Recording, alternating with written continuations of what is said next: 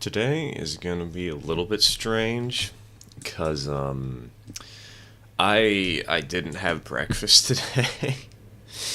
But hello everybody. Good morning, happy Sunday, welcome to the stream, welcome to the stream. We went out to watch a movie last night. My father, my sister, and I went to a movie theater, and we got pizza there rather than what we usually do, where we usually just get the pizza, bring it home, and have some leftovers saved. We didn't have any leftovers. So that's going to be a little bit of an interesting quirk for the day.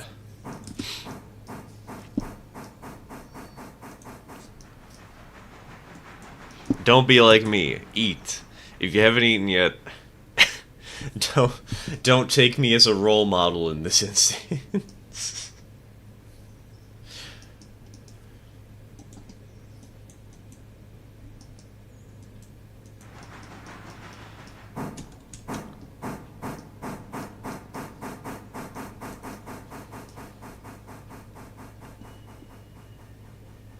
Eating as we speak. Perfect, perfect. Take Celestial as a role model then, not me. Alright, switch again, so let's fix that. Bam. Haven't eaten since yesterday morning? How are you alive? God, I couldn't not survive a day without food.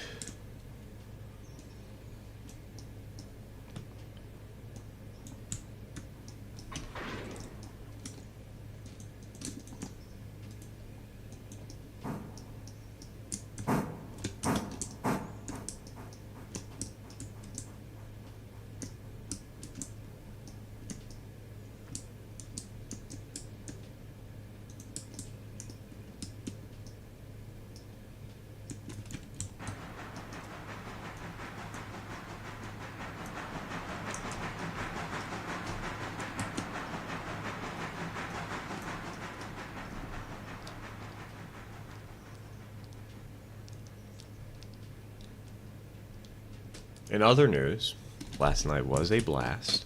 Uh, we got quite literally, we got to watch Doctor Strangelove of all movies.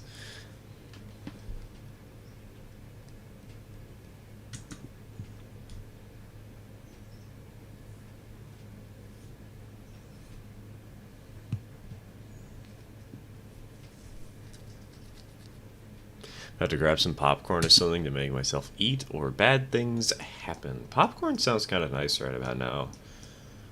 I mean, admittedly, I did just bring up movie watching, but I could go for some popcorn.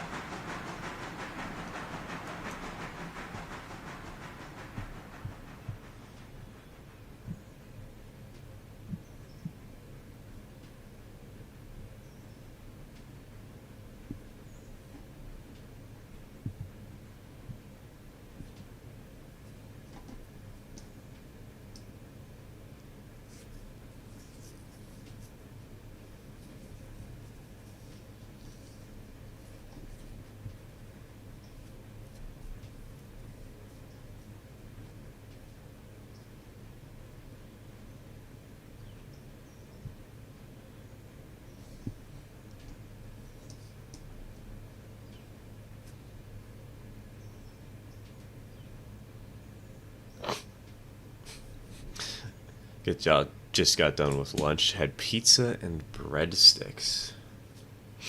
I am jealous. Considering that's normally what I'd have for breakfast today, I am so jealous.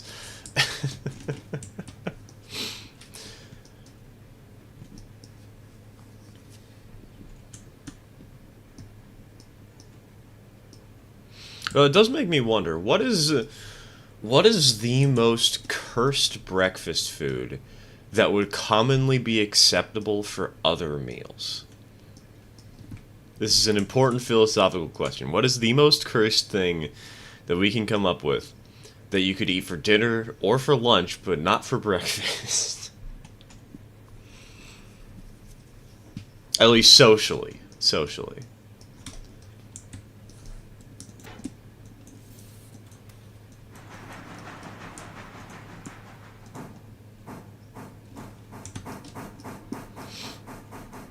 Watched Men in Black with my dad last night, but I fell asleep before I finished. Could anyone who has watched the whole thing be so kind as to say how it ended?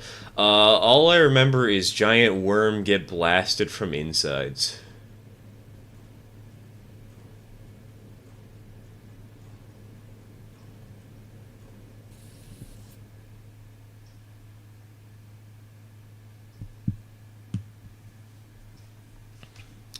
Spaghetti with fish sticks.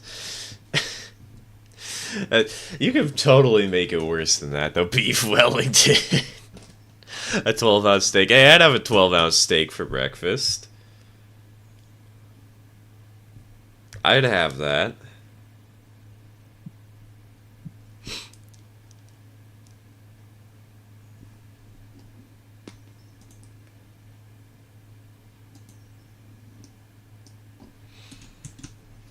Things have been crazy, here in Oklahoma since last night, with tornadoes and such hitting the entire state, with a close call in my hometown of Morris, with a small tornado hitting south side of Morris. Jeez. With a few more blocks north, it would have hit my house. Yikes. We've had tornado warnings around here, but we've never actually had any touchdowns.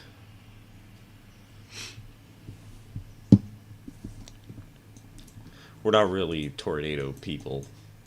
It's Portland, Oregon. It's the Pacific Northwest. What do you expect? But every time those warnings go out, fear.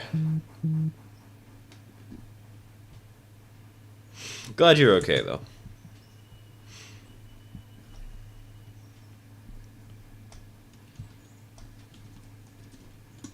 God, I cannot imagine just going down to the basement, hiding there, hearing the torrent of God, going upstairs, and everything's just gone.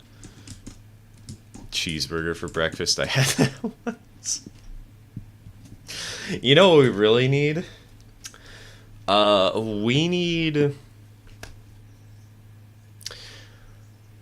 ice cream, spaghetti and meatballs, and Zots, all blended together in a blender to make the world's worst smoothie. That's what we need.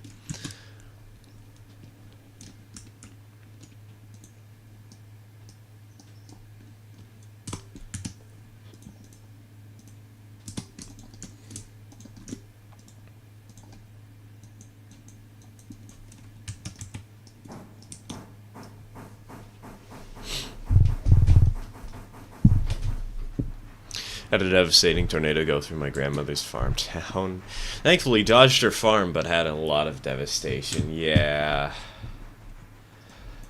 Tornadoes make places look like war zones.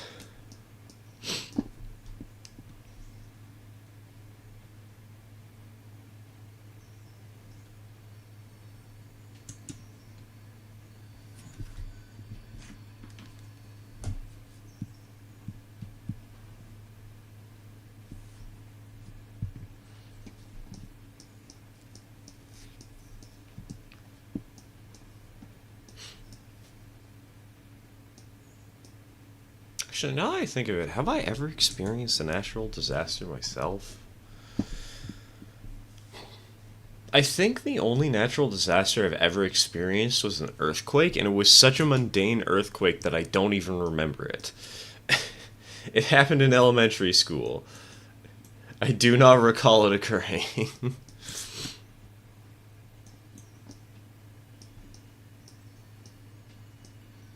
Baked beans for breakfast, and that's what British eat for. See, I've actually had baked beans for breakfast before. I had them with some sort of cereal. I don't remember what the cereal was. That was like, I want to say like Wheat Thins or something like that. I don't know.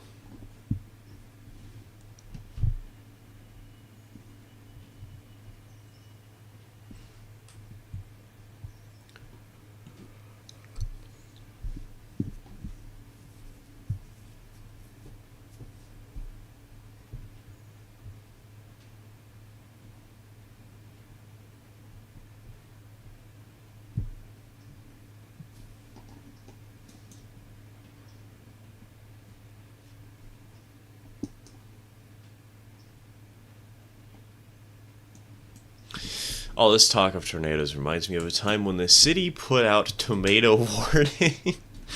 Look out, guys. They've grown. Because some dingus forgot to spell tornado.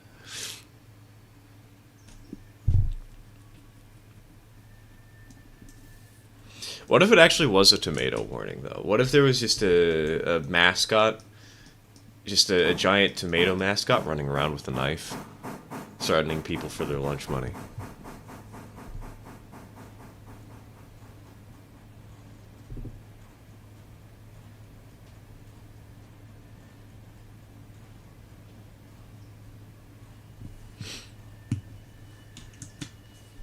Survived a stage 4 hurricane. Still remember water slowly coming up the sidewalk.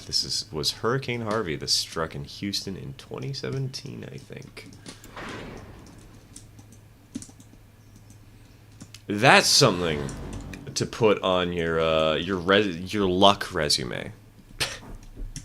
If you ever need to prove to people that okay, maybe not luck resume, but survivability resume. If there's ever a zombie apocalypse and you need to go out there and need to let people know that you can survive and you're trustworthy and you'll be safe to let join the group, just add that to your little slip of paper you pass them.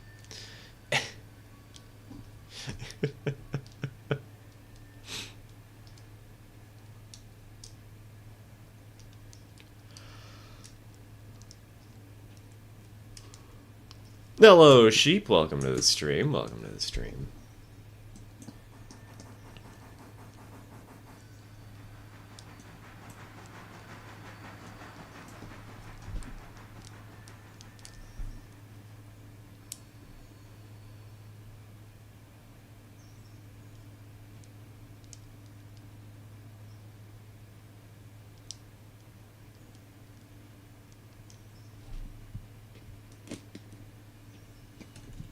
Hello, Ginger. Welcome to the stream. Welcome to the stream.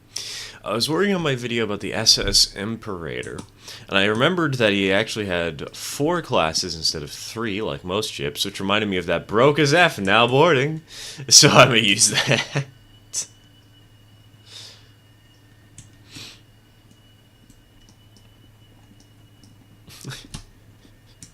Broke as F now boarding. That sounds like a ship that would cross the river Styx and immediately sink.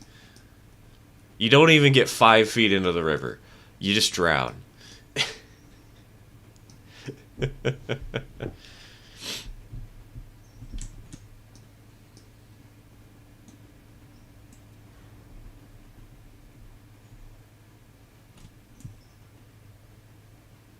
God, the West Bryson Industries working. Hey, nice, nice. Man, I took Friday off so that I could work on videos, but I actually got a bunch of other stuff in the way. I need to continue those tutorials, man.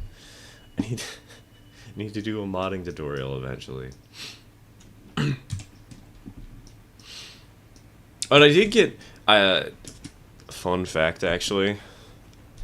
Little sneak preview or mention of something that is in the upcoming video. I recorded a lot of bits with my face for tomorrow's video.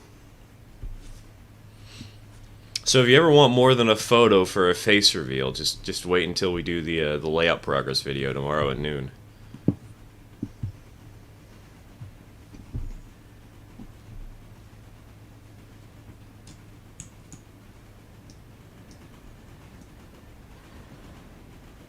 Rolling for luck. Murphy's Law card in effect. Any roll automatically becomes a natural 1.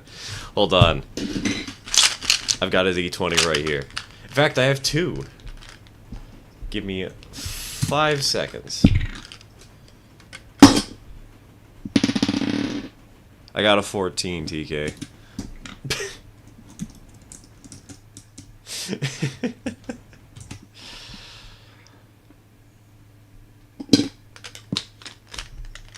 Don't ask me why I have like 5 D20s on hand. I was about to go remodel my switching layout that I have set up in my garage. Ooh, but then I saw you were streaming. I don't know, that sounds like a lot of fun though. You should totally do that. Not now, I'm streaming, but you should totally do that sometime today.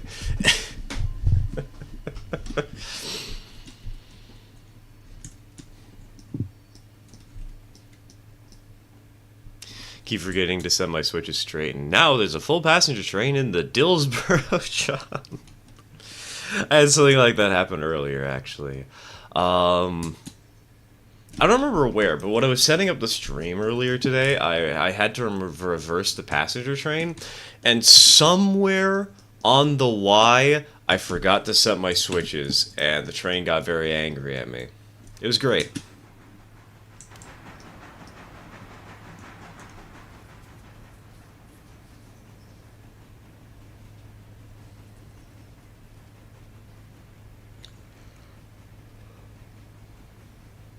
Last time Morris, Oklahoma was hit by a tornado was back in the 1980s, and the anniversary of that tornado was a few days ago.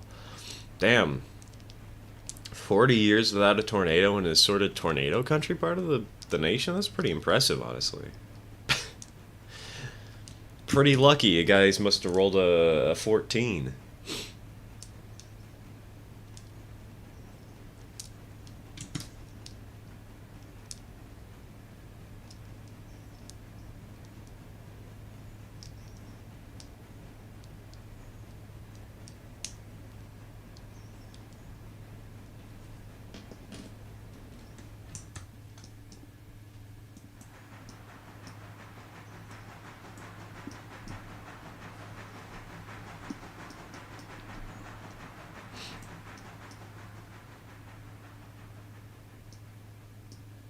Step away, the brewery branch is a lot of cars to switch every day. So I hear, so I hear. Personally, I generally don't like the industries in the game that have a lot of cars to switch every day and a lot of car spots to put them. But that's because the current placements of the biggest industries on the map are at Silva and all the way at Andrews, Norbert Paper, wherever it is. And that means that they're like 2 feet away from the interchange. And instead of having this nice balance of having a good mainline run followed up with a whole bunch of switching, you have a short mainline run followed up by a whole bunch of switching because you just drag cars from the interchange most of the time. Brewery branch, on the other hand, the West Bryson Industries, well, you have to at least go from Whittier to Bryson, and that's an alright mainline run. It's not the most exciting thing, but it's not bad. And if you go from, like, Silva to Bryson, that's a good distance. I like that.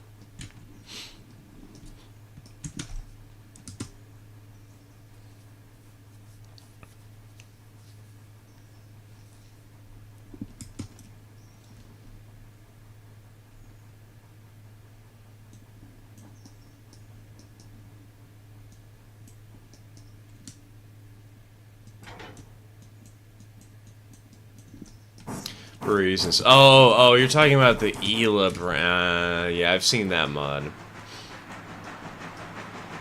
The brewery seems a little strange to me. I wasn't thinking about that one because I haven't seen many people talk about it.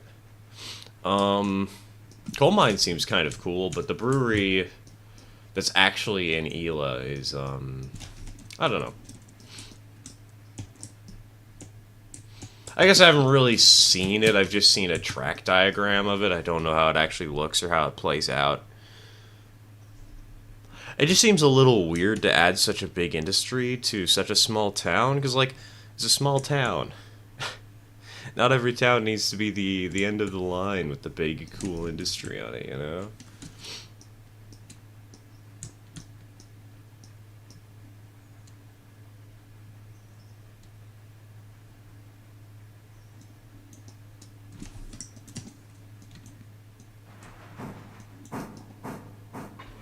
Oop.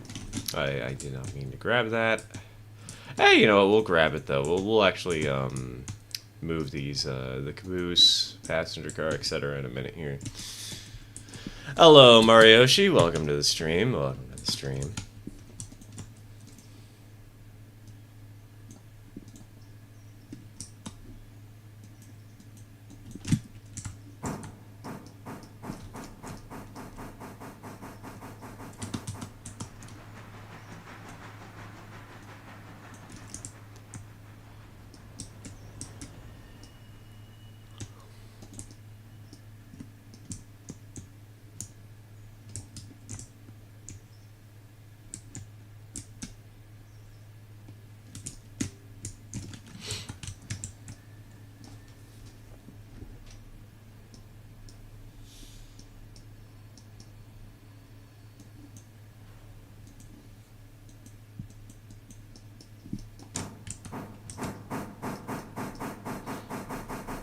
I'll be able to set it up as the main eastern end of the Bryson local.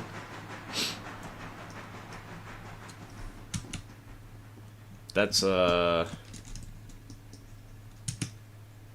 all that far from Bryson? I mean, I guess it depends what interchange you're running from.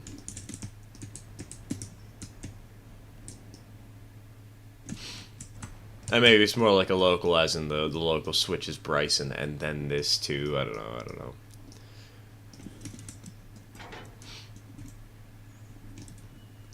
Brain not braining fully.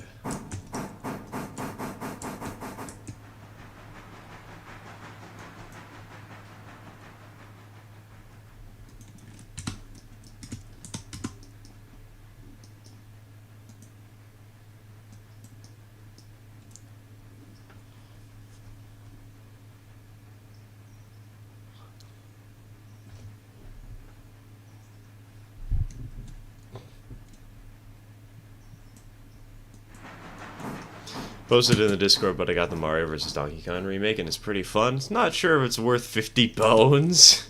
50 bones. What kind of people did you have to sacrifice to get that much money? But it's fun nonetheless. That's good. That's good. As long as you're enjoying yourself.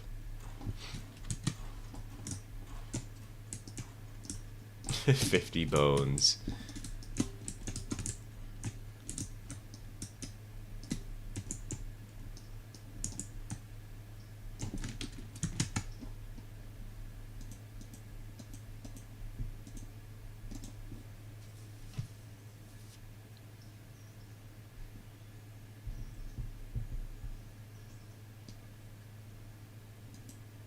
Out a passenger car with a caboose on each side? Yep.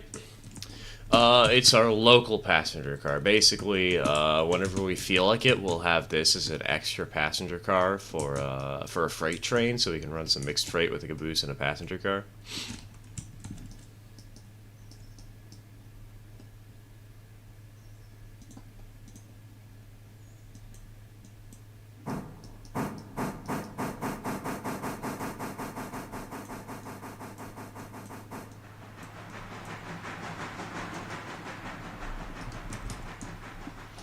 Grew up with the MV versus DK mini series, but I never got to play the original, so it's cool seeing where the series started. Yeah, I played the 3DS one that you could download off the DSi store. Or not the 3DS one, sorry, the DSi one. I vaguely recall playing that. It was fun. It was a cute little game.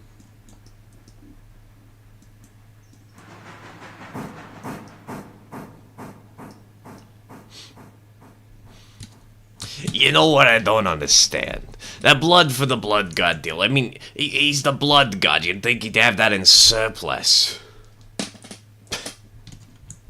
There you go. You happy, Celestial? It's also not the Tony voice. It's the mobster.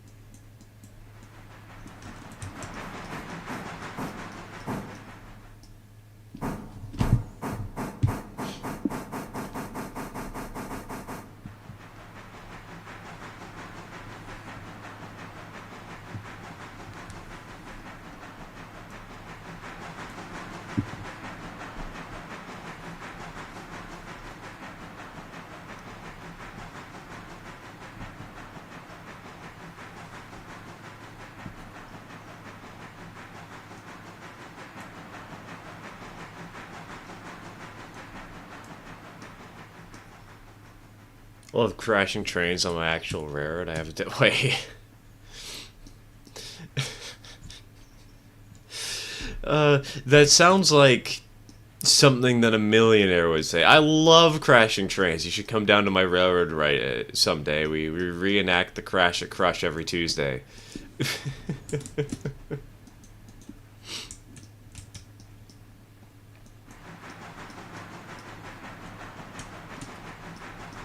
Crashing my models is definitely one of my guilty pleasures. I could never do that.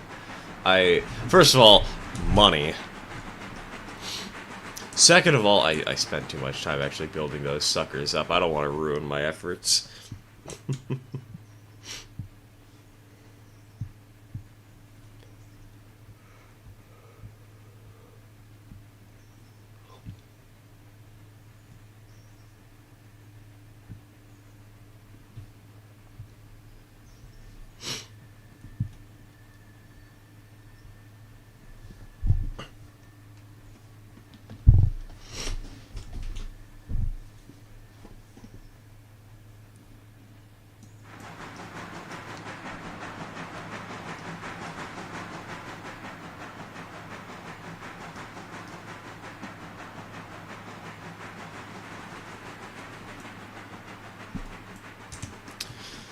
I mainly loved the level creator of the in the minis game. It was the closest thing to Mario Maker for my youngest self. I remember the level creator. That's the strongest memory that I have for some reason.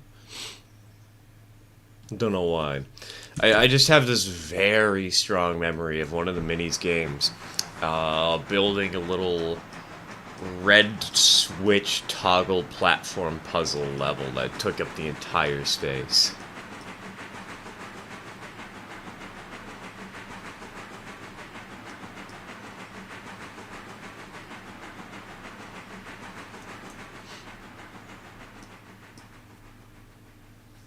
Do it with my cheap locos. One time one caught on fire. Ah yes, let me just commit arson with my model trains real quick.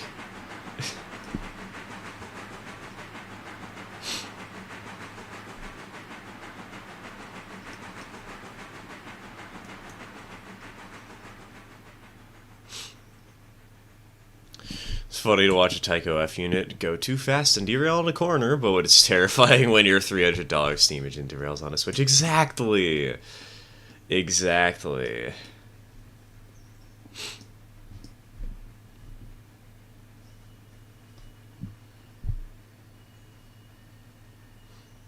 See, the trick to this all, get into G-scale after becoming a millionaire and crash G-scale trains.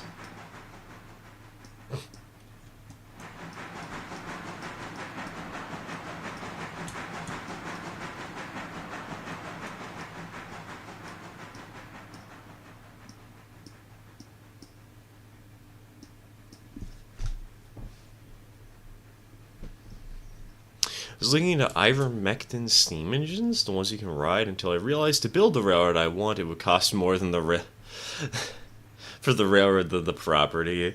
Yeah, they're a little bit expensive.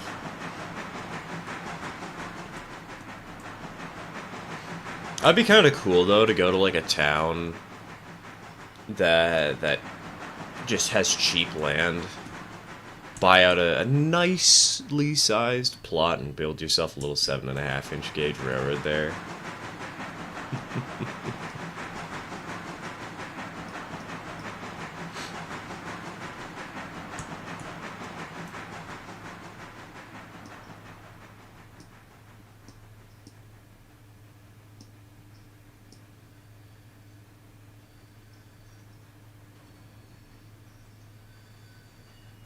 Me popping in and out a good bit today. Can't stay on the whole time like normal. Parents say I've been spending too much time online lately, even though I'm spending less than ever before. Classic parent moment.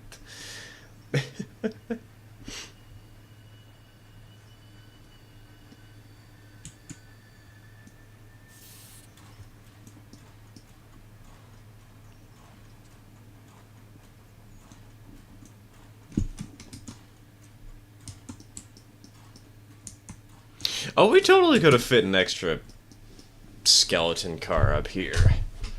Oops.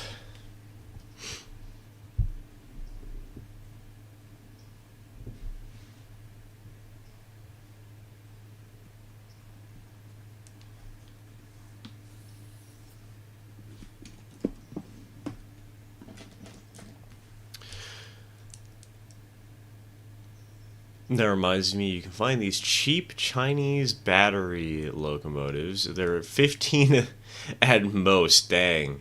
I run on HO. Got one once, it lasted about a day because I realized, wait, I can break this one! Dude, I remember I had one of those in N scale, actually. It was a...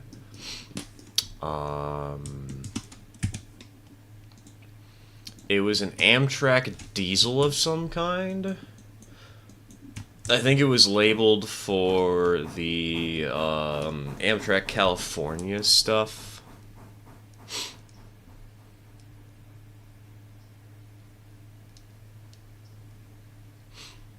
I never wound up crashing it though. I really should have. It was a terrible little model.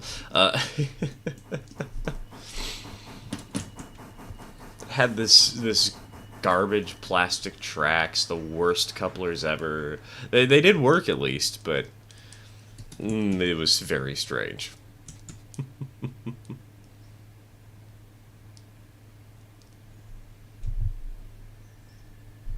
There's this one YouTuber who seems to throw a G-scale 10-wheeler into a pool every Tuesday. Is it the same 10-wheeler, or is it a different 10-wheeler every time?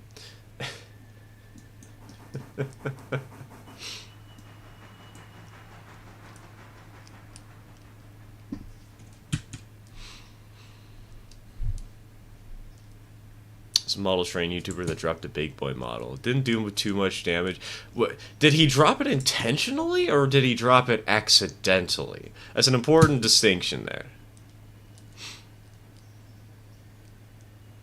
I'm gonna watch that after this. This will either give me PTSD at my crash trains or a good laugh. Why not both? Those RBP trains, I think, that dropped his big boy. Oh, I watched some RBP trains last night. Not a ton, but a little bit.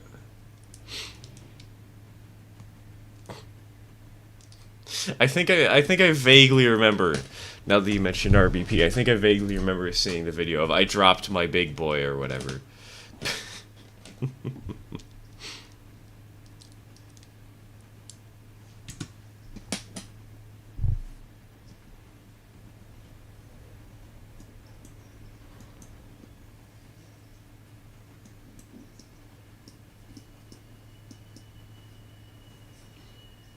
You know, I also have a very random question for y'all.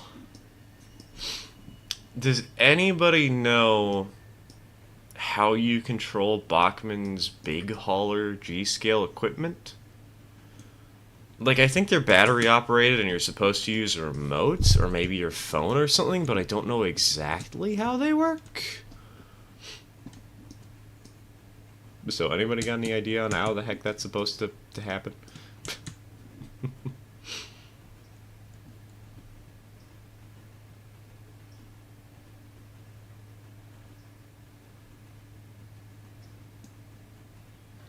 Dropped at least half of my locomotives on the floor, and none of them started up again.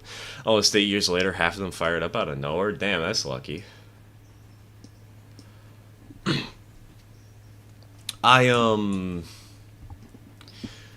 We once had a locomotive fall on the floor at a train show. It was an Amtrak F40PH and HO scale. A kid had put a little army guy by the edge of the layout, and the army guy kind of knocked the train off the tracks, and it fell to the floor. And fortunately, the first time, somebody caught it.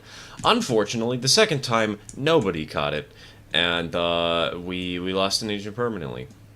Though the funny thing is, I don't actually remember this because I was so young that I wasn't going to the train shows at that time. I was like 3 years old. I very clearly remember my father telling me that though, because I used to like crashing trains. Is like, okay, you can do that, but as long as you do it with the really cheap models like that Hogwarts Express one, but not the really nice F unit or the E unit that I have for the Pennsylvania Railroad.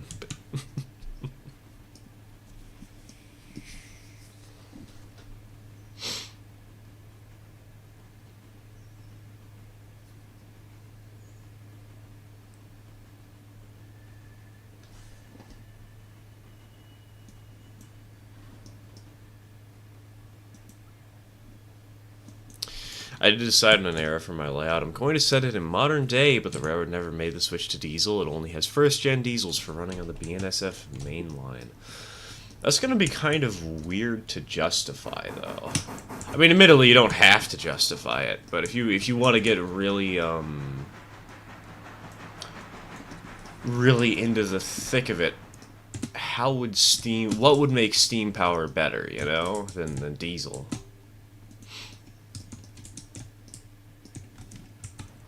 Make for a hard question to answer.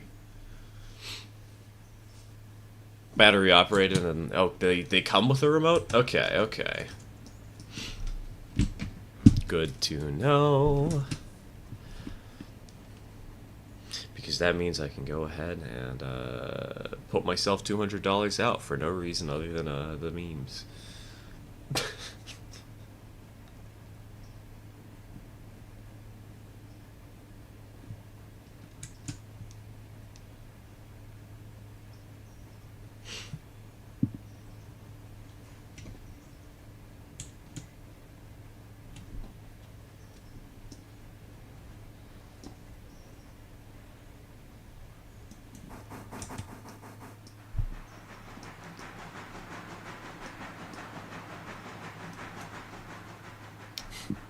It was like that with my Lego trains too. I was able to crash any of the city sets, but I forbade myself from crashing the BNSF Jeep I had. And my cousin stepped on it. Oh no, it scattered the pieces.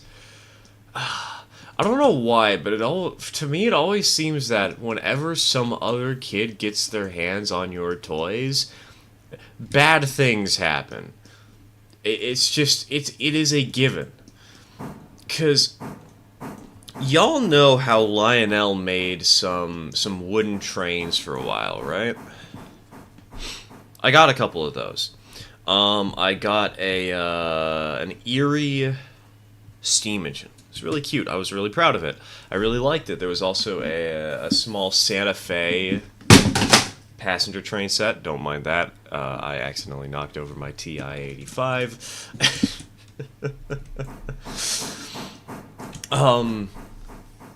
But this one kid came over to visit for a while, and he drew on all of my trains with permanent red marker. I'm still salty about it.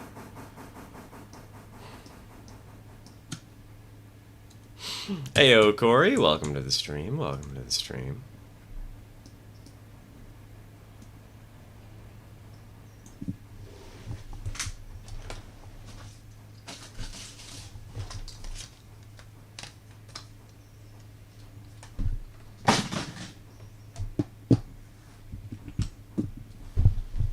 Alright, the TI-85 has been retrieved from the floor.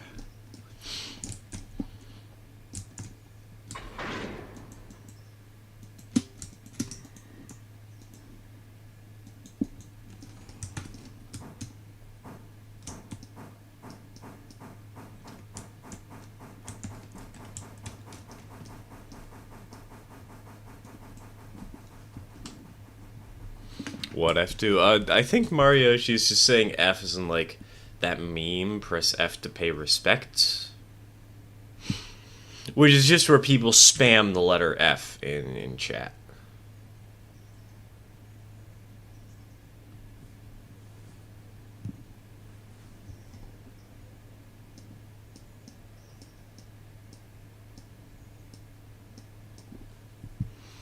Cousins came over one time and drove my Athearn F59 straight off the table. The body was fine, but the motor was screwed up. Still haven't been able to fix it 7 years later. Ouch. That sucks. Sorry to hear that.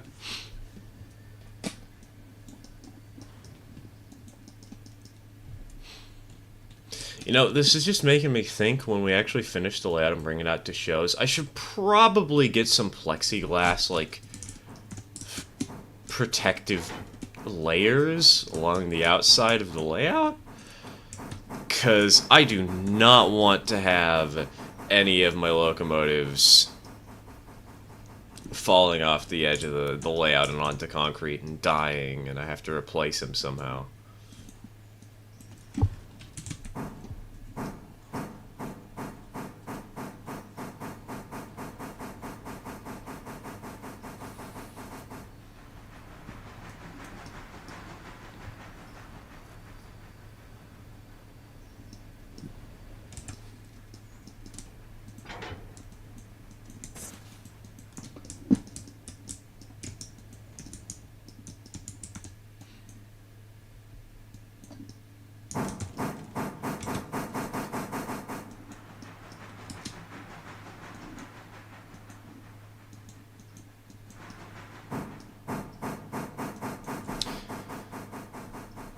Plexiglass would be a good idea. Don't want to end up like SMT Mainline and his cell. Exactly.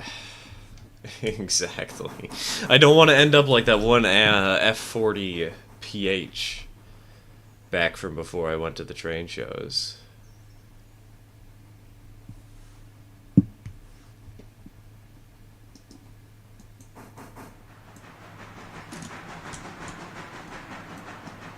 Tell you, for the price and detail of model trains, you'd think they'd be at least a little more durable, you know?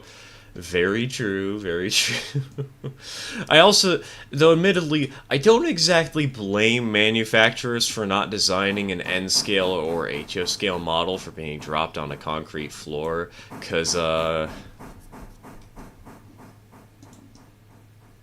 reasons.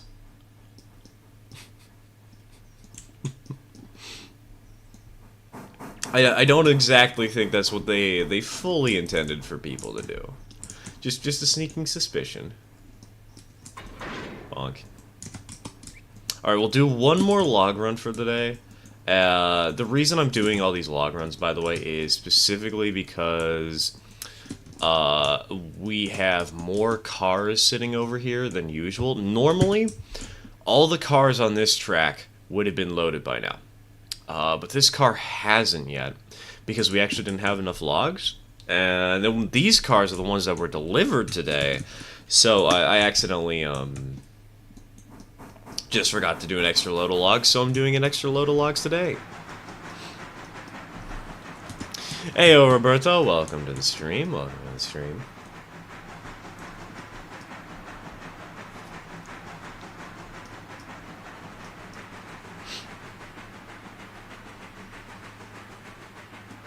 That is not the right track to go down.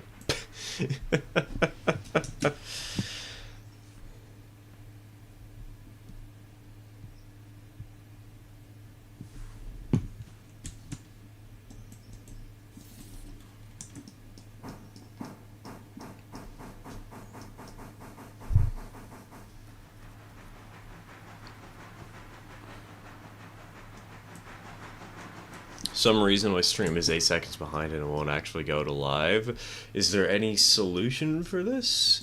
When you sit, does it actually say that you're live and you just know that you're a couple of seconds behind, or because if it says that you're live and you're a couple of seconds behind, that's just latency, dude. Just how streams work.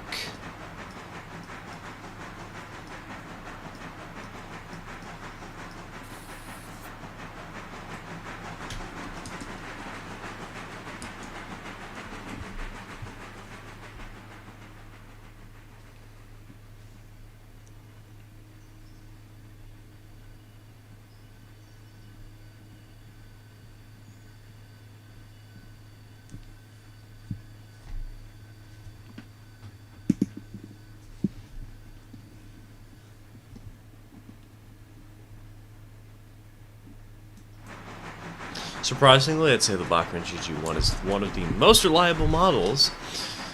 I have admittedly really don't clean my tracks as much as I should, but despite that, my GG1 has not stalled once. Damn, that's impressive.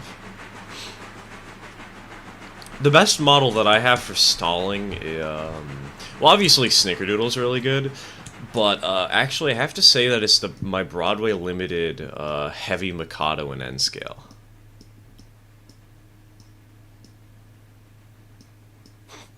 One time my dad got me a Santa Fe steamer, and when I got it home, I crashed it within 15 seconds because I was so excited I set it on full speed, and when it hit the first curve, it died.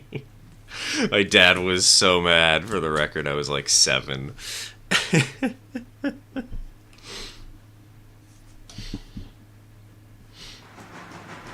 That sounds like something out of a comedy TV show.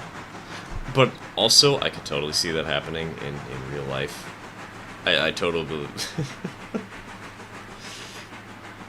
It's in this weird state of limbo where I could both think that it's just fake and real at the same time.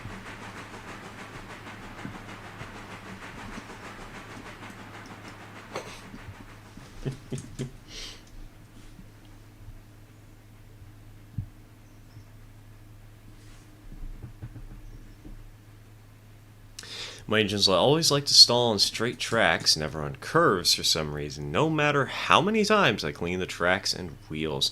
My engines like to stall on switches the most. I need to work on that a little bit, because after when I edited down the layout video for this Monday, oh my god. The amount of times that the engine made a popping noise because the speaker reset when it ran over the switches in the main town area, it happened so many times. It's kind of funny, actually. If you want to play a drinking game on tomorrow's video, do that. Listen for every single time that there is a popping noise when the train reaches a certain part of the layout. Hello, Hillbilly. Welcome to the stream. Welcome to the stream. I'm doing alright. Had a busy couple of days for the last, like, 3 to 4 days. But it's been good. It's been good.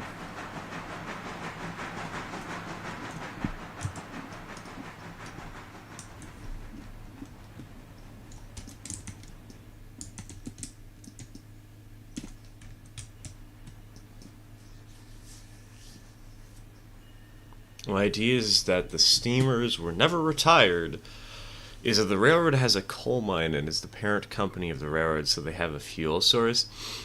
Even then, a lot of railroads that, like, this isn't really something you need to do. Again, disclaimer, because, you know, just do what you like, and if you want to run steam engines with modern freight cars, go right ahead. But if we're actually looking at, the logic, most coal hauling companies actually got diesel locomotives. Basically, literally every single one did, due to both environmental regulations and fuel consumption and ease of use and safety. Usually a mixture of those random reasons.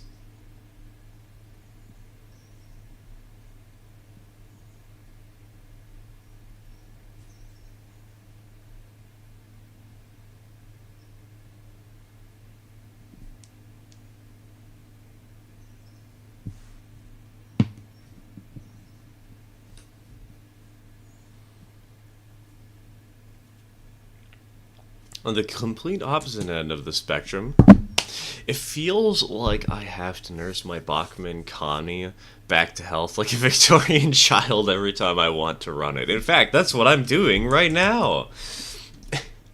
The Bachman Connies do look nice, but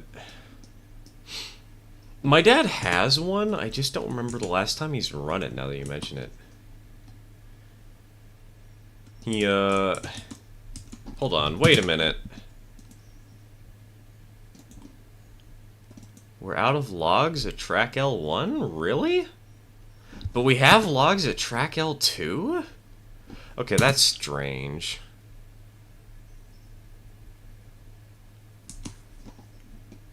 Whatever, we'll just wait here for another hour.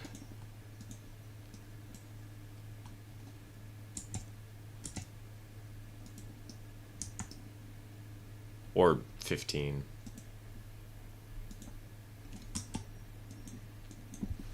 Much better.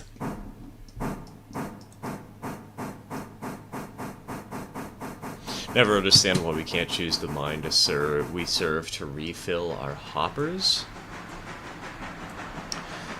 I think, don't quote me on this, but I think logically in quote-unquote universe, there's a difference between unrefined coal and refined coal, and so you have to bring the coal from the mine to a place to actually refine it. And then the refining place will send it back to the railroad once it's actually, like, processed properly and is ready for the right size, right type for the trains or whatever. I don't know if that's true, but that's the one reason I can think of.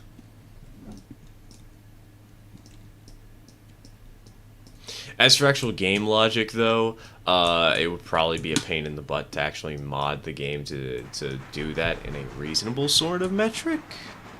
I'm sure there's some way that you could pull it off, but I don't know, distinguishing between,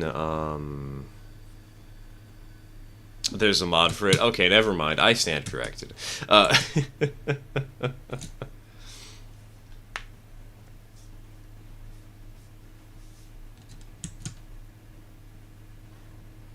Sawmill's my least favorite industry because my 8 log cars literally take 24 hours plus to unload. What tier do you have it on, GP30? Do you have it on tier 1?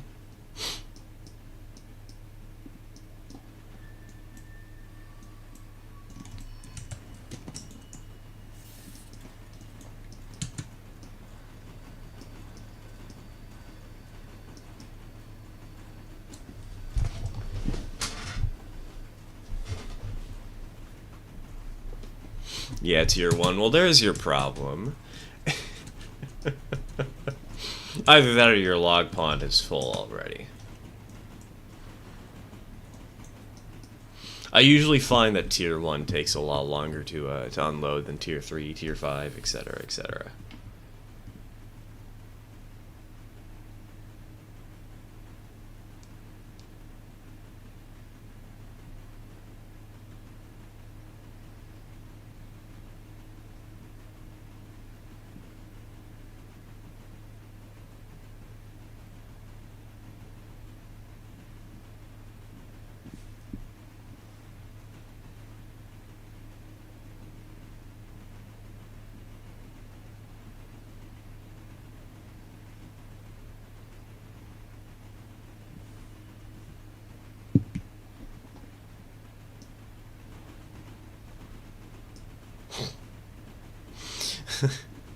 Well, there's your problem. A podcast about slides with engineering disasters.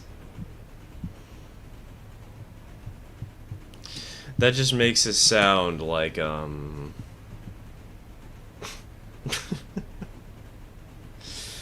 Good God. That just makes it sound like they're doing the engineering disasters live as they're recording the podcast.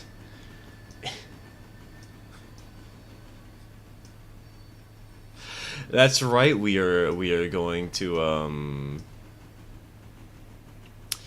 God, what's the name of it? What's the name of that one stupid bridge? Galloping Gertie. I don't remember the name of its actual name. They're going to commit a bridge disaster in the middle of recording.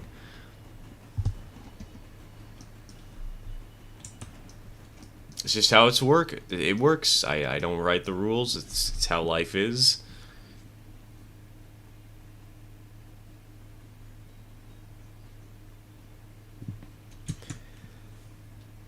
Tacoma. Yeah, there we go. Tacoma Narrows. Tacoma Narrows. We are actively going to destroy the Tacoma Narrows Bridge every time that we record a podcast.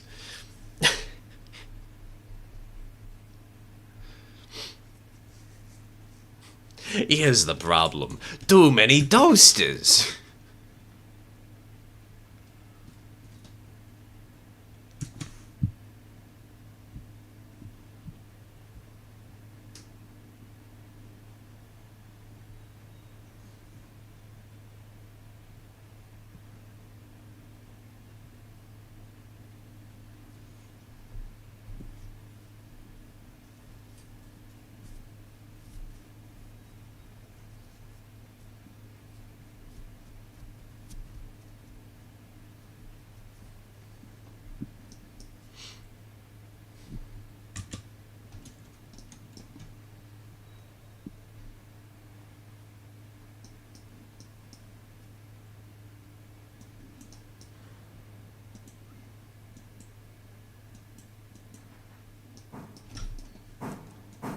Oh, while we're here, I am going to make sure that we have passengers loading into the passenger train real quick, because we want people. We want money.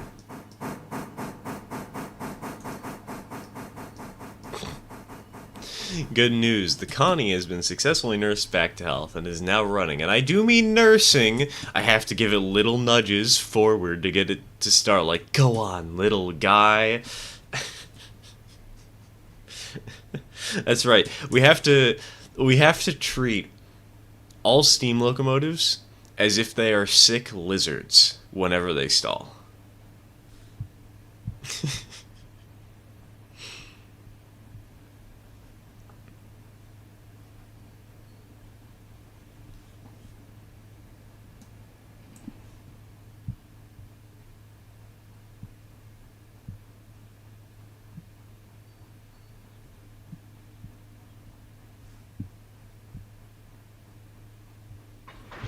Donk. Alright. We have finished the day's work.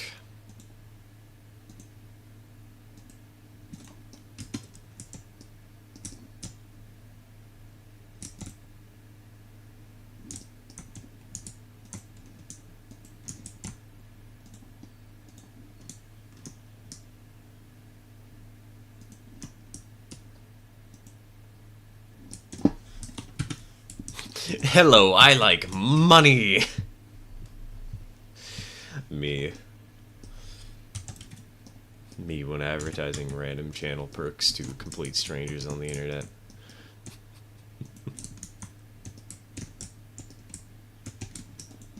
Become a channel member today so that I can afford to buy a random G-scale steam engine just because I feel like it.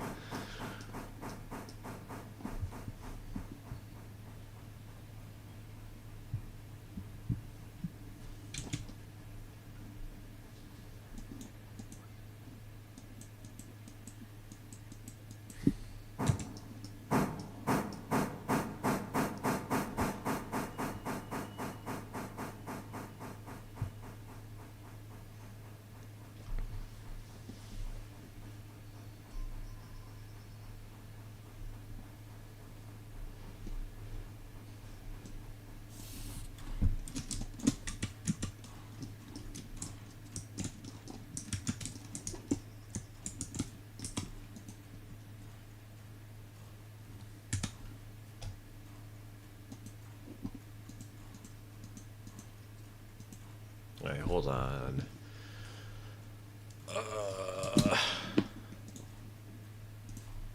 Oh, we're already on the... wait, we're...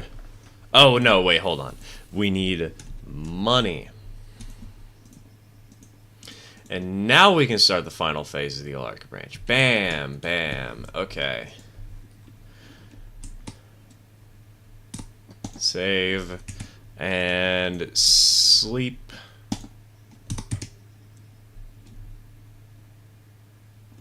Interchange that capacity. Hell yeah.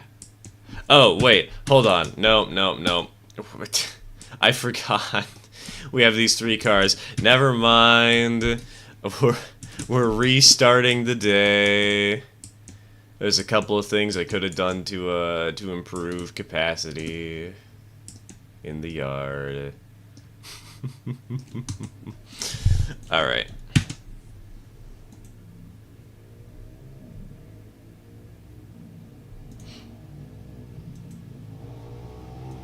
I've arrived in time. Hello, Nina. Welcome to the stream. Welcome to the stream. You've arrived just in time for morning.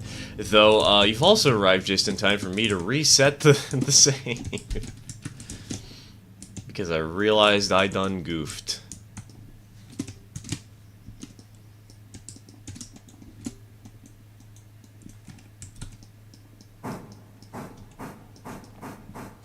Nice motorcycle. Thank you. I got it tuned yesterday.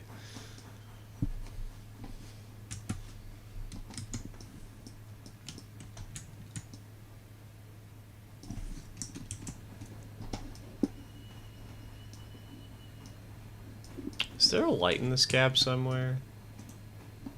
There's gotta be, right? Where is it? Oh, there it is.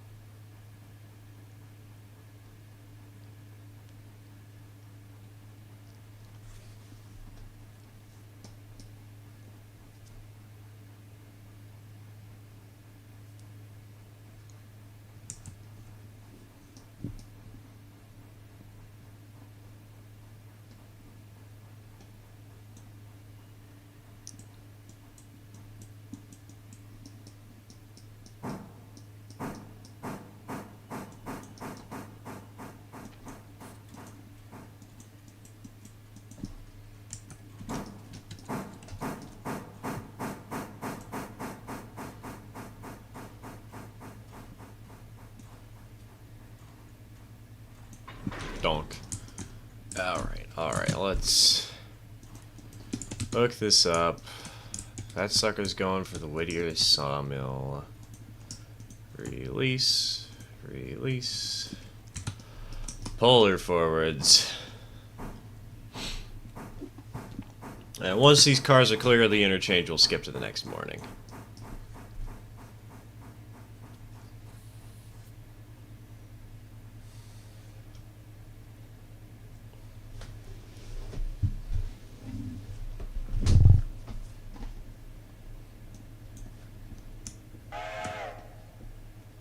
drop a save, just so I don't make the same mistakes. And sleep through the night. Also, this old 80s/90s, I think USAR? USAR? I don't know what USAR is. Canadian Pacific. Or sorry, Canadian National, not C. CN doesn't just stand for Canadian, it stands for Canadian National. Which I want to turn into 2472 since she's my favorite preserved steam locomotive, but I'm so scared I'll F it up that it honestly might never happen. Hey, if you do F it up somehow, remember, you can always Control-Z the paint. You can always try again.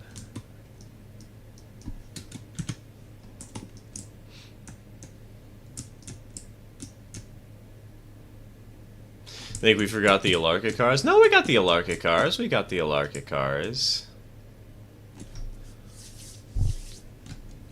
We're fine.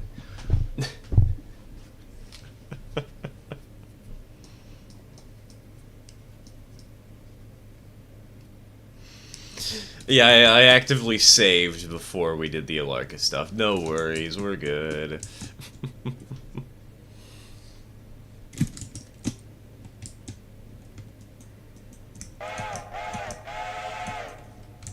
If you want to get on any train, Nina, go right ahead. We got the Connolly log job. We got the coal haul, which is probably ready now. Passenger train, of course, needs to be set up. And if you want, you can always just take number 3, who is currently in the sheds, and also do a switching job. Because we have a lot of things we need to switch here today.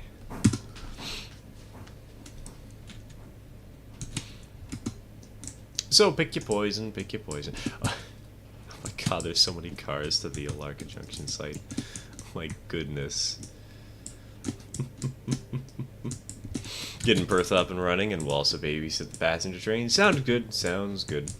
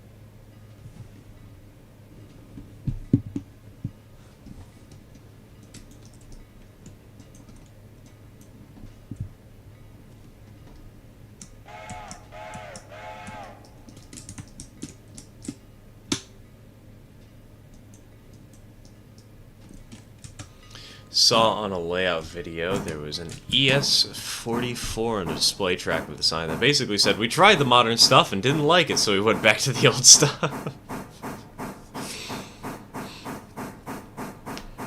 See, that's basically all the reason you ever need to make the to have the quirks and intricacies of a layout and a railroad that you want. If you want to run Steam, that's all the justification you need.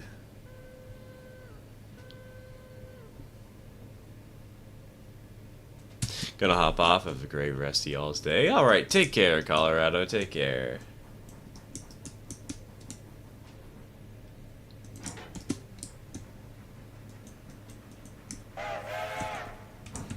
Let me see if I can sneak ahead of this, little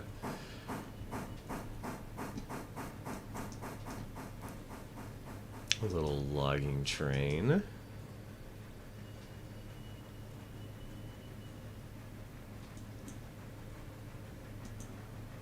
Oh yeah, I'll do fine.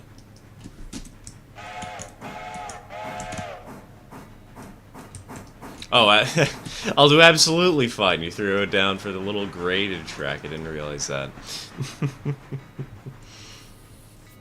Yeah, I'm not gonna perish.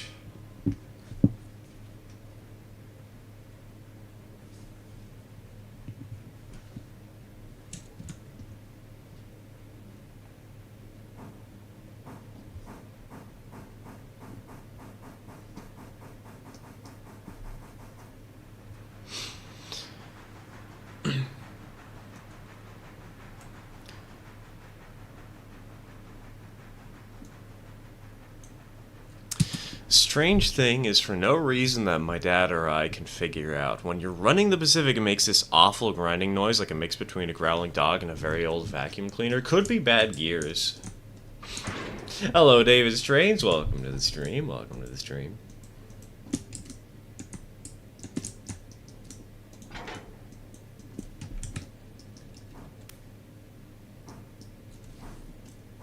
Oh, wait, hold on. I don't need to... Oh, wait, no, I do need to grab this car. Never mind. Never mind. Control Z my corrections.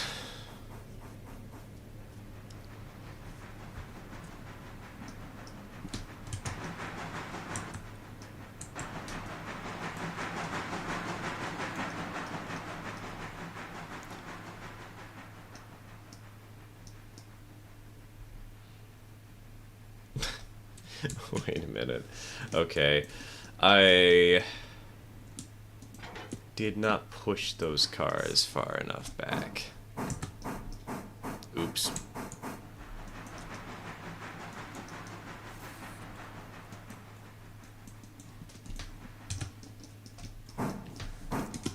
I'm literally under pressure? Well, like a God, I can't words. A hydraulic press right now?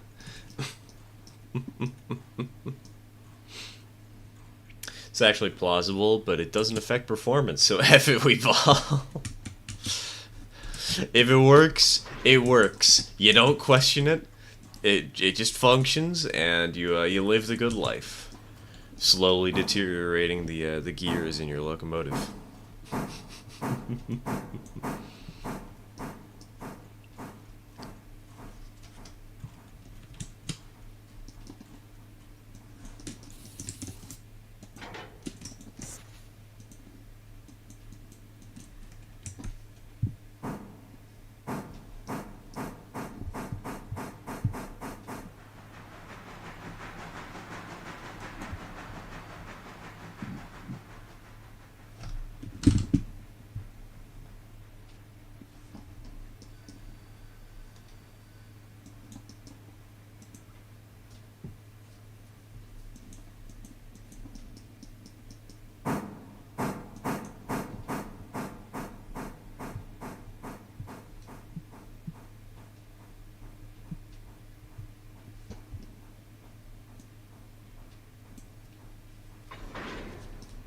Bonk.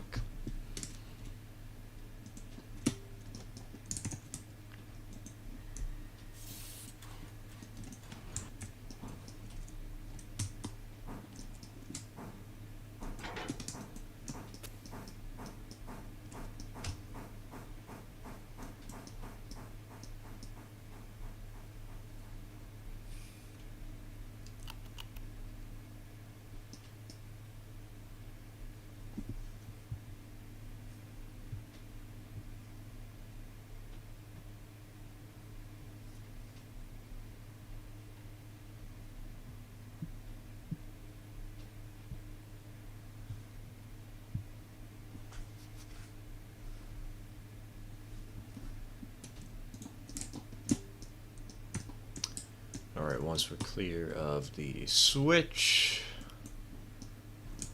go ahead and hit the brakes, and we will have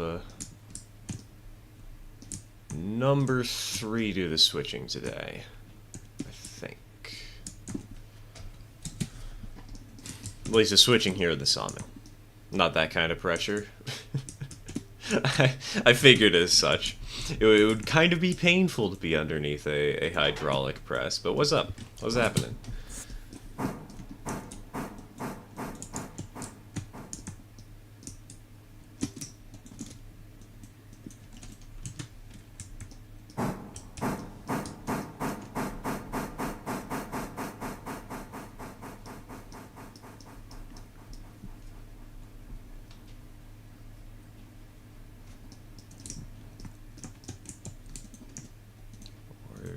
Manual, 20 cars. Just get it out of the way real quick.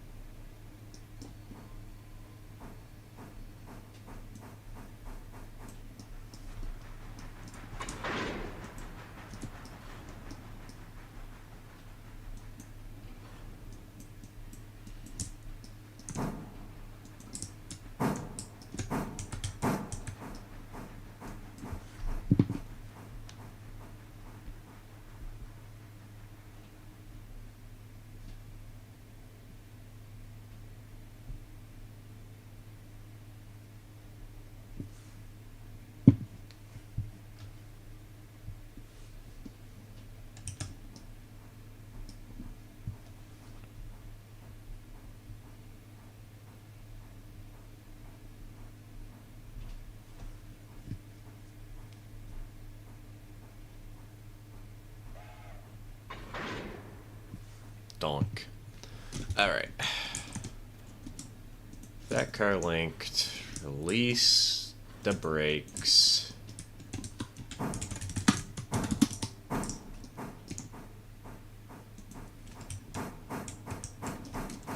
We'll actually set up this train for AI. Road forward, just at 10 miles an hour. Why not?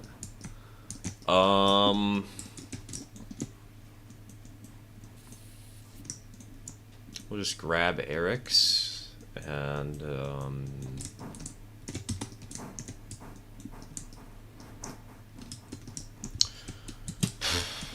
should we use Eric's to do the local, or should we have her be the Alarka Junction engine today?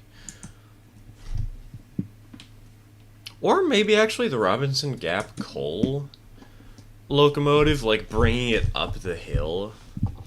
And then we have the, then we can use Pertha to haul the Larka Junction stuff up, since that's going to be a little bit heavier. That could be, I don't know. That could be, I don't know. I know how to words.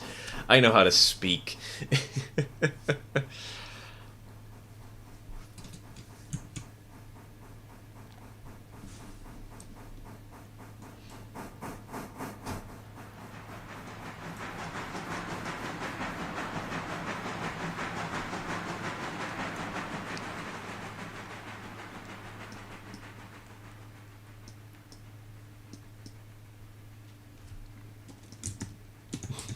Teach me how to do words, good God. I was actually talking about this last night with my father, about how I haven't written anything in a while. I haven't updated No Home for a Hero in how long? How many months? I gotta get back into writing, man.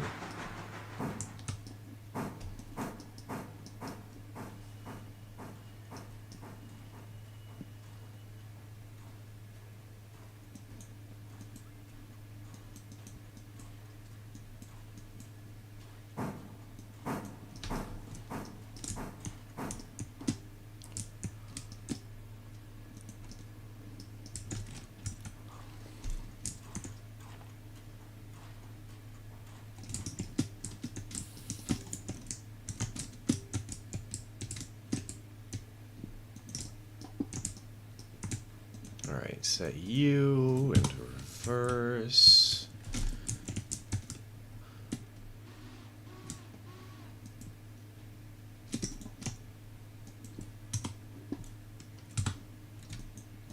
Not gonna lie, modern engines with the purple gold tux paint scheme looks pretty good. That sounds pretty good.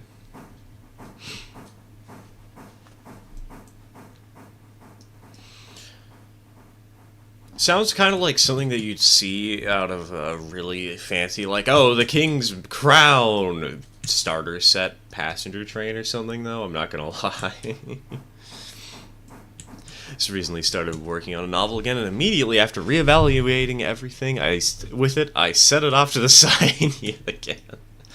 See, the one thing for me, Nina, is I struggle to work on these sorts of projects usually when I don't have feedback from other people. I don't know why, but I have a bunch of ideas, but I can never get them out onto a page unless I'm working with somebody to do it.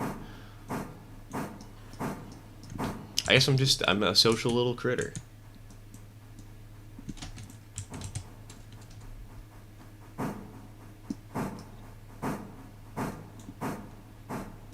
Yes, I know, I'm cutting it close, Hey, yo, Takan, welcome to the stream,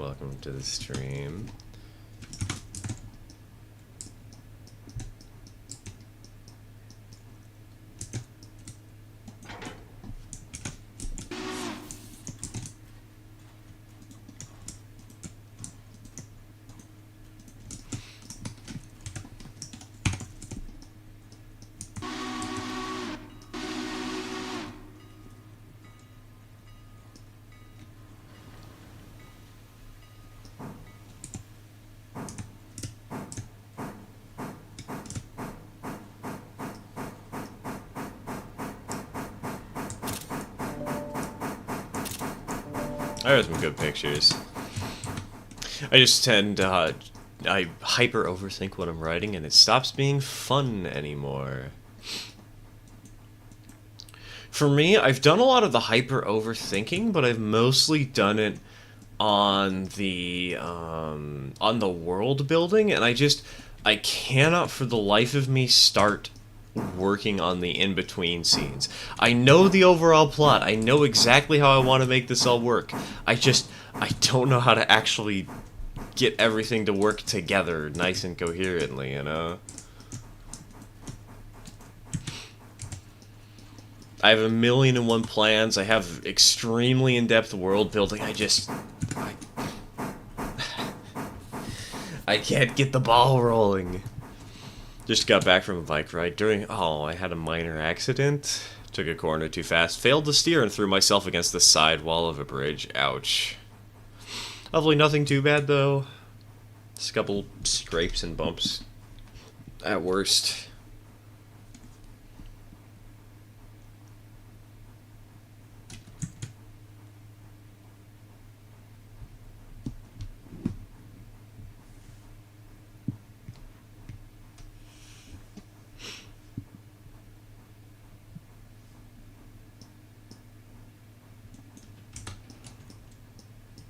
I get that pain. Thankfully, that's the part I still enjoy is world building. Yeah, that's the best part, is coming up with the story. The worst part is actually writing it out.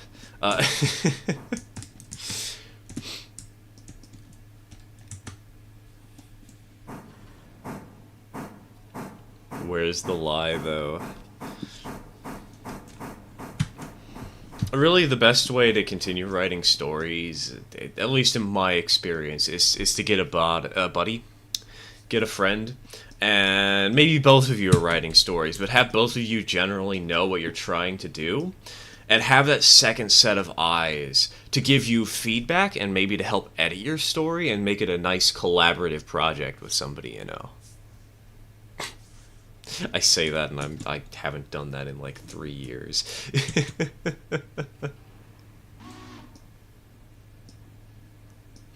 Last time I had to write something, we were limited to 12 pages, or else the teacher would refuse to read it, so I had to end it on a cliffhanger. I was legitimately so angry. Fortunately, last time I had to write it, the teacher said that we had to write only a certain number of pages, but eventually they're like, okay, yeah, if you write a little bit more, that's okay. Just write what you want, write your passion, you just have a minimum.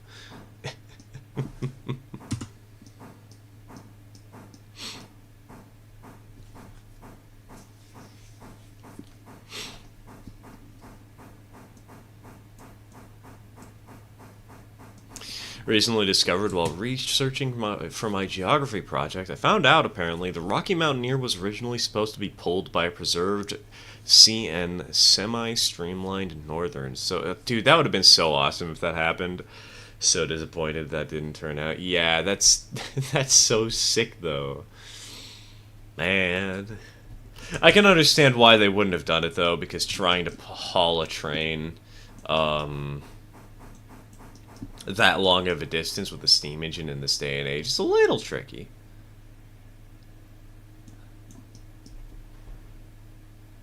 Oh, I wish the things inside my head could just come out without a prerequisite of dread. Kevin Timmer. Based. That does sound like a quote that Kevin Timmer would put in one of his songs. It also sounds like a quote he would just say randomly and naturally, and honestly, I can't tell which it is. I can't tell if that's something that he just said, or if that's something he put in his songs.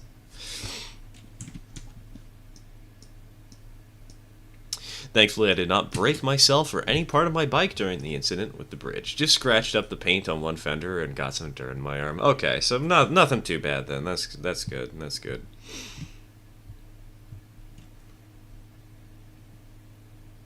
All is moderately well. Maybe.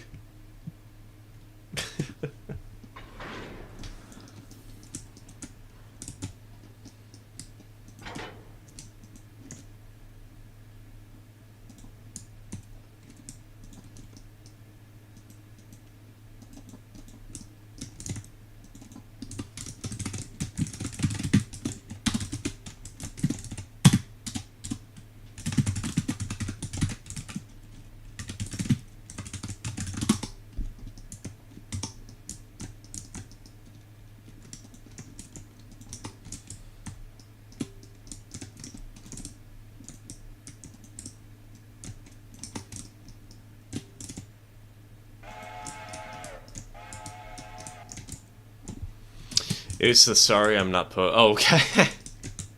I haven't actually seen that one, I don't think.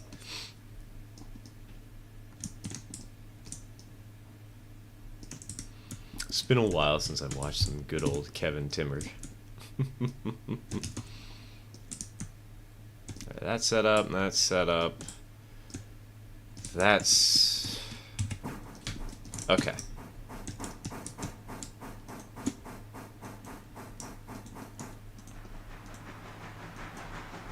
It's sawmill time.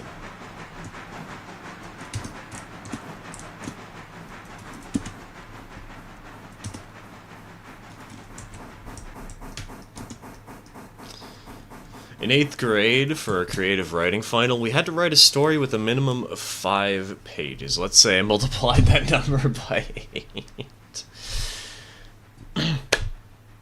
Man, so that means there's at least 4 people here who like writing. There's me, there's Nina, there's TK, there's GP30. Maybe... Well, we need to have happen. Hold on, let me... I need to set up these lights correctly, they're annoying me. Okay, we're good. Maybe what we need to do is just have a little writing prompt challenge every now and again.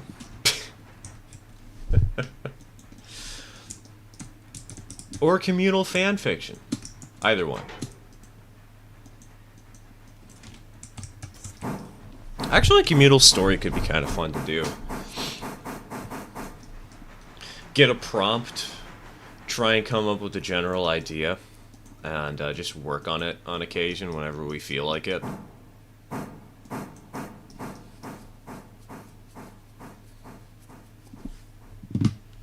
I'd be game to do something like that. I have a million prompts.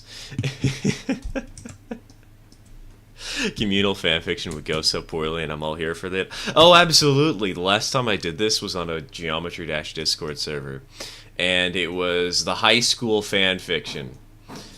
2 pages were written, they were hot garbage, and I loved it.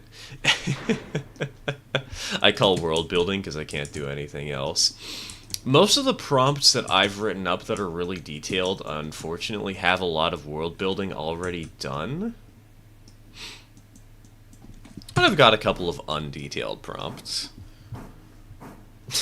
Undetailed. I know how to words.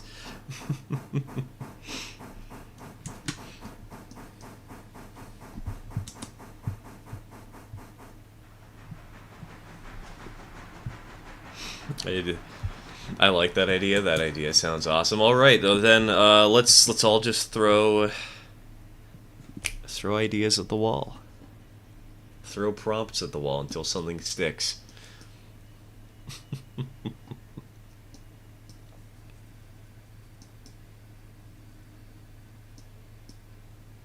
I enjoy writing too. Oh right, your Amtrak show. I can't. How did I forget about that? Okay, I know how I forgot about it. I'm just really bad at memorizing things, even if people have told me them multiple times. Monty Python and the Holy Grail Florida Man edition. I'm gonna shoot the tornado.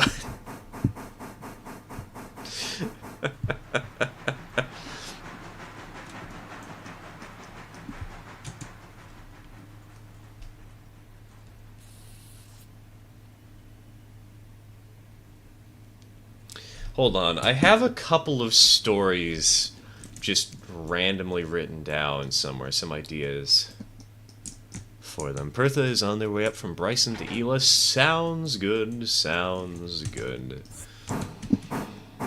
You're probably going to meet engine number 2 along the way. I need to speed her up a little bit. Have him meet in Ela or in Government Island at your discretion.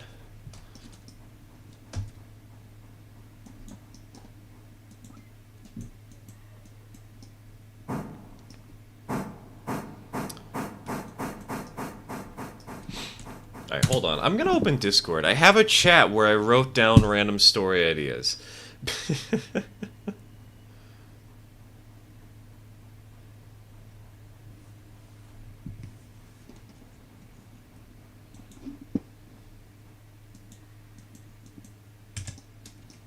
Do a large amount of text-based roleplay so I can help with a communal project. Perfect, perfect.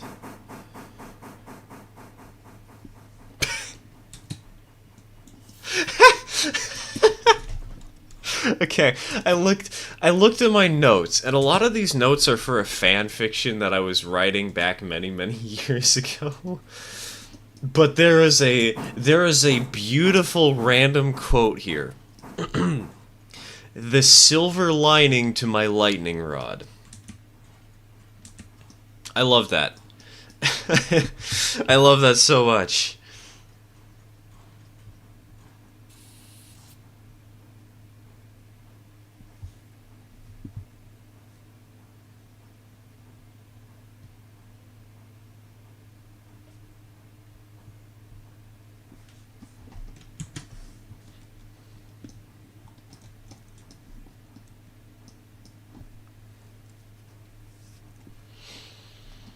Okay, I found one story idea. You know what? I'll just pitch this.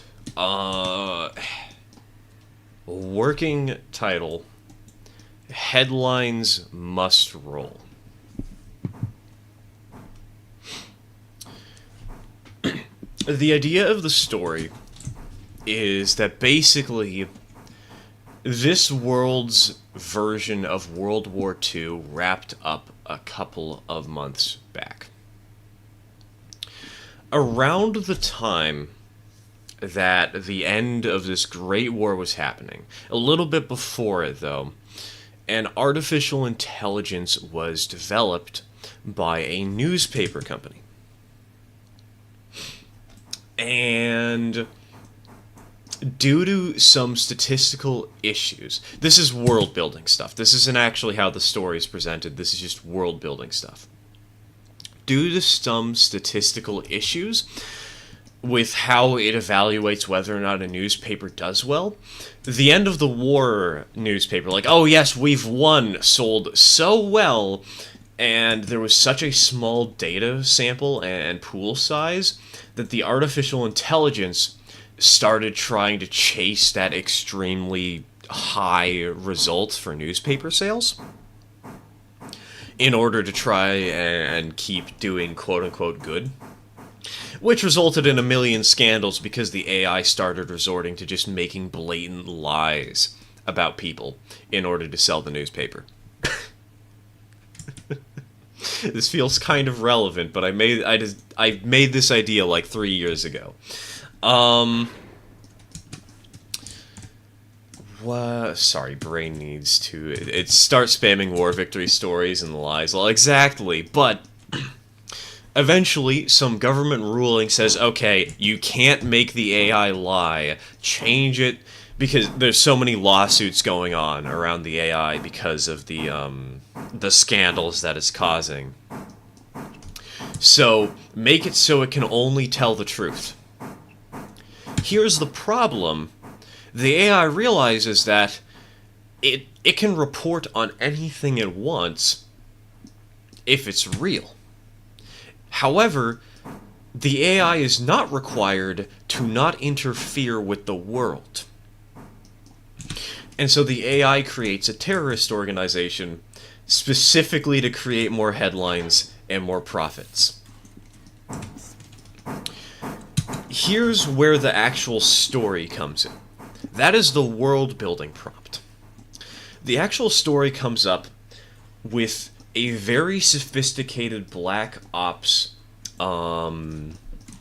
artificial intelligence detective. This AI detective has been funded by the government, but due to all the scandals going on with the AI for the newspaper, it's actually being cut off. The revenue source and revenue stream, people aren't trusting AI, and it's being painted in this terrible light. And so the AI detective has to be released prematurely. It's rather good, it's rather well refined, but it still has a couple of flaws and kinks in its system when it's released. But the AI detective has to go investigate a certain terrorist organization.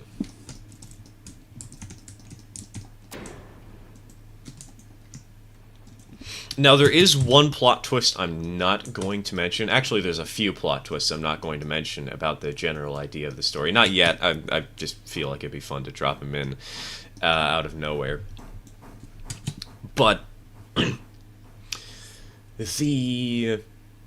what was it? The entire story is presented through two lenses. First of all, it is presented through a courtroom battle. And second of all, it is presented through memories. Because basically the entire premise of the story is that some criminal trial is going on after the AI has done its investigation, and instead of having the AI come testify, they're just presenting its black box. They're presenting its unfiltered memories as court evidence. Now, the AI was damaged at some point, and so that filters its memories, and you don't have to watch it like staring at a pigeon for 15 hours, because you just have the narrative workaround of, oh, those boring memories were destroyed.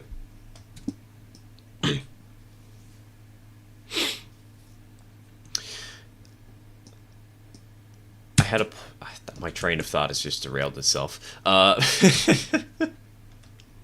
think I got most of my point across, though. I think I got most of the idea across.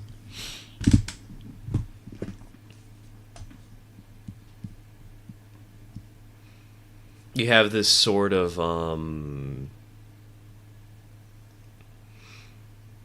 tale following the detective, the AI detective, as it goes around and tries to figure out who the heck is causing all this trouble, etc., etc. But you also have the court case, and the two sides of this court case trying to present evidence to prove throughout the witness, this sort of quote-unquote witness testimony, in order to prove their side of this big ongoing case.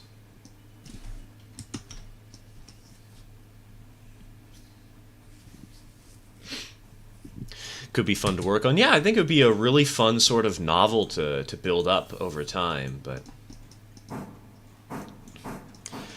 man, I've tried to start it like 3 separate times, and I just can't for the life of me.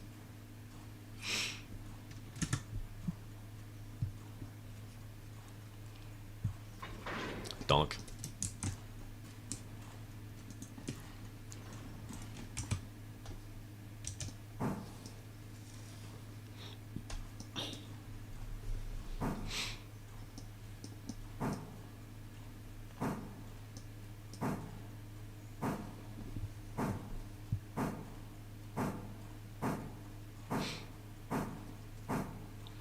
And hey, on top of having something fun to work on, we could also, it could also be an excellent little conversation starter for these streams.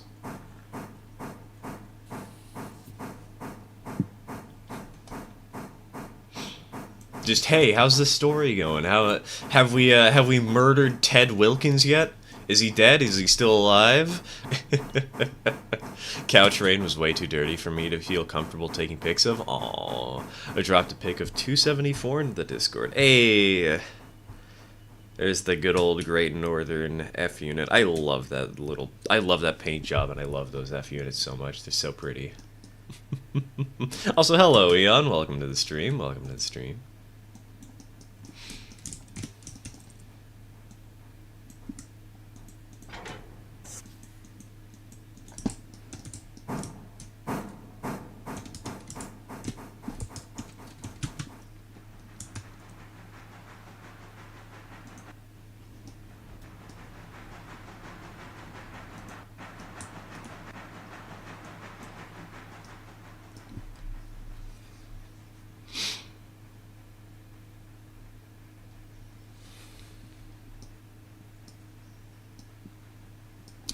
One of the chapter stories I set up was an alt history story with two major changes.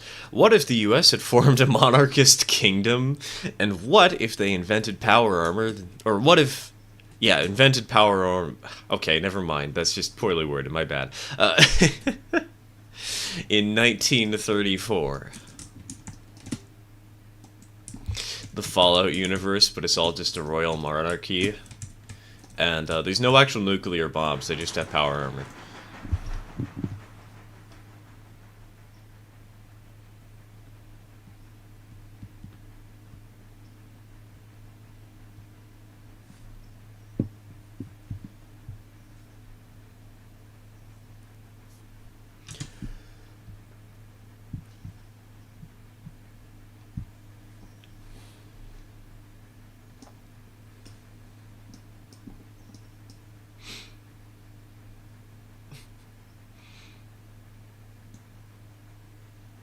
Big iron on his hip.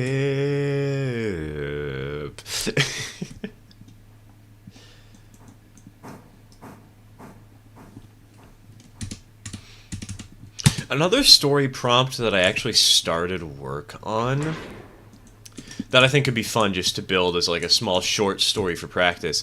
I mentioned this on a previous stream. I remember I mentioned this on a previous stream. It was it was something I got off of Tumblr. You are a B-list hero. You got your ass handed to you by an A-list villain. Your significant other, a retired S-tier supervillain, has come out of retirement just to kick this guy's ass. Okay, it wasn't exactly that. I don't remember exactly how it was worded, but... Further, we'll hold on main 2 and Whittier with the gold drag. Sounds good, sounds good. I'm just gonna I'm gonna haul the Robinson Gap stuff with, in number 3 here with Brunk. I'm just moving the flat car here, or this gondola for the Larka Junction site over to the rest of the train first. Actually, I don't need to do that. I can be lazy. No, I'll do it. But I am gonna have to take a few extra steps for safety's sake.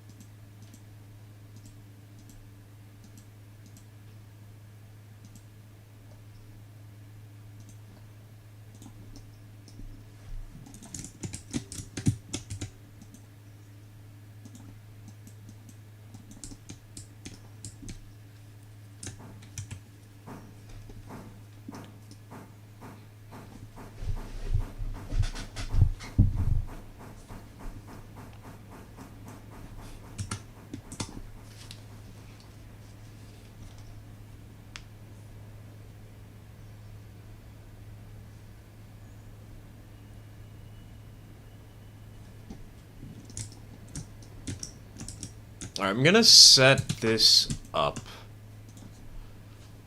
so we have passengers going all the way up to Alarka Junction on the single coach we have. And with that,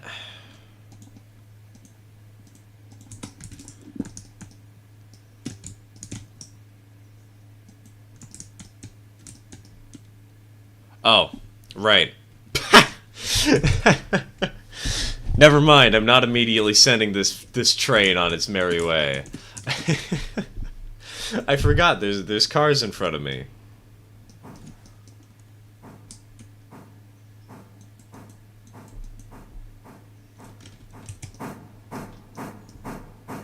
That's gonna be a slight problem.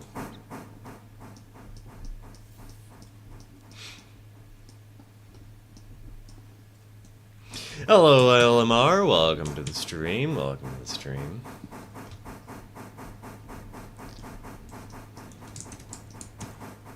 Okay, you know what?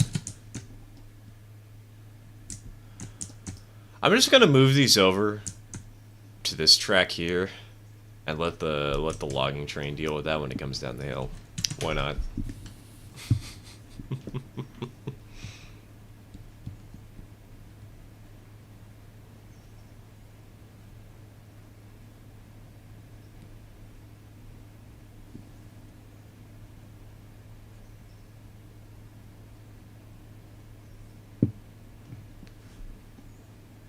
Ah, the joys of switching a yard. The joys of me being distracted by trying to come up with story prompts for y'all to communally edit.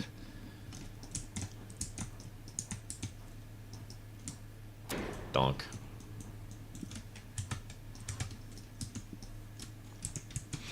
I'm trying to find the original writing I did for that second story prompt.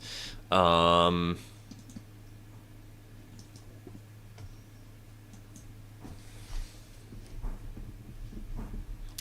there it is. I found it. Found it. Let's go.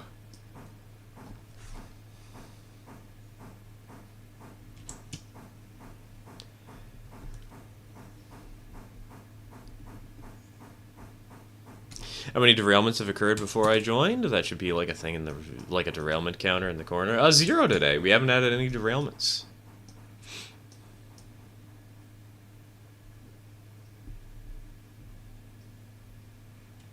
Don't know why, but I just love anything about advanced tech from years gone by. Stuff we couldn't build today, like a century-old nuclear reactor being uncovered and it's barely running and not exploded, but it's about to, and they can't figure out how to turn it off.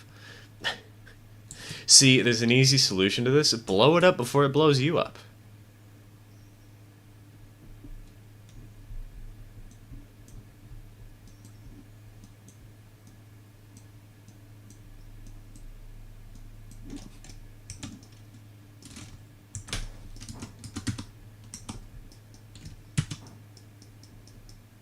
Have you seen the new Paper Mario Thousand Year Door footage and overview trailer? The remake looks so good. I have not. I have not. Not yet, at least.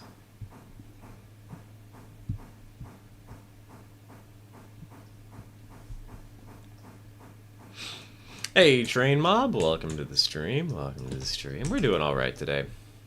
Currently just shuffling about the Whittier Sawmill.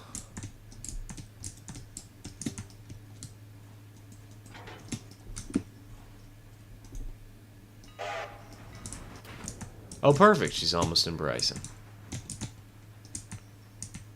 We can just send, you know what, we'll send her into this track. We'll just make it so that's there. Bam. Perfect. Okay.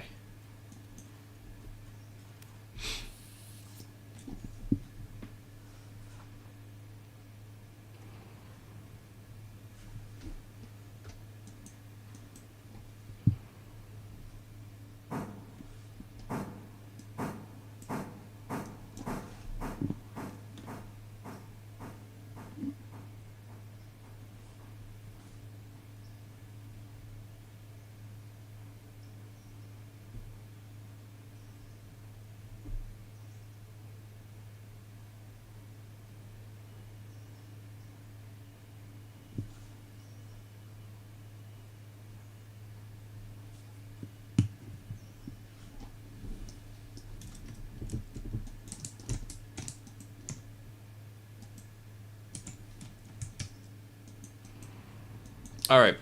Setting Brunk up for the long drive out to, wherever the place is.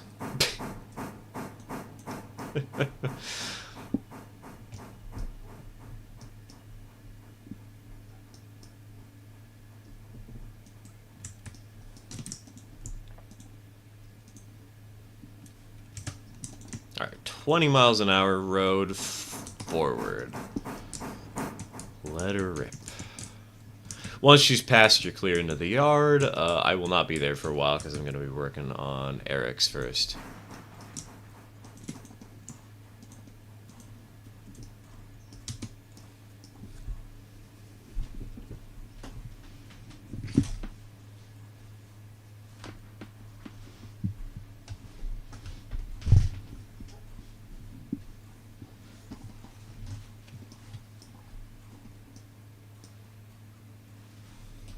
Exit's turned around and on its way east. Perfect, perfect.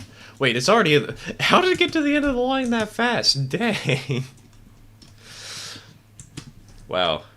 Speed running little locomotive.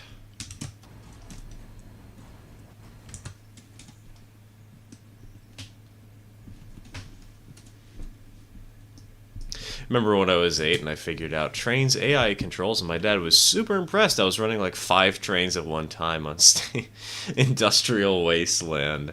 You should see things I do on trains now.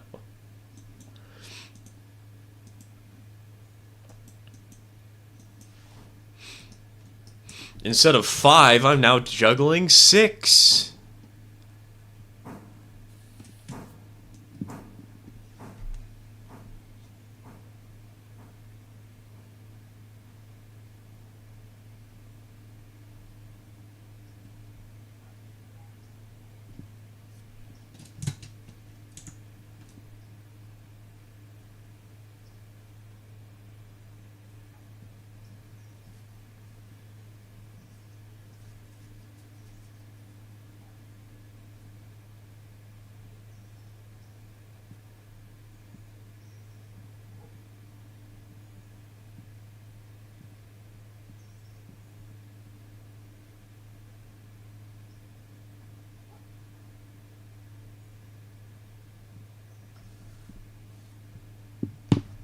New game on Steam called Bootleg Steamer, and the game is set during the years of Prohibition during 1920 to 1933 in the U.S., and you are shipping alcohol into the U.S. and avoiding the U.S. Coast Guard at all cost.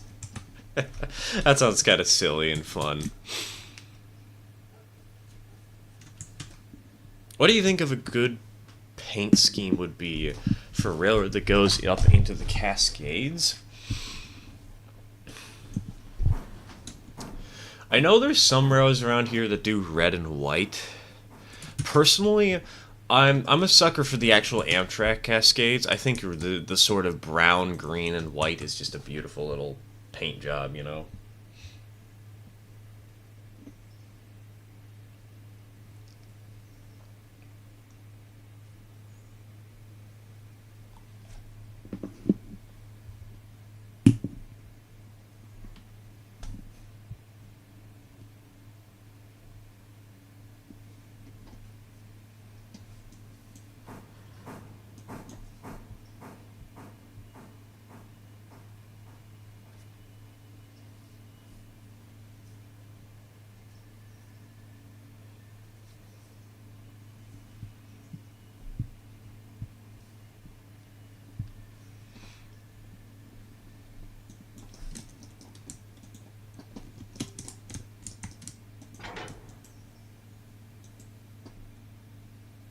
Oh god, which handbrake is it? Okay, it's that one. There we go.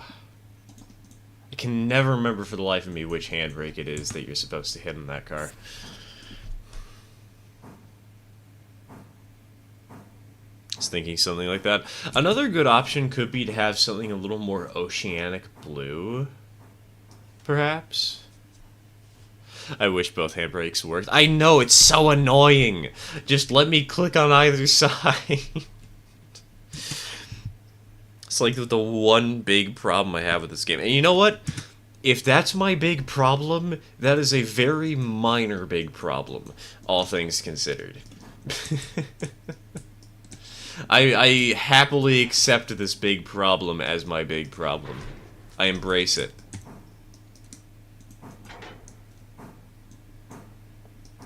Oh wait, hold on, that's the wrong thing then, a couple. Are you excited for the Aero sets coming to the Cascades in 2028? Yes, I am. I really wish they just got more Talgos, personally. The Talgos are so cool. But I'm just glad that it's getting this sort of overhaul and getting back its branding. Because, dude, the Horizon cars just do not compare in how cool they look, you know?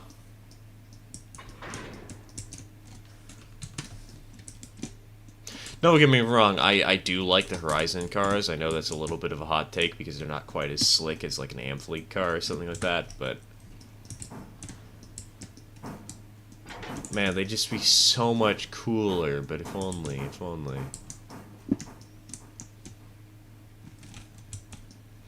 Wish I got to ride in the Talgo cars. I adore the look of the Cafe car. Don't they still have a few, a few Talgo sets? They still have the Type 8s? Like, yeah, they scrapped the Type 6s after that stupid crash that was totally the Talgo's fault.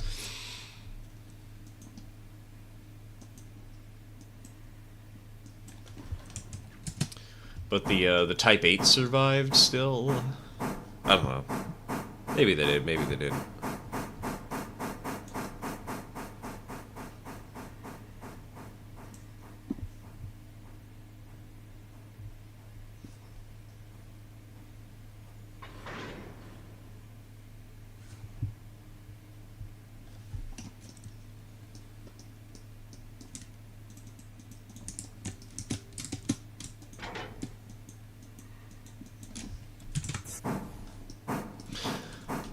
Great Northern Sky Blue paint job is a good fit for a road in the Cascades. Yeah, exactly. I think that GN's Sky Blue would be perfect for a Cascades line. Cascades road of some kind.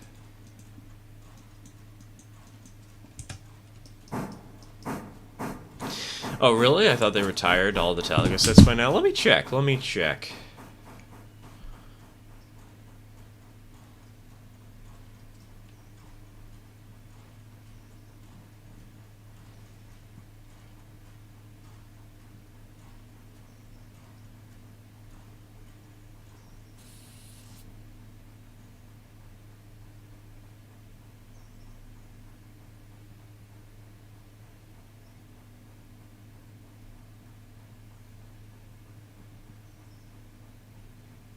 I believe they're still in service. There's only 2 sets left, though.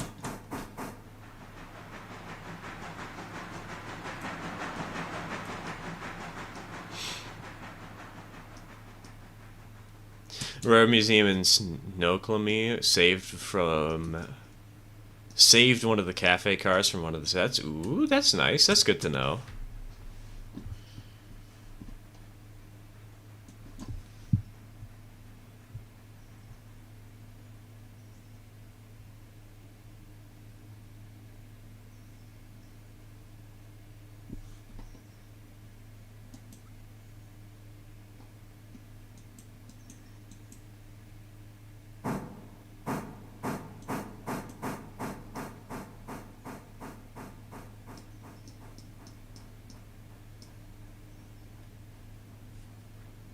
Series 8s are in service. They're the ones that come with the cap car. Yeah, yeah, they're the ones with the ducks on the ends. Though they were originally going to go for the Hiawatha service or whatever, but then they canceled that. The governors canceled that, and so they just repurposed them for the Cascades.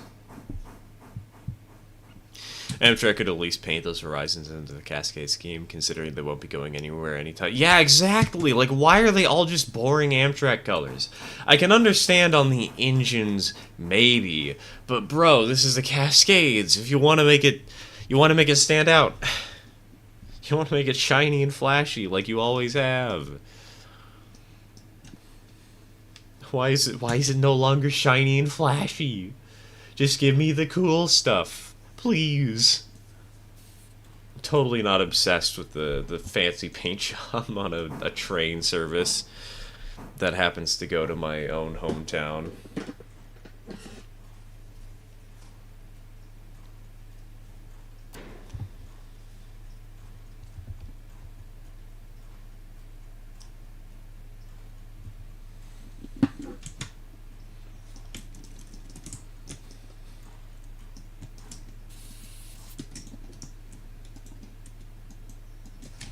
Being green paint job can also work for the railroad in the Cascades. It could, but I feel like the actual Amtrak Cascades just works a little better, you know. There's also a red and white paint job I've seen in Washington. I don't remember the railroad's name, but it looked pretty cool.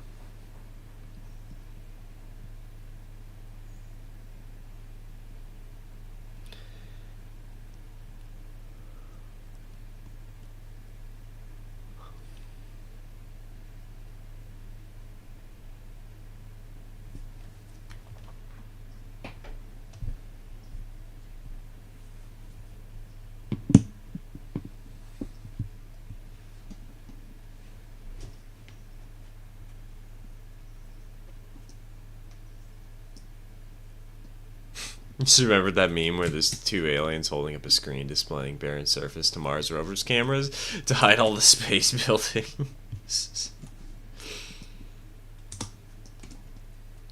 God, that just reminds me of Doctor Strangelove again.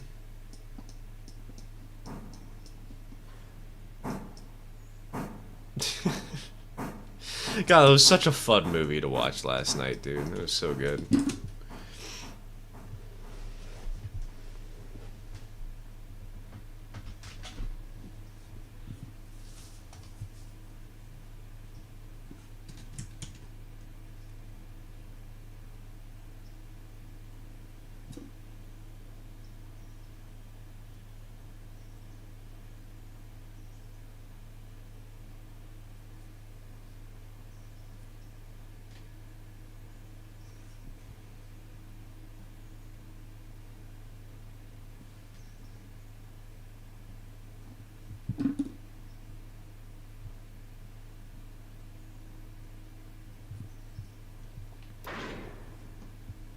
Bonk.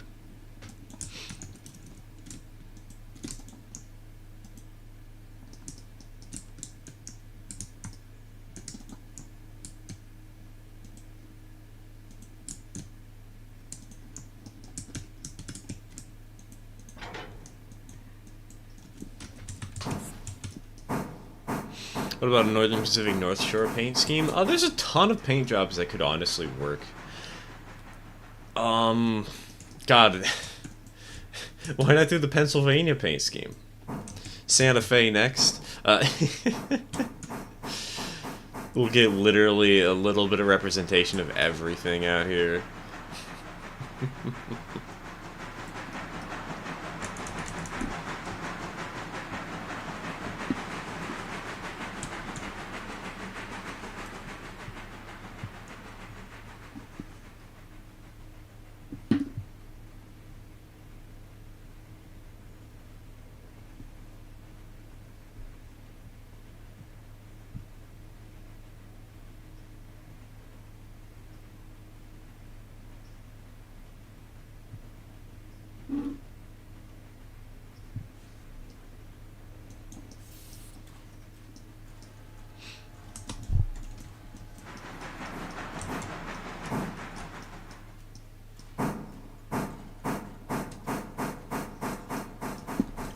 Started playing with Blender again this morning, and now between yard moves I'm just downloading all the free models to use for experimenting with compositing.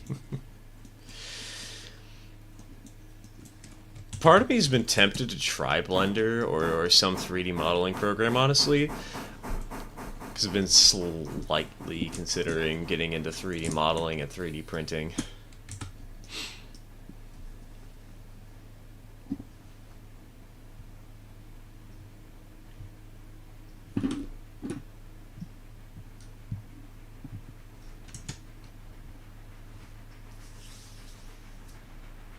Oh, hello. Passenger train coming through. I wish it was any good at actually modeling. Me too, man. Me too.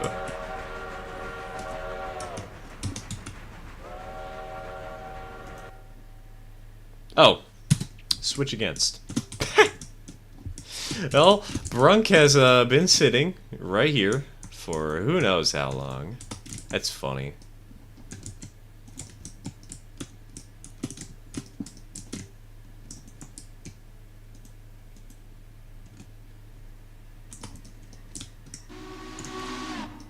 Alright, on your way, on your way.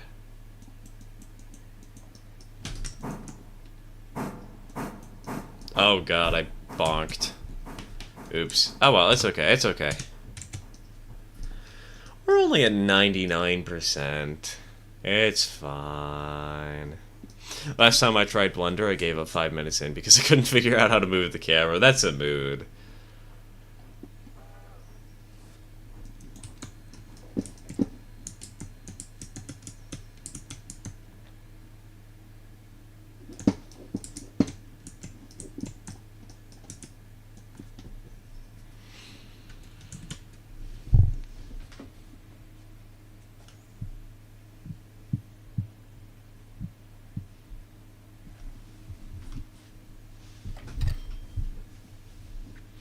Money! Although we probably can repay part of our loan now, can't we? Oh yeah, oh. Oh my goodness, how much cash did we make today? Holy cow, Whittier's Sawmill gave us $4,000? Okay. Okay. That's pretty good. We take those, we take those.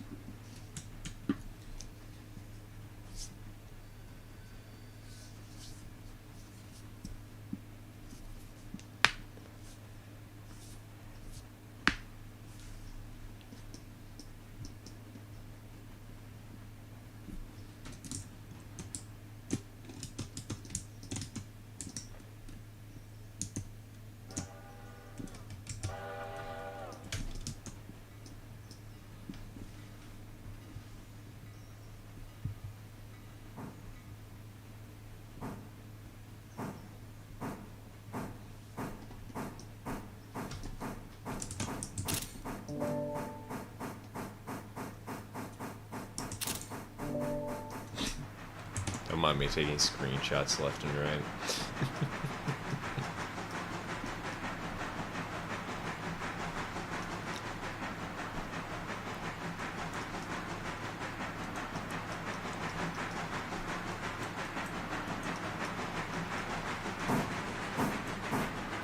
Oh wait, no, wrong track, hold on. I want to grab cars to Ela first, so they're at the head end of the train before we begin switching.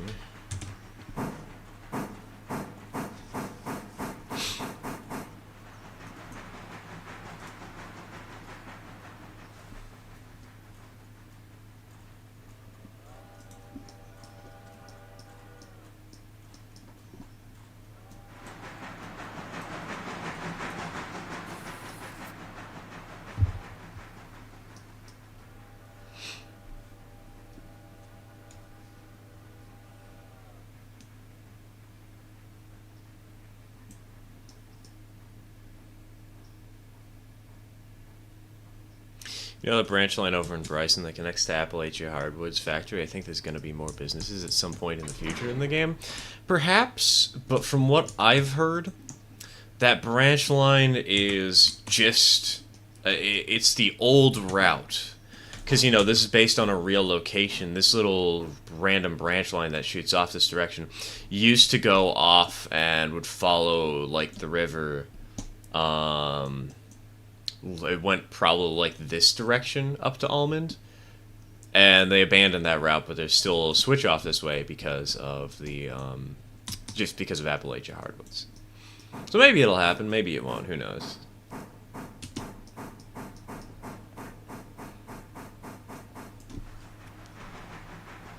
I think it went to the dam, is what I remember. There was a dam? Damn, that's cool. I'll show myself the door.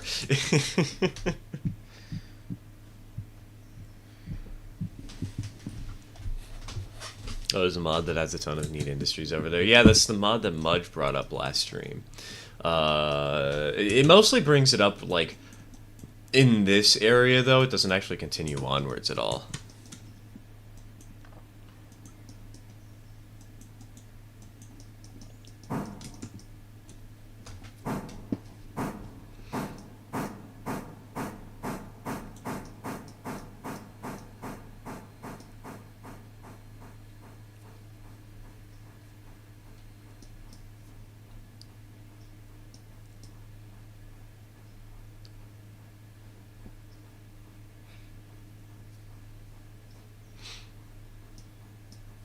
Right there next to Appalachia. Perfect for those who love switching. Yeah, I'm planning on getting that eventually, just so we have more jobs to do.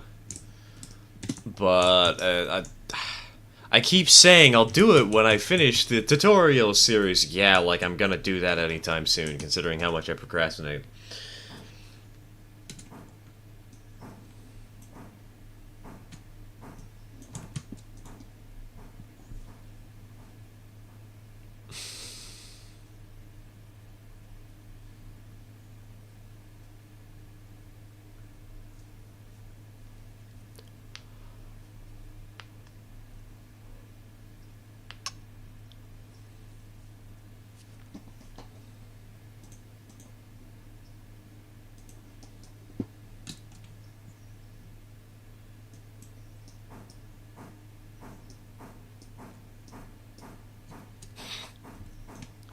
Was in the comment section of one of those Superman Starman posts. I don't know what those are.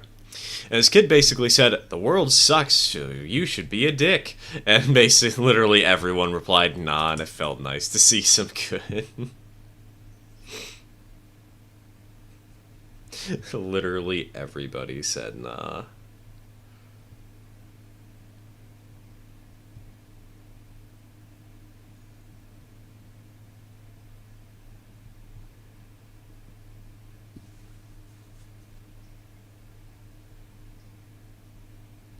Preaching to the choir here on procrastination. Heck yeah, baby. Procrastination nation, rise up. Actually, don't rise up. Just sit down again. We're not having the meeting today. It's canceled. Nobody wanted to come.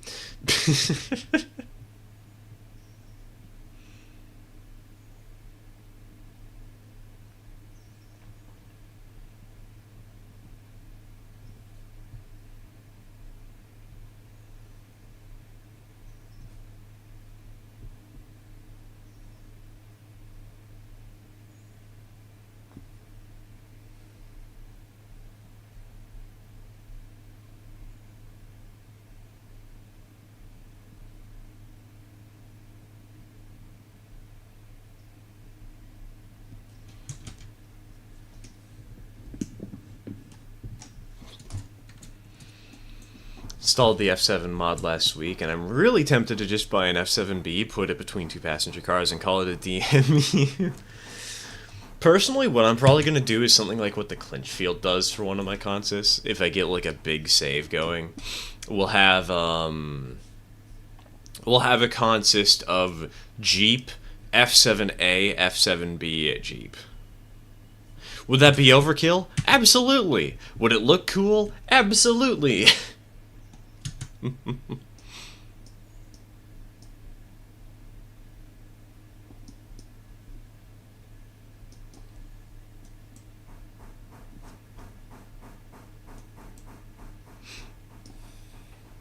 Fontana Lake Dam was built in the 1940s, covering the town of Fontana, a copper slash mining slash logging town, and where a railroad called the Carolina and Tennessee Southern Railroad was in that area as well.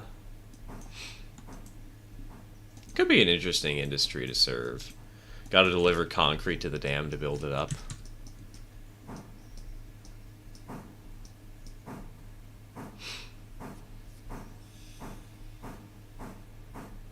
The consists of like 15 cars behind my F7A and B units. Basically serves as the first train of the day and the last train to clean up the entire line. I guess now that I think of it, even just like one F7A, one B, and then another A for a passenger train all the way from Andrews to Silva. Be a fun little consist to build up and run. And it would handle red marble on its own. Probably.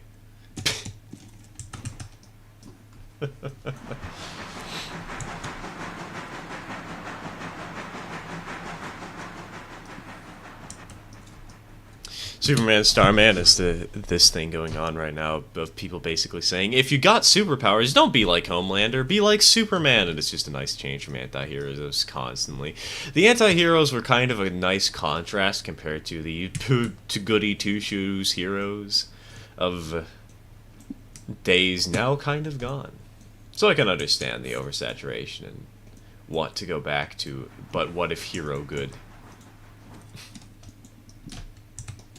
Which is ironic because I'm out here trying to set up a Google Docs as we're doing this stream,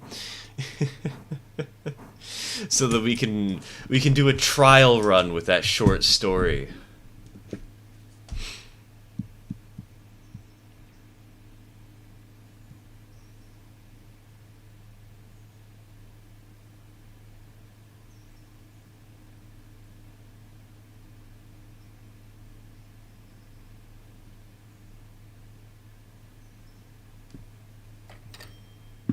Can confirm it handles red marble like a champ. Hell yeah, hell yeah.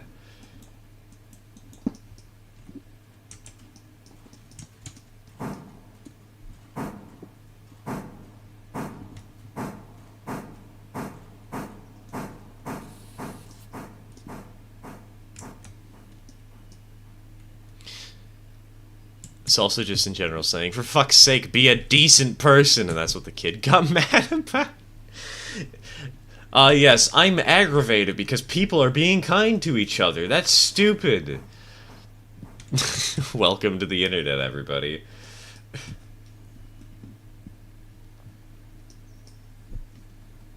Be like the Western Pacific and have F7As painted in 4 different paint jobs. Yeah, exactly.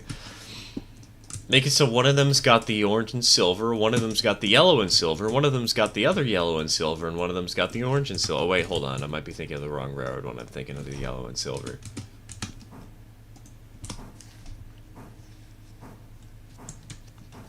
Looking up the paint, I think I'm going to go with this is the sky blue paint. That's a good paint job. Would recommend. Welcome to the internet. When you're expected to be good, we'll be awful. When it's the fad to be awful, we'll be good. It is kind of funny how the world works like that. When you try and do something nice, people will be awful to you, and when you try and do something awful, people will be nice to you. Or to the people you're being awful towards. I think a great example of that is the Beyblade bathtub story from 4chan. It's like a perfect example of that. 4chan is not normally known for being, for doing acts of somewhat good. Want Bertha to bring down the Alarka Junction cut? Yeah, sure, Nina. Go right ahead. Because the Alarka Junction cut is a little heavier than what most of our engines can handle, so I figured that it would be good to have that,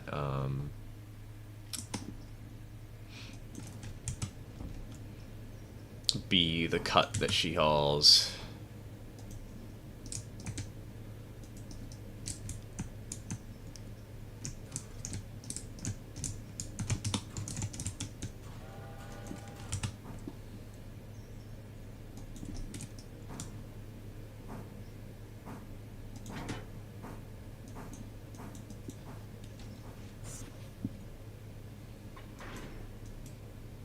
Also easier to model, just get cars in the paint and strip off the logos. That's true, that's true. But you can also spray paint the cars to get the right color.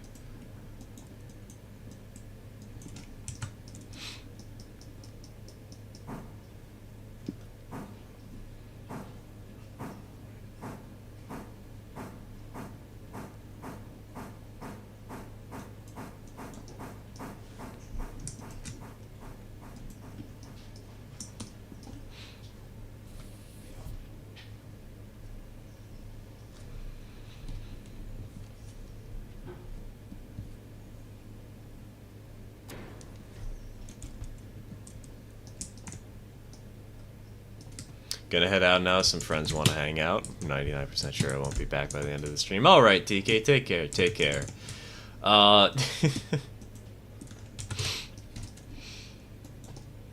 Just keep your eyes peeled for when I eventually do set up the random Google Doc. Number 3 is passing Governor's Island right now. No worries, I'm leaving Bryson, heading towards Appalachia Hardwoods real quick. So I will be out of the way as soon as that sucker makes it into Bryson.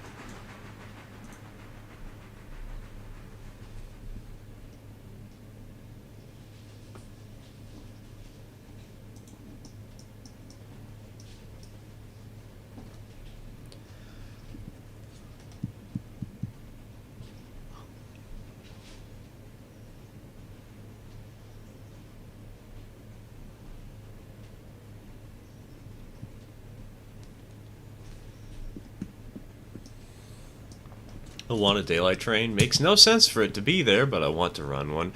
I'll just make it an excursion train. Just have a couple of daylight painted cars, and bam. That's usually what you do if you want to have modern era steam anyways. Just get a couple of random passenger cars and slap them together and get a passenger train going. Oh yeah, hold on. Okay, so we have 3 cars to R1 today. Okay. And only 1 to G3. Roger, roger.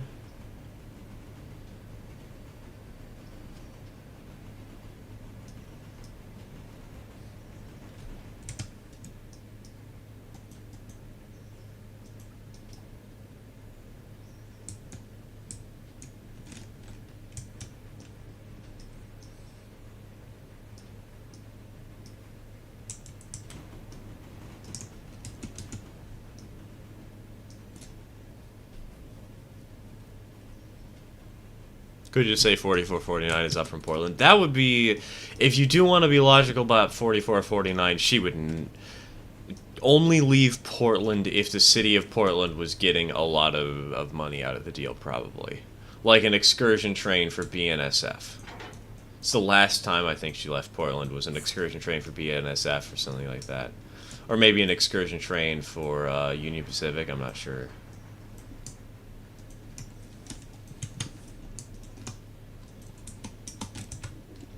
I didn't mean to do that. Bing, bang, bong.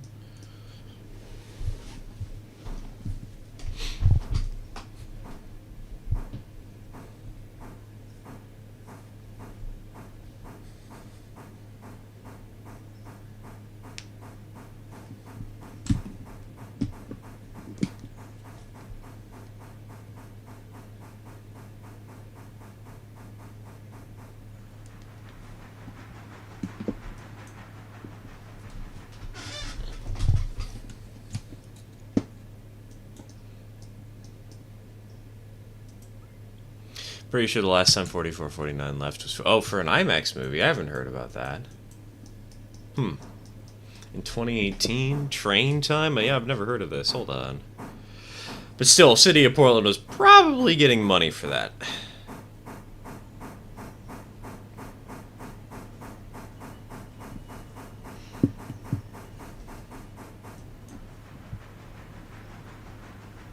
Oh yeah, there's definitely 4449 in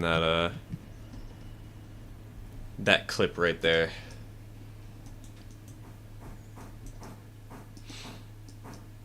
Don't know, I didn't know that. Weird.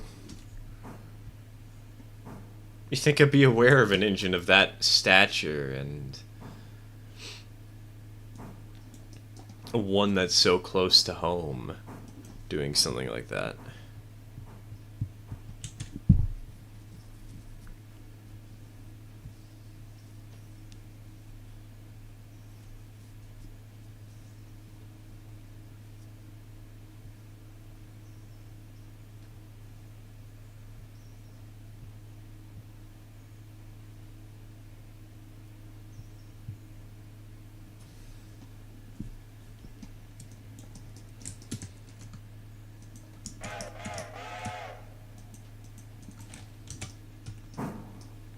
Could just say 4449 is visiting the road. Yep, that is always a thing you can do. Always just brute force it. Another thing, though, is you could just say that another locomotive, another SP locomotive, was saved in this alternate universe timeline thing.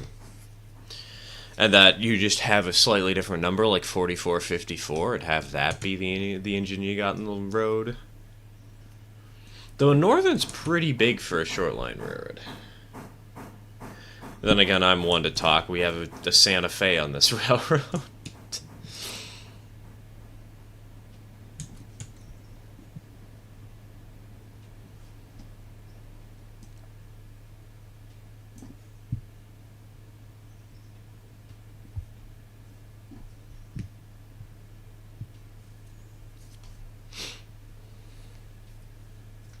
611 goes to Strasbourg. Yes, but 611 is owned by the Norfolk Southern, not by the city of Portland. And 611 is still stuck in Strasbourg right now because they basically kind of just donated it to Strasbourg.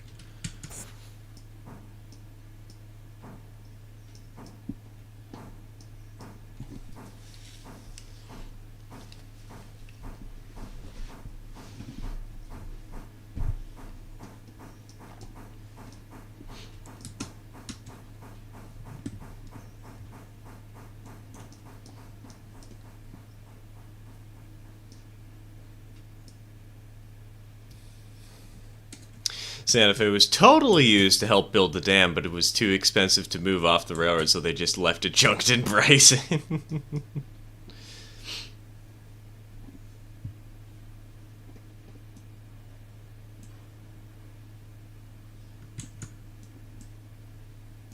X11 is down in North Catalina. I assume you mean Carolina. And good, I'm glad to see that she's still moving around.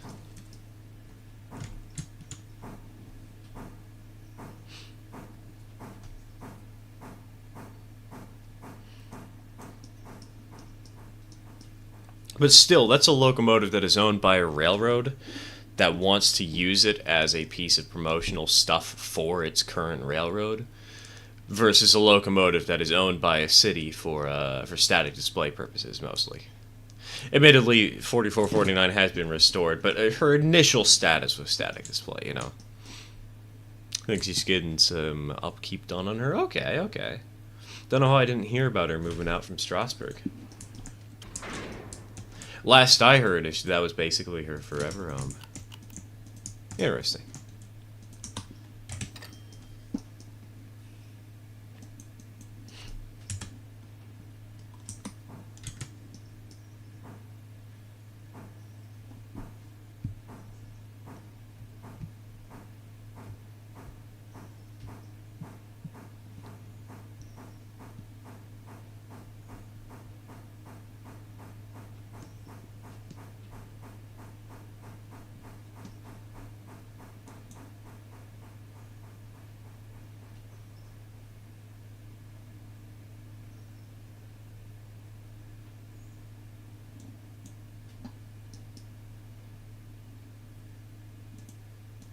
Didn't mean to hit that button.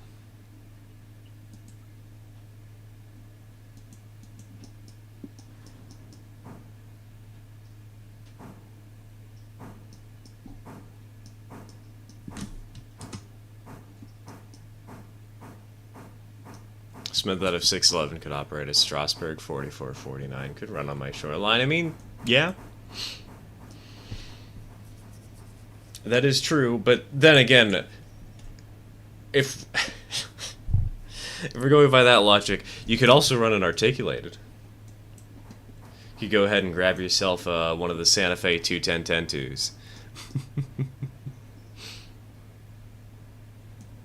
Wait a minute, that's the wrong track. Did I really just not go all the way to the actual place I wanted to? Eh, whatever, I can make this work. I can make this work.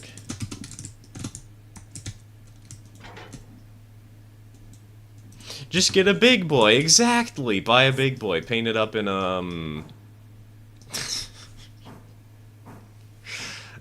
What are the worst colors that you could paint a train in?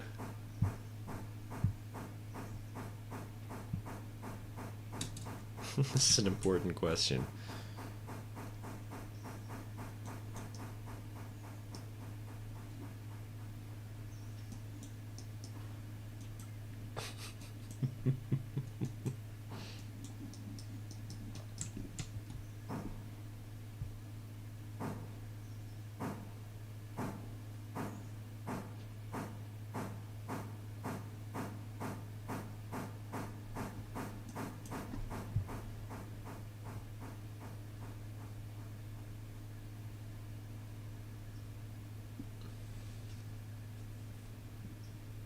White, it'll show all of a sudden dirt. Yes, perfect.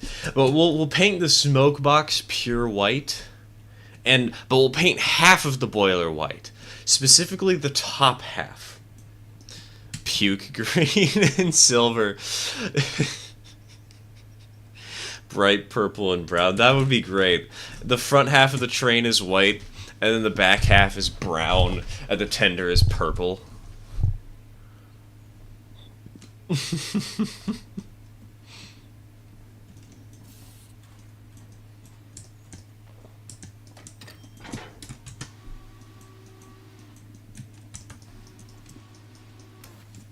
Yes, yes. Hello, Brunk.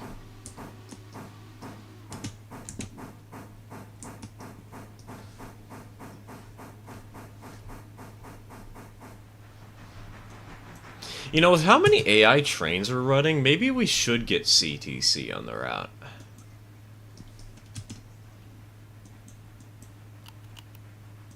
Could be good to do. Let's have a centralized way to actually sort out where each train is going.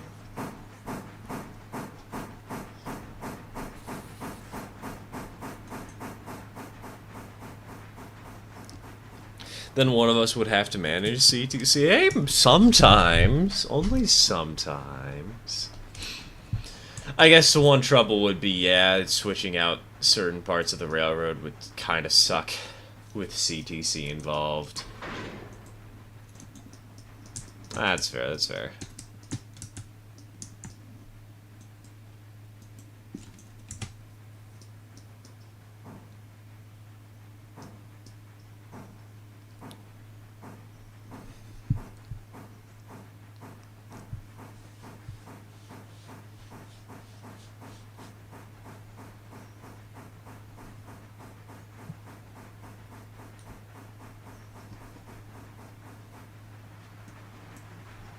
Seen photos of a steam locomotive with red colored bricks painted on it and says steam locomotive is from Great Britain.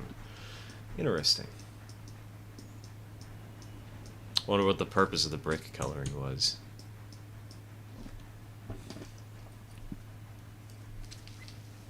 Wish you could mark specific areas to be able to be influenced even locally, even with CTC. I know, right? I wish there was just some way that you didn't have to, like...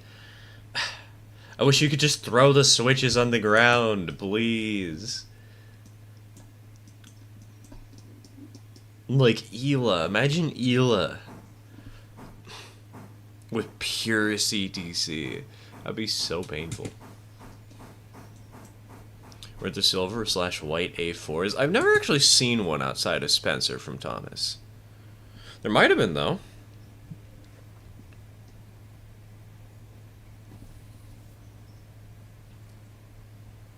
Now, but instead of making it pure white, actually, we gotta make it, like, a very slightly different color. We have to make it extremely bright pink.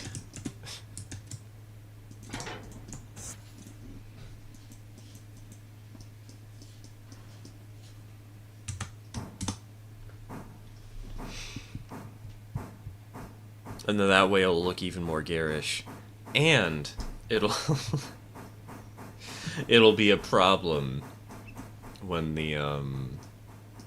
the soot covers it.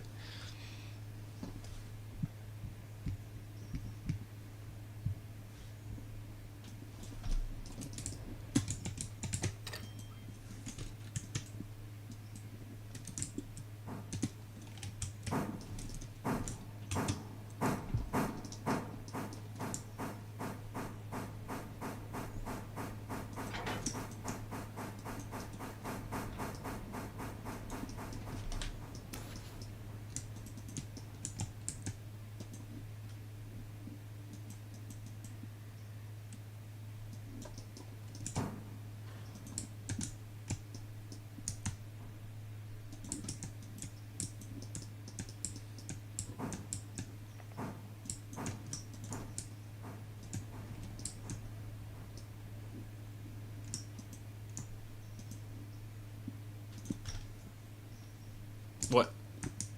That's not the right car. There we go.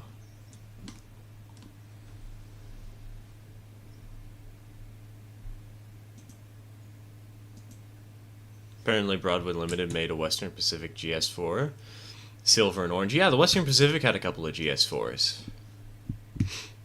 Something that people often don't actually know about. Because people always think of the Daylight in the Southern Pacific, but there actually was a couple of Western Pacific GS4s out there.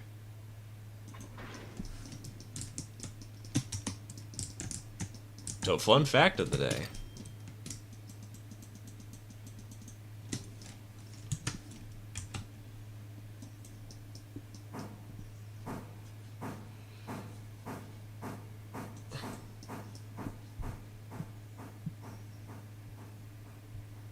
Thought they only had a GS6. Okay, maybe I'm forgetting. Maybe, I know they just had a GS locomotive. Hold on.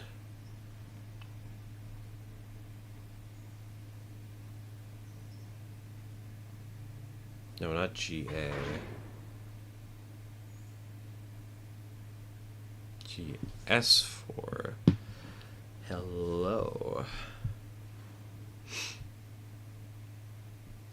Yeah, silver and orange seems like a fictional paint job, though. So the American Freedom Train were to run again in 2026. Should 4449 pull it, or should 4014? I feel like 4449 would be nice, but aren't they eyeing that, what, like 2102? Some random 060. Yeah, let's get... You know that one 060 that prevented college from collapsing due to a runaway train? Let's get that engine. Take her out of static display.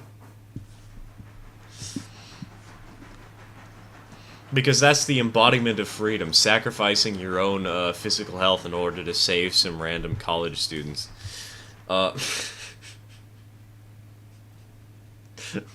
I don't know why I said college students in particular, but I did. I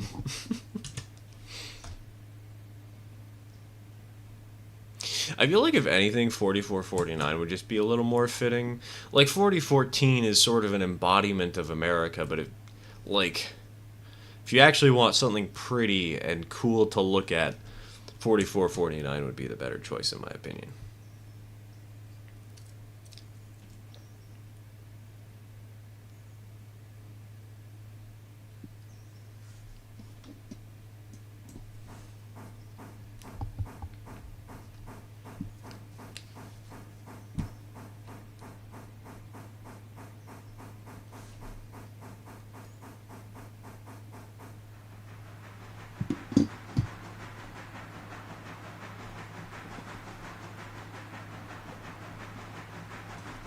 Alright, so we do have that one tank car down at the oil company here. Where? Okay, number 4 is coming down the main line. I'm gonna hold here, just shy of the switch, and we're gonna wait for number 4 to pass through before we start doing our switching maneuver here. Just make life a little bit easier.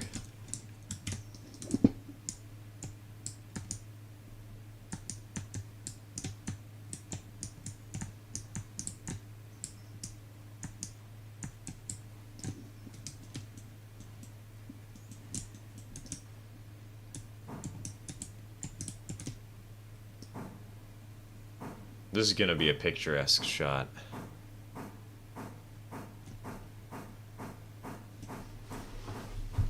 .4014 is too big to go to most of the country. Yeah, but the American Freedom Train, they didn't use just one engine. They used 3. 4449, 2101, and 610. I think it was 610. I don't remember the number off the top of my head. Okay, I definitely have to pull this engine a little more forward. That's too far backwards.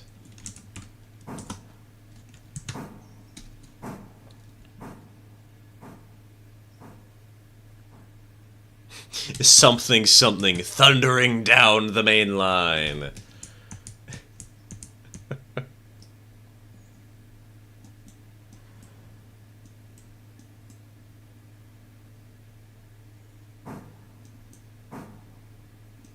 Alright, we'll park that there. And now we just sit and wait.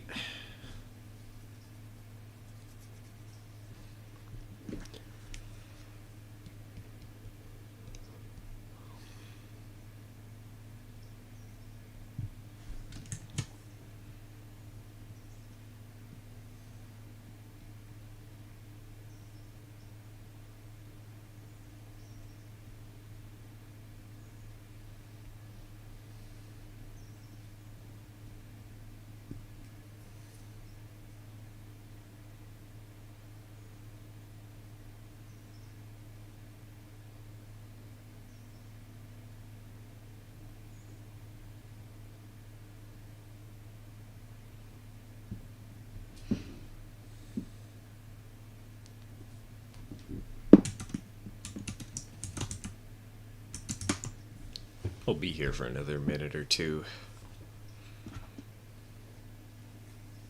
This gives me time to go work on the Google Docs.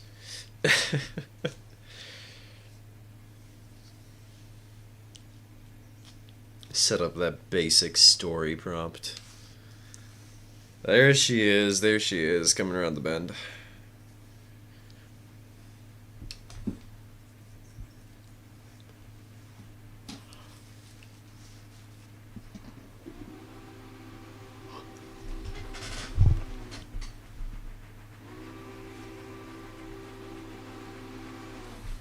Oh dang, going a little faster than I thought.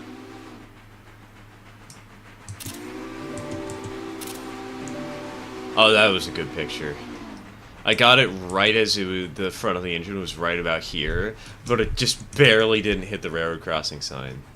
It's the perfect placement.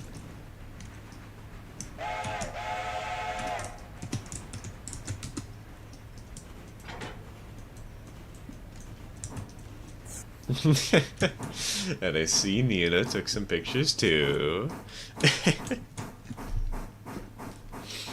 We got multiple angles of that. Let's go, let's go.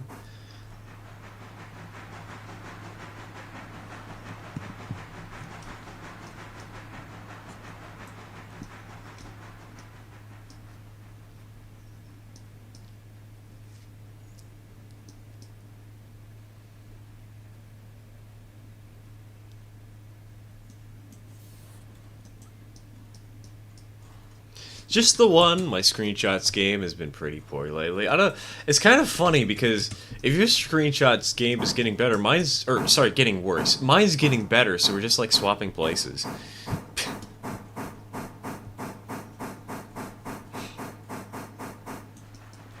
I'm siphoning your powers.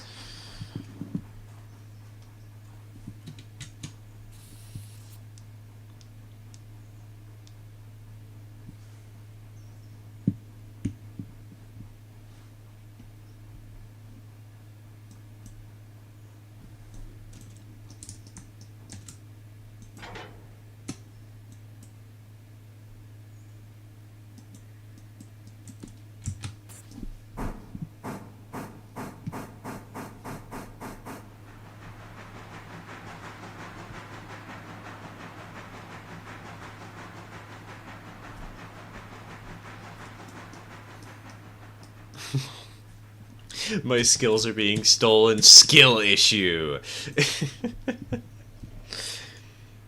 It's my real evil plan. That's why I've started YouTube. It's to steal the talents of other people and pass them off as my own.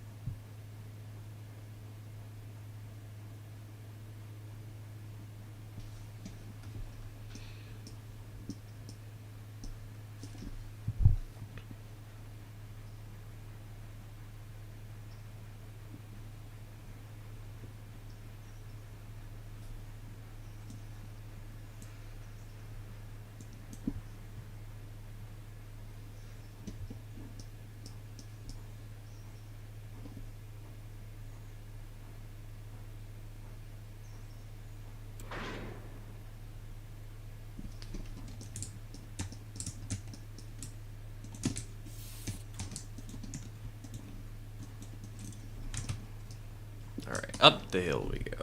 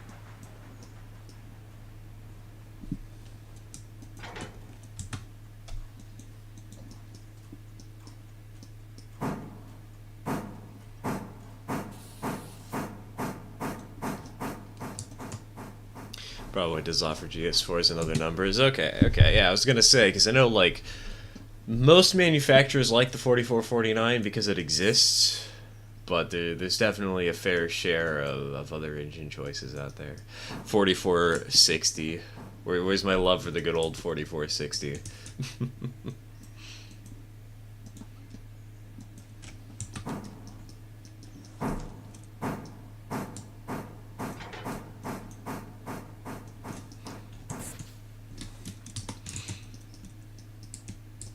Actually, I think the last time I checked the 4460 and people talking about it, somebody was saying, oh, they should scrap that and instead should start working on a Shay and put that there instead. I'm like, or was it a Shay actually? It was 260 or a 280 or something. It's like, bro, what?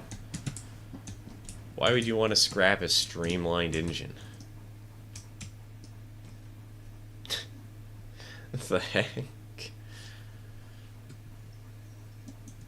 Said I do not have terribly much longer. Gonna get number 3 in Pertha stored, and then I'm gonna have to hop out. Aw, okay. Take care, Nina. Take care.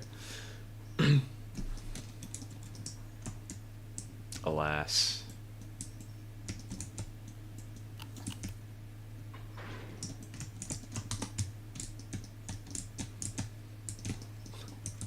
One of these days we'll have a stream where we can actually get multiple people on, and we'll have people not have to just die in the middle of it.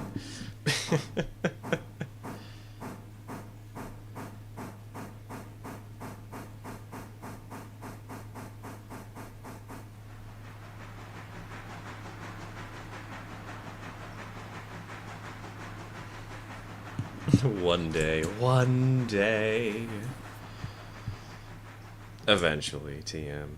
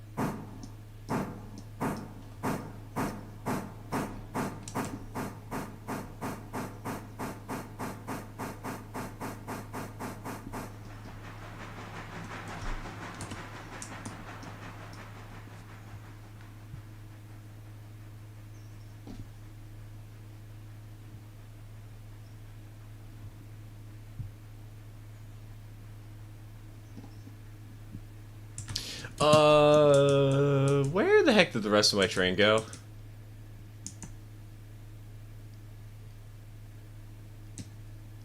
Wow. Okay, this this thing got a ways. Dang. I forgot to add the handbrake. Oops.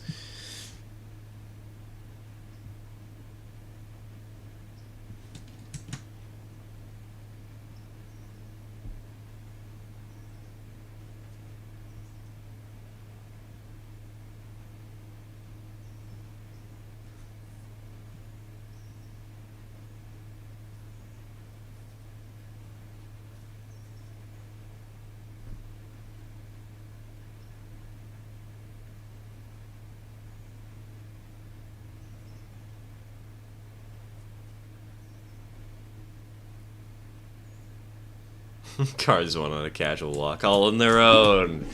They managed to get 50 miles before we stopped them.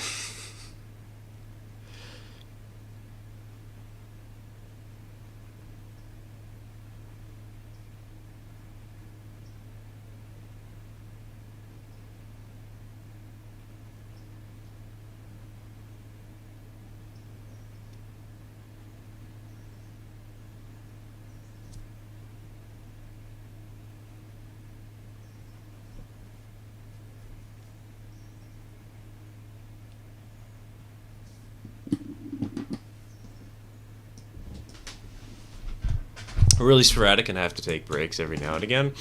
I've said before I have to be in a certain mood to run trains and switch for hours at a time. Personally, for me, it's socializing or watching YouTube or eating. Those are the 3 times that I do it. Though admittedly, socializing is kind of hard because I usually socialize by like playing Minecraft or something. Oh yeah, I played Minecraft on Friday and we did the dumbest thing ever. Okay, maybe not literally ever, but you know what I mean. we were playing on Bedrock Edition, which is already a dumb idea in its own right because of how much harder Bedrock Edition can be for no good reason. And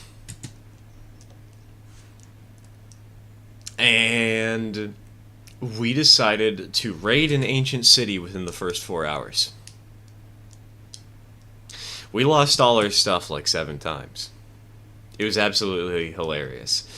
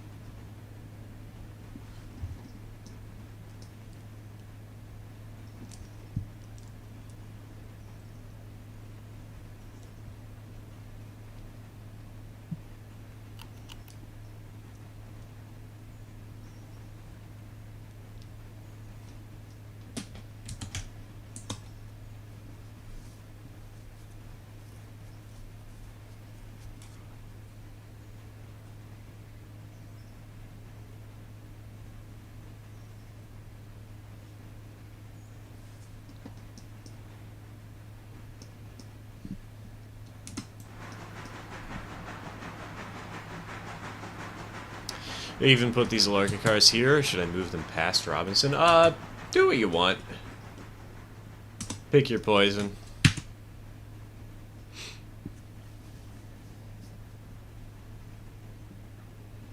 I'll come and clean it up and make it look pretty once you're gone, so... If you want to be lazy, go right ahead.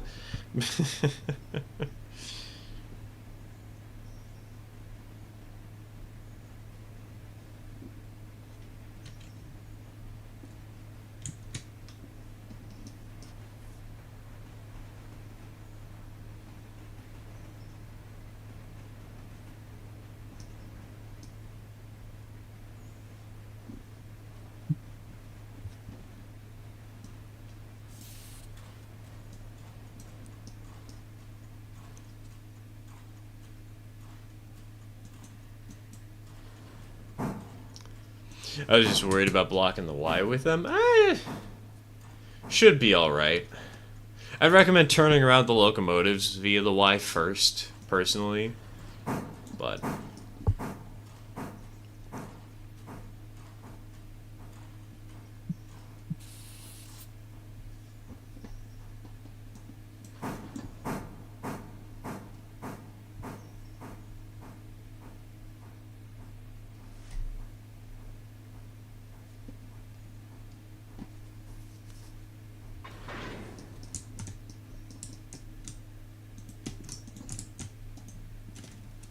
Alright, after running all the way down a random piece of track that I have never run before, we can finally do the return trip.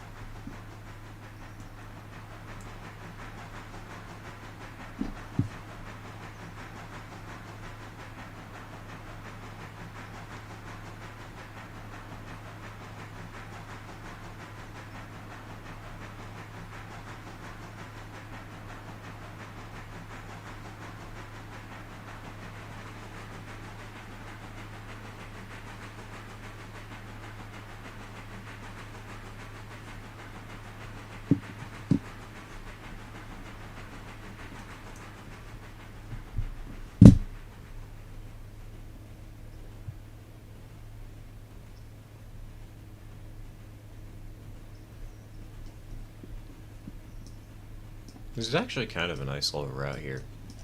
How far does the river go?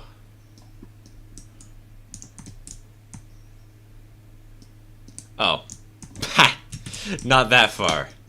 I see. And the river valley just abruptly ends in the void.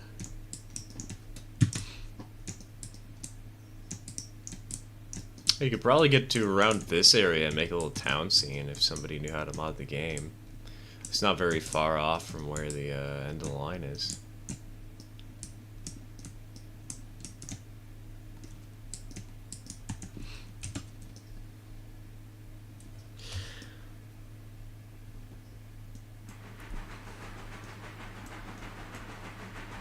I wonder what areas have a lot of extra stuff that you could build extra tracks on, though.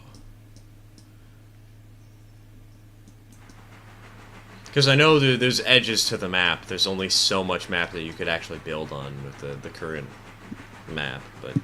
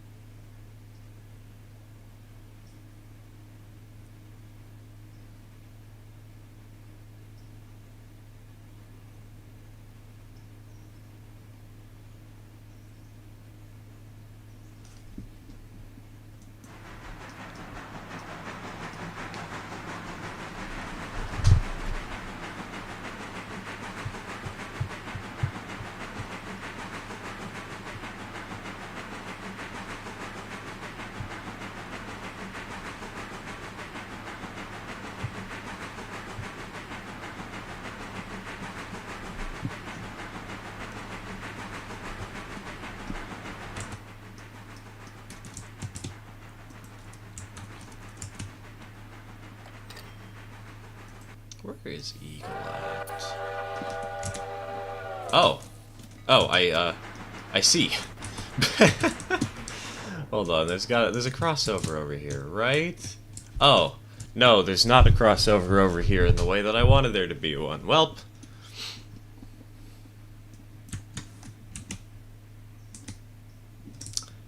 I guess we are sending Eagle onto track number 2 because I am unobservant.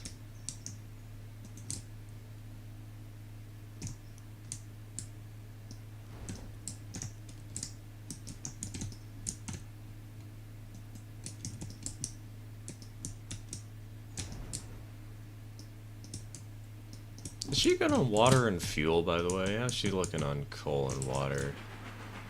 Oh, she's doing fine. She's doing great. I got nothing to worry about.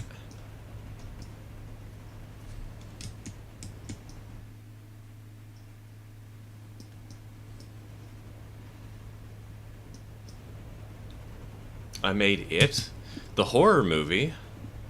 Hello, JHR. Welcome to the stream. Welcome to the stream.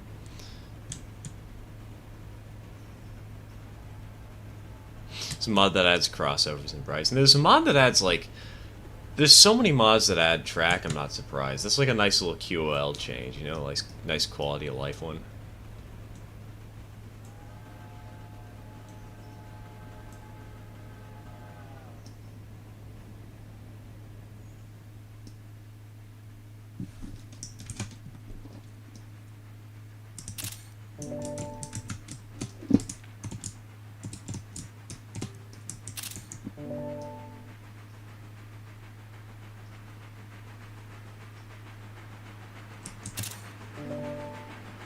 That's a nice little picture. I like that one.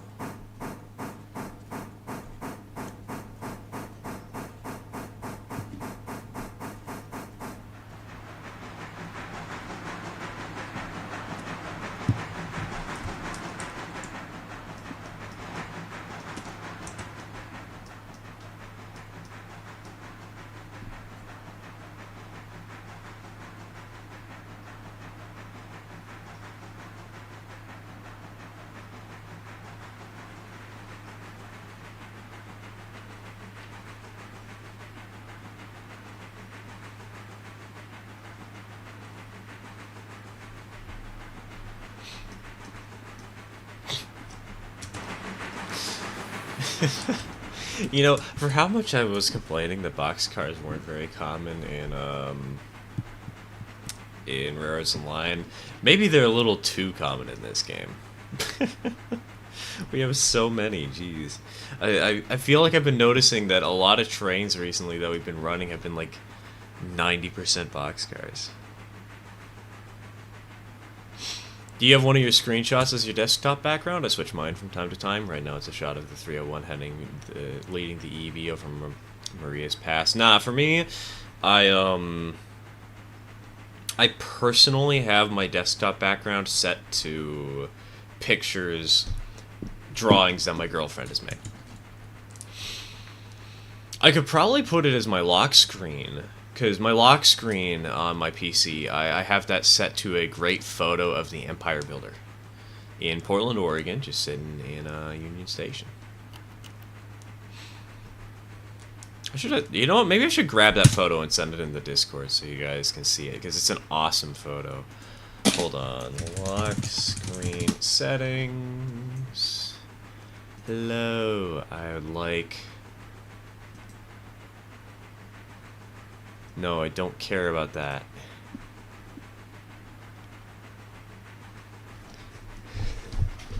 Where is the picture?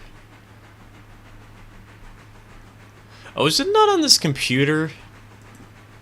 Did it just automatically save itself for...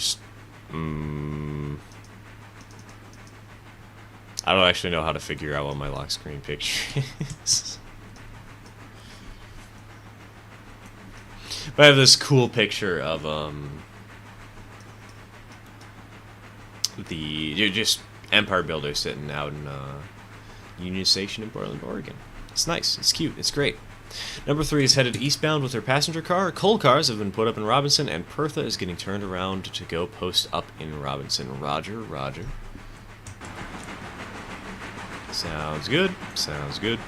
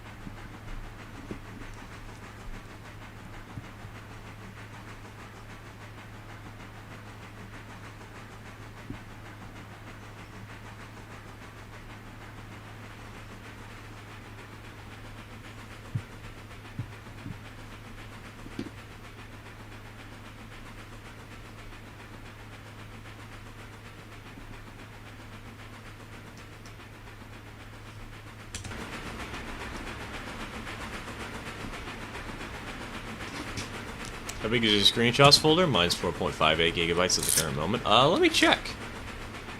Hold on.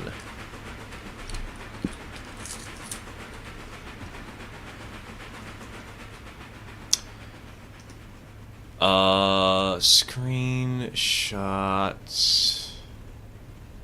I don't actually know. It won't display. Hold on.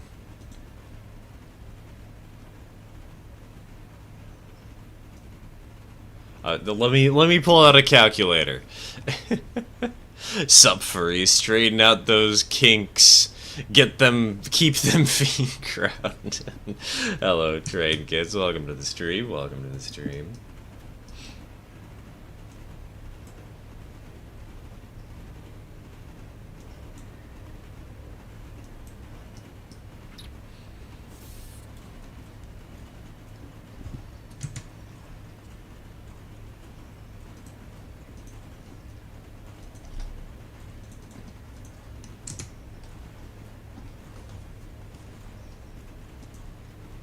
I actually have 2 screenshot folders, by the way.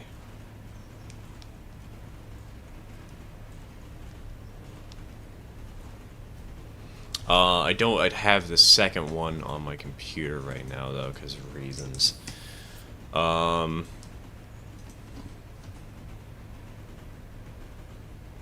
size only shows up in the Microsoft OneDrive app for me. Do you use OneDrive? Nope, I do not use OneDrive.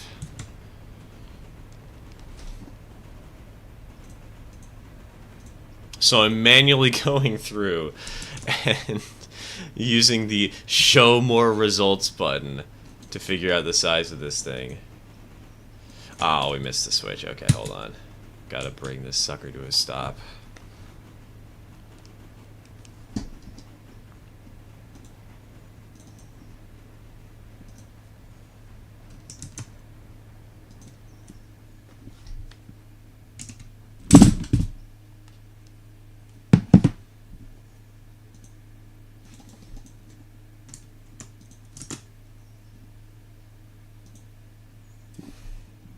Alright, 1 second. Let me finish doing the math here real quick.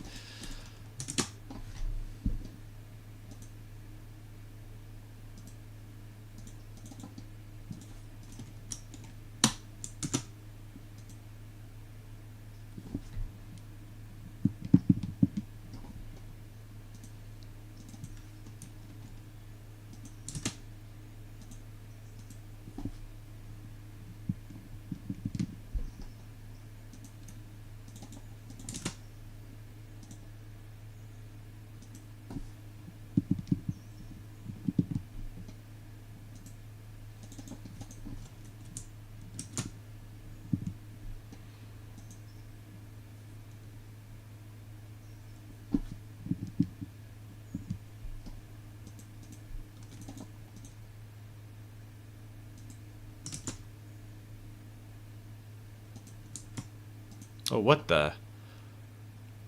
That took a while to load.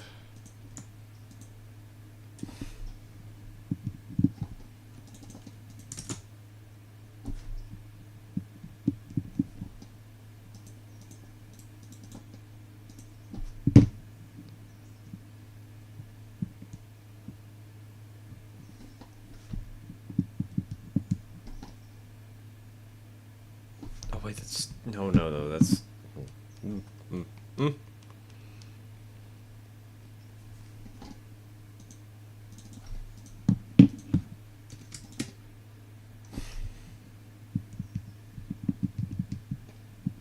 Okay, we are looking at only around 3,000 or not 3,000 gigabytes, 3,000 megabytes, roughly, 3.5 thousand. But that is only the screenshots and a couple of small videos that I took between now and June of last year.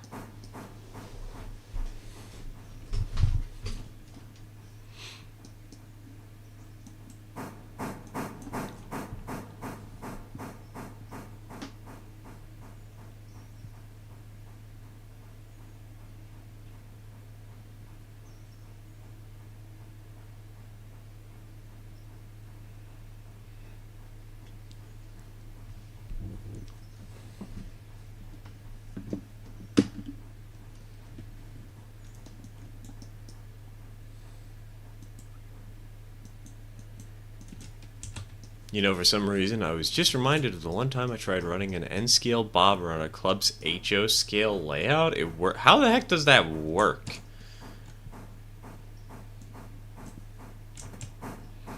How on earth do you get that to physically operate?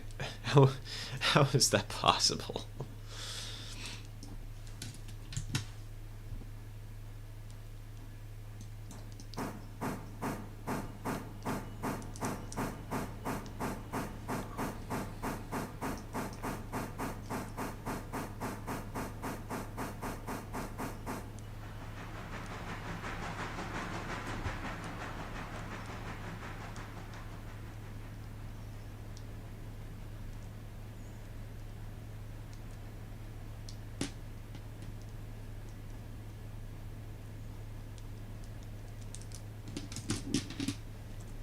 So we got 2 cars to pick up, 2 cars to drop. This shouldn't be too hard a task to do.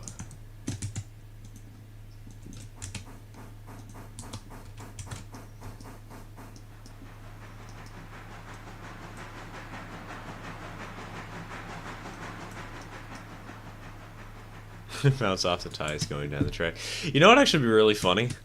If somebody re-gauged an N-scale piece of rolling stock to HO gauge. For no reason other than just for the memes. And then you put HO couplers on it. Actually, better yet, put on O gauge couplers. That's totally normal, right?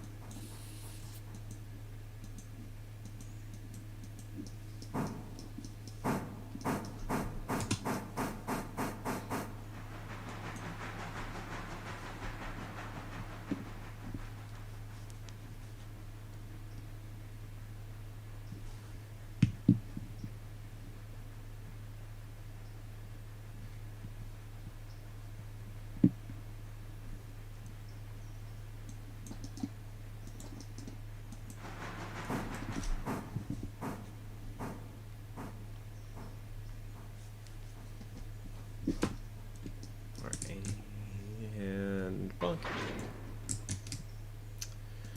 I saw in Model Railroader magazine there was on a layout that he took a Z-scale train and made it look like it was 15-inch live steam. Z-gauge is actually pretty close to 24-inch gauge in HO. Surprisingly close to 24 inches. Because 24 inches, if memory, it's just half a millimeter more for 24-inch gauge. If memory serves me right. It might not be serving me right.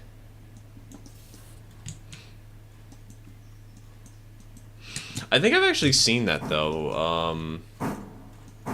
I saw...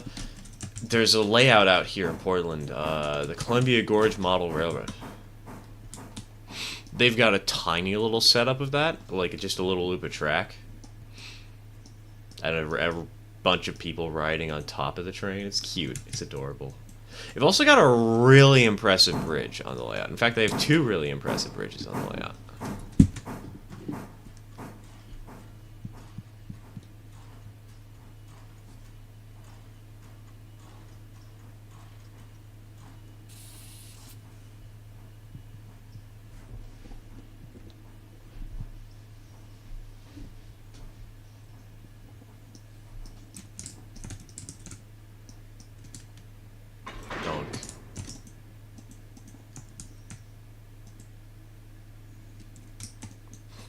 Insert meme of small 611 trying to pull a big 611 here. Yeah, let's get a Z gauge 611 to pull a standard gauge 611.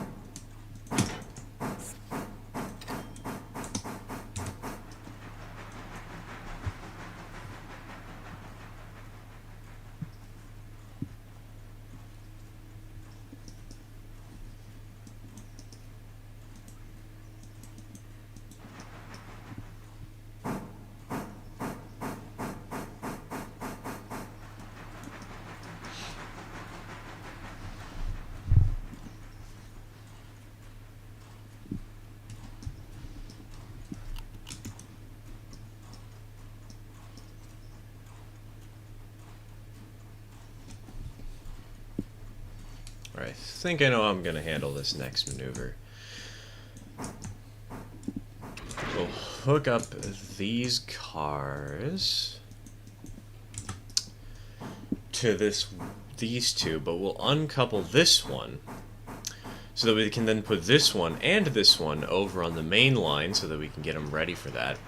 Then we'll couple this to this, and that way the car that's already unloading will be in the foreground, in the front, so it'll be easier to remove in the future. And this is about the same amount of moves as if I were to do anything else, probably, roughly, maybe, potentially.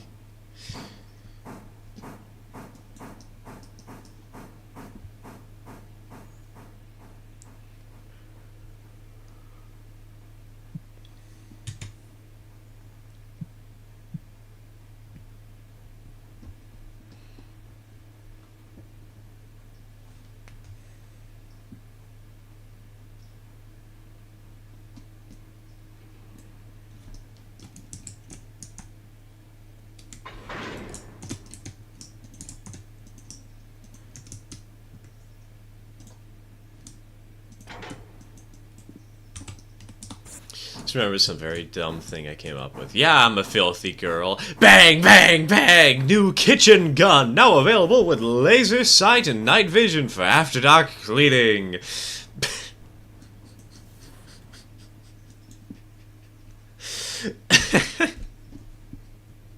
I'm stealing that. We're gonna have the first video that's not about trains in half a year, and it's gonna just be kitchen gun.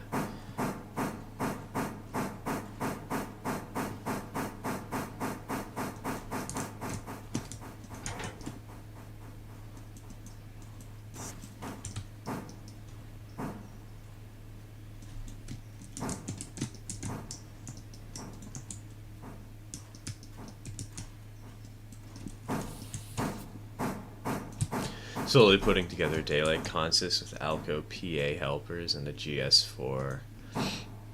I need to get a GS4, honestly, in N scale. Just so we have one. Like, we're not going to have a Southern Pacific train, but just to have the 4449 because, you know, we live in Portland. And we like running these trains down at train shows, and if kids can recognize the trains, they like pointing it out.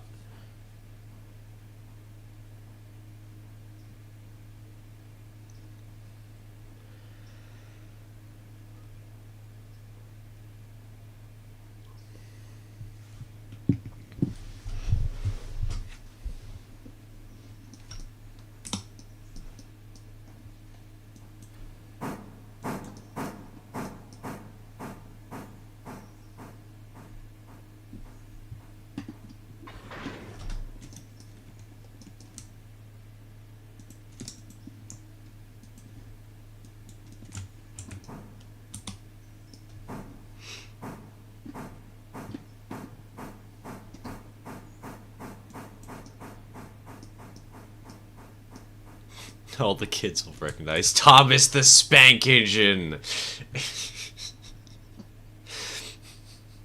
With his new pull-back propeller hand, you can launch him to the other side of the moon. And you can probably slap the moon at the same time.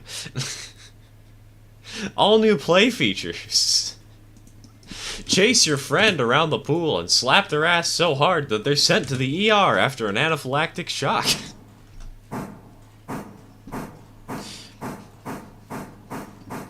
Please note, this toy has not been and will never be recalled. Even if you want us to, we won't.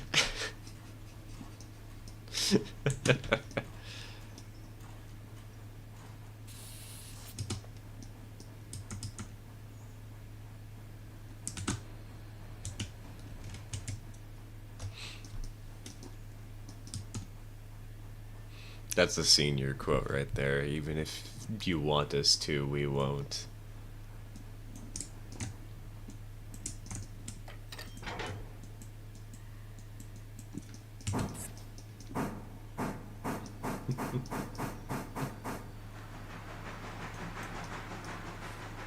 Hello, Max. Welcome to the stream. Welcome to the stream. There's no such thing as late here. There's only early or on time.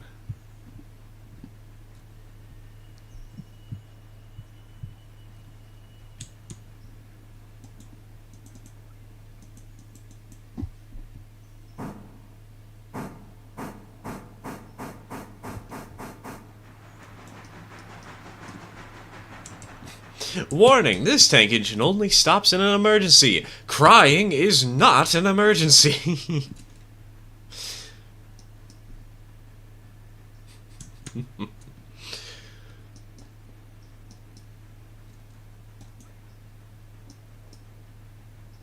What you say is the most recognizable steam locomotive in existence? When you say recognizable, do you mean most well-known steam engine, or do you mean most recognizable by features alone, just by looking at it?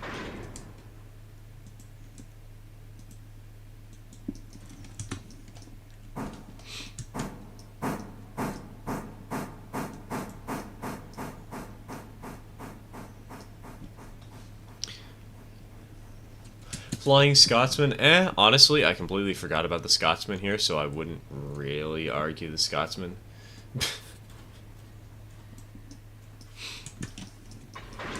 I generally would argue the big boy for both points, though. Because visually, it's very distinct. It's extremely distinct. And it's something that everybody knows about, you know? Everybody knows about that big train.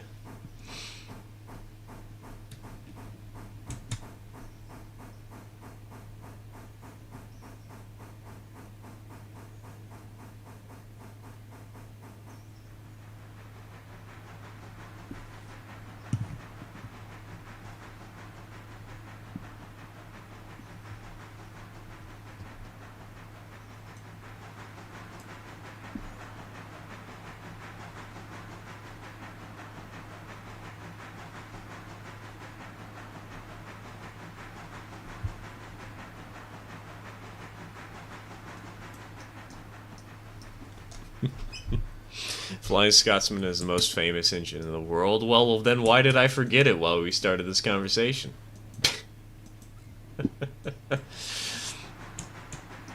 In both cases, it's Thomas. Oh, yeah, you know, that's fair. If we're talking about real trains, though, Thomas doesn't exactly count since he's just a model and for kids and whatnot, you know. But if we're talking trains as a concept, absolutely. Thomas is the most recognizable, no question about it.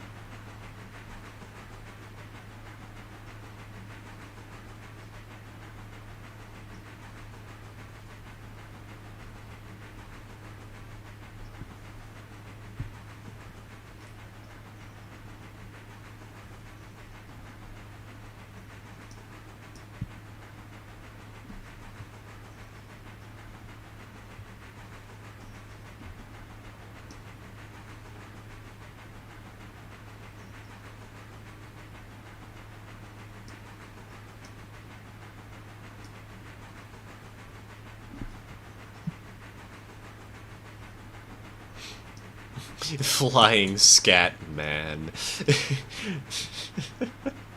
You know, fun fact, when I first heard about Skibbity Toilet, I thought that it was going to take audio clips from Scatman. Scatman's World. 3 and 1 are eastbound and Pertha is tucked in. Alright, sounds good. Take care, Nina, take care. Keep your eyes peeled for when I eventually post a random thing of, hey, let's do a community, community fan fiction. I'll probably do that in a little bit after the stream ends. Might just be a conversation. It might be an announcement where I just post a link to a Google Doc. We'll see. We'll see.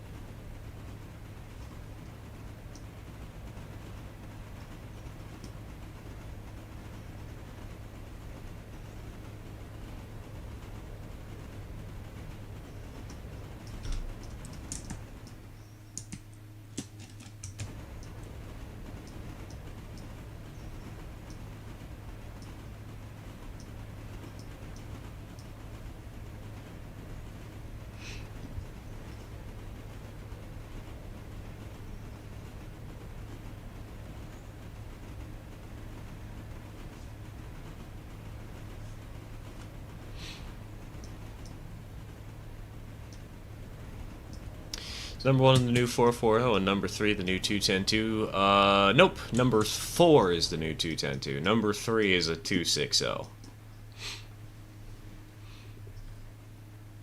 Imagine to fuck Boom. Must be laughing his ass off. That or horrified.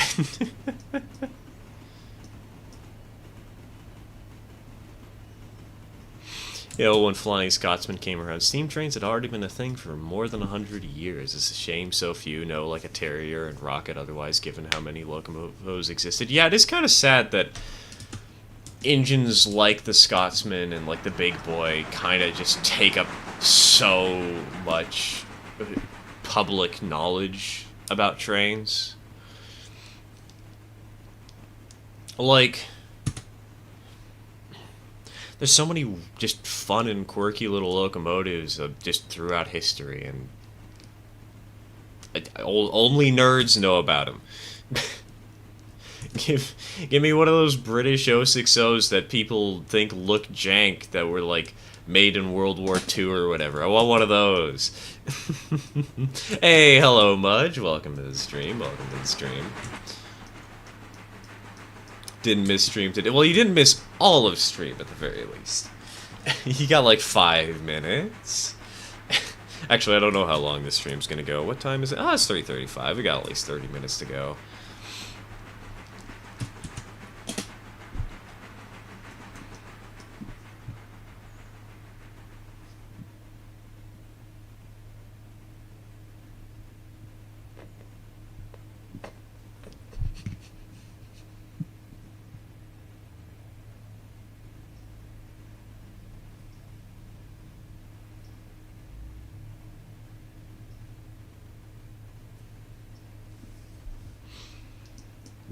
Pulling on, and how goes Railroader? Oh, it's going pretty good. It's going pretty good.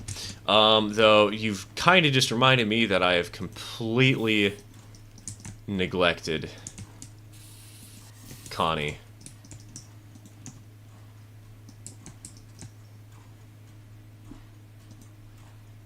And we need to bring her back down the hill.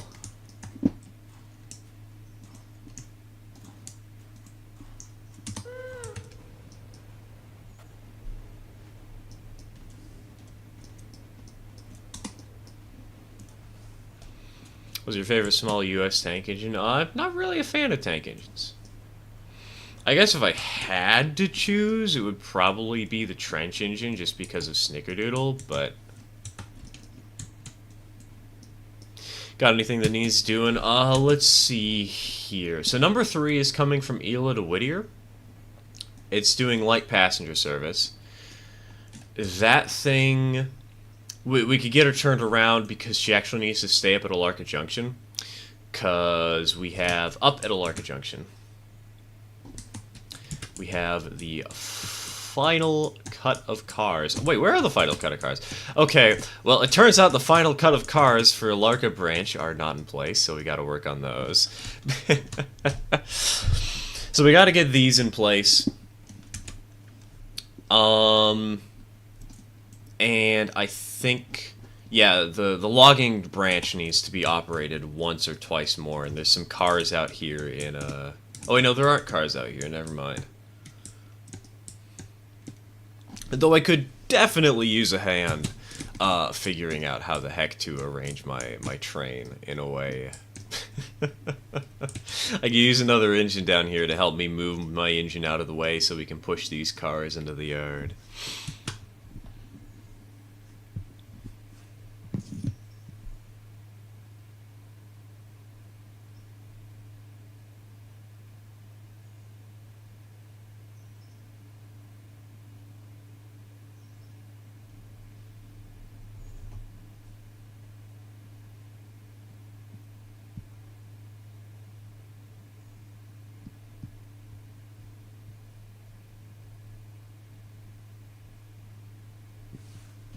Oh, 40 Porters. Porters are also a nice, cute little tank engine in a way, but Rares Online has definitely got me hooked on them in a way.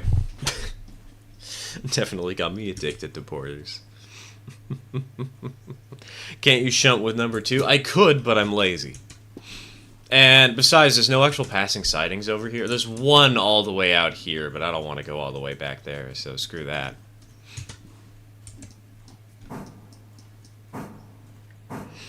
So we'll be bringing down another locomotive and just using that sucker.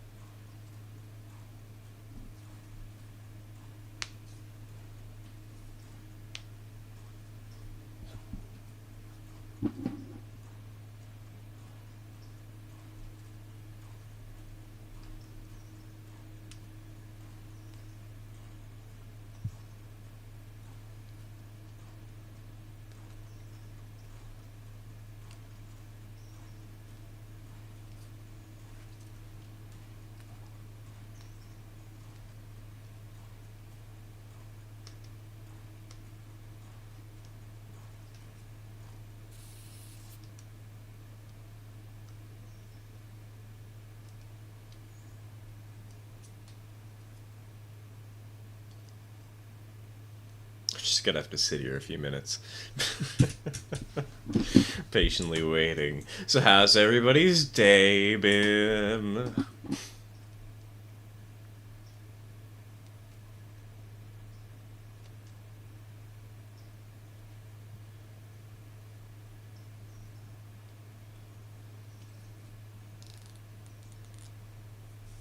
Have you seen that Red Effer's Shady Valley I have not, no.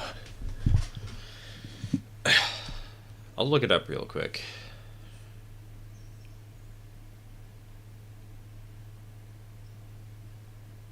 Oops, that's a W, not an A. Oops. I don't want Waluigi.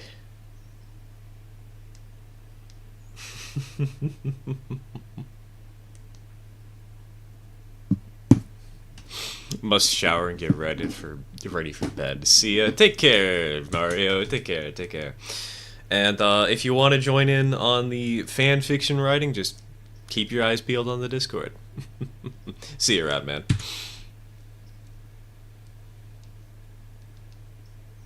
Guessing that number 2 can't shunt her train because tender engines don't shunt. No, I don't care about tender engines shunting or not. The problem is... well, I said it 5 seconds ago. The problem is that I don't have a way to get around my train unless I back up my train over to this area, and I don't really feel like doing that today, so we're just going to bring down another locomotive, separate this engine from the train and then use the engine on the other end to shunt into the yard. Why does nobody offer an 040 and HO scale? What do you mean?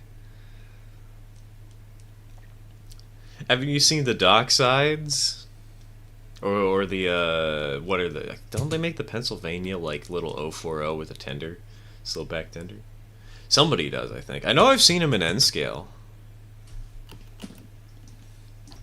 Falker is completely unrelated from Effer, if memory serves correctly? Really? I thought it was just this funny little typo.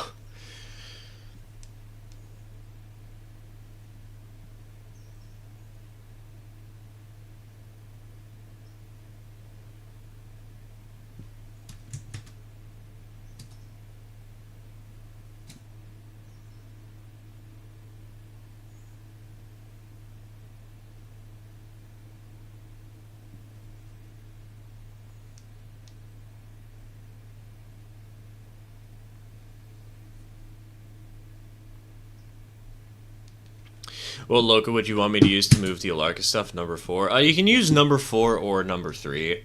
Whichever tickles your fancy. I guess number 3 is kind of on the other side of the map and we gotta get her turned around, but... Oh, number 100 is, That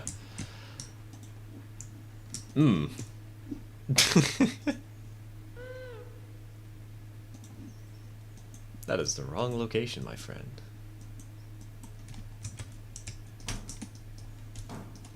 There are none in production. Yeah, but you can find them on eBay.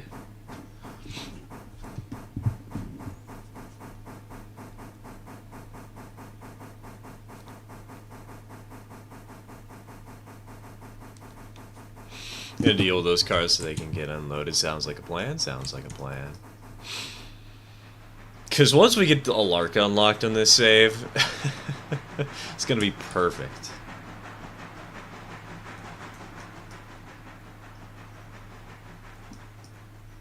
What engine is number 1? Number 1 is an engine. She's a passenger engine.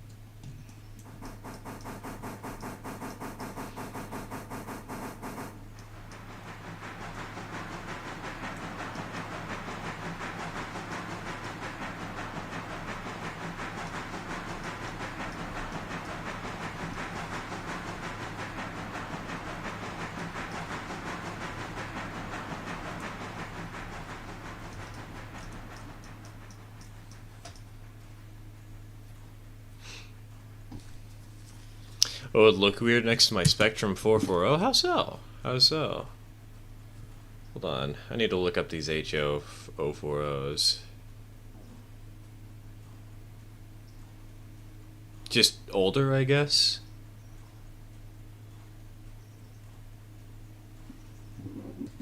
Doesn't look quite as detailed.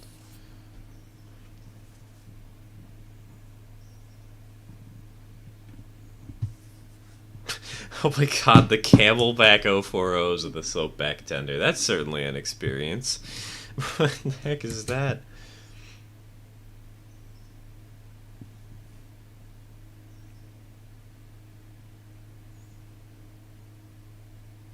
Yeah, I guess they are kind of old and not quite as detailed as more modern locomotives would be, but Spectrum is super detailed. I mean, it's only somewhat. I wouldn't say Spectrum is super detailed. It's a Bachmann line. It's good. Don't get me wrong, but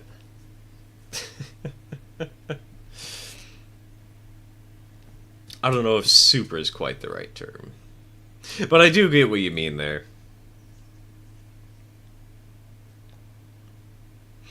The detail on these engines are not quite comparable.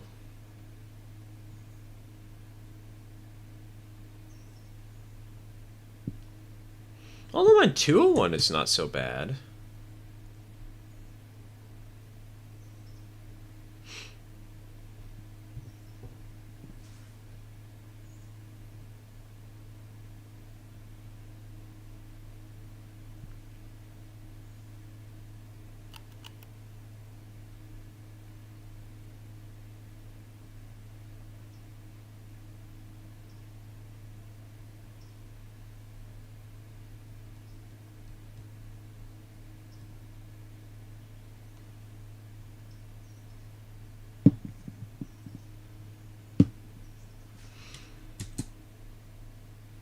Oh, hey, there's one that's currently sitting at $9 plus 15 for shipping.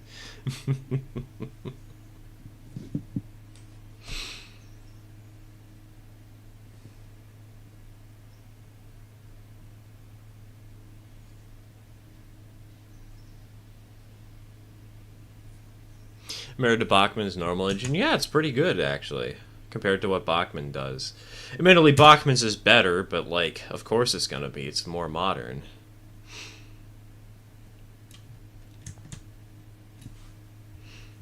The Man 201 ain't too bad.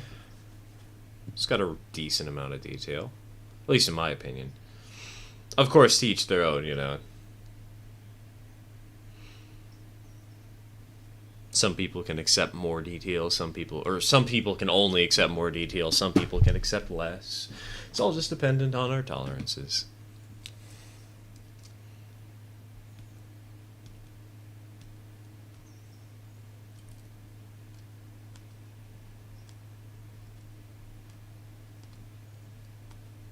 It does kind of surprise me, though, that nobody's still producing an 040. I feel like there'd be at least one company, right? That's strange.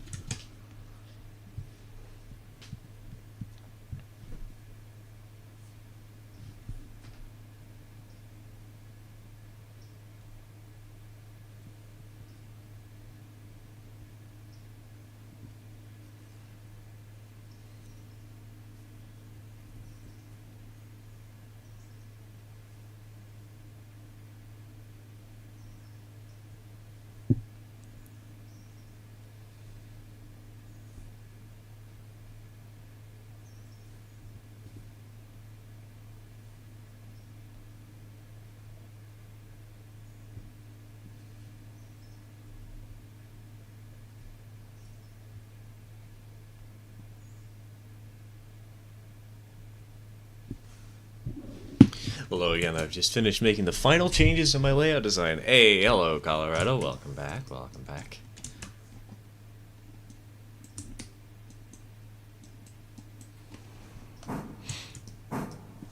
Got a plan you're pleased with?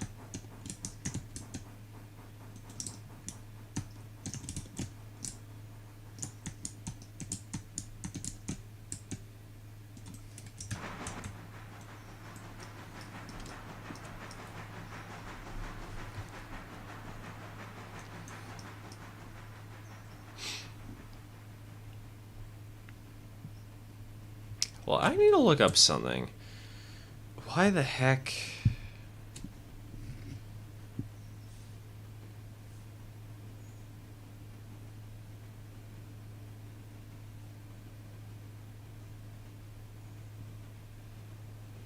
Oh, okay. Okay, I see, I see.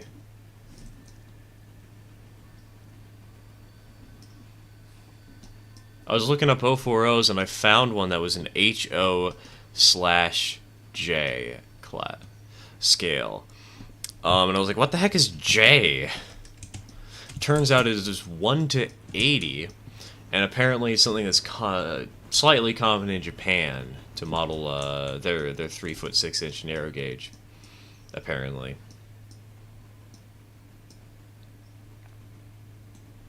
It's kind of weird, kind of fascinating. But there's this nice... The reason I'm looking this up is because I found a cute little 040 tank engine.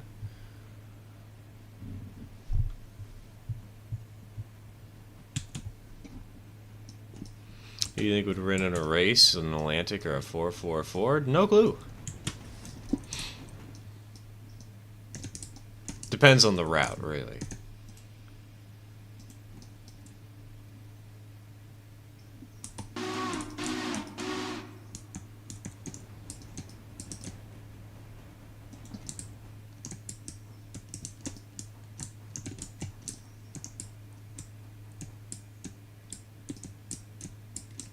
It's a U-shaped HO switching layout. Wanted to do something different than a 4x8, but in the size of a 4x8, so I did a U-shape with 2 towns, an interchange, and some industries. Nice.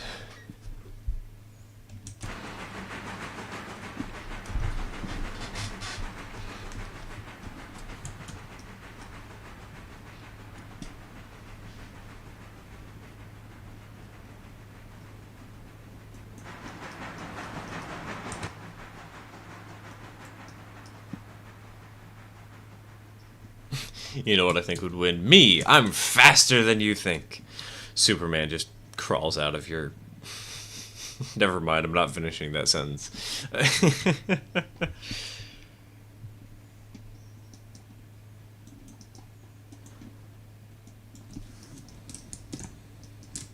can DM you a picture of the plan if you want. Yeah, sure. You can send. You can also send it on the Discord. Where's the play in the model chat place thing? Trying to find a switcher to work in a tight industrial park. If you want one of those, just get yourself a USRA 060, Ginger. Bachman makes them. And if you want a DC version, it's $100. A DCC version is $120. And a DCC and sound version, you'll have to wait until June because they're on pre-order right now, but you can get WoW sound for $210. With the engine, of course. And that's assuming you want to buy it brand new. If you're willing to buy it slightly used, you can grab them for like $50 a pop. No DCC usually, though.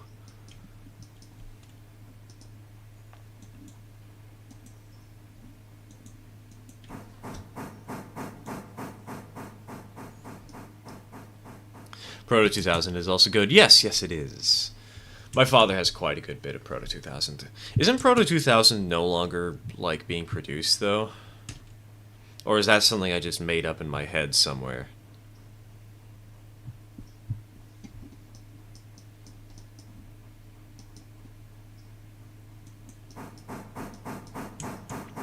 What engine do you think is better for a 6-coach passenger train? A Mogul or a 262? Probably a Mogul.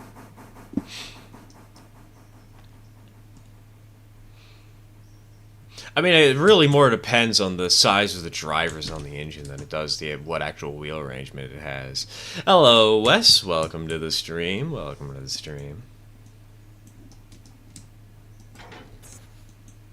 Currently just switching at the sawmill.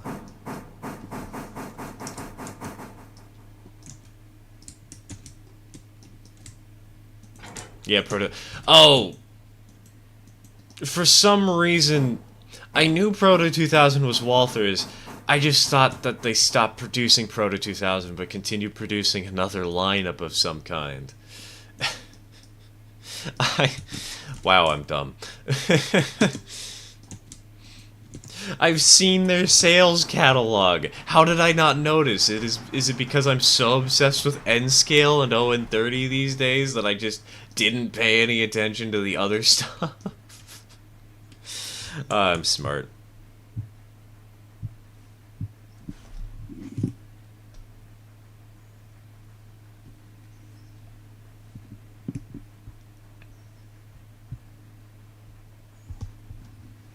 Aha, I see you built this, when you said a U-shaped layout, I was thinking of one where it was like, the 4-foot segments were the ones that you had 2 of. But no, I see it's the 8-foot segments that you have 2 segments for.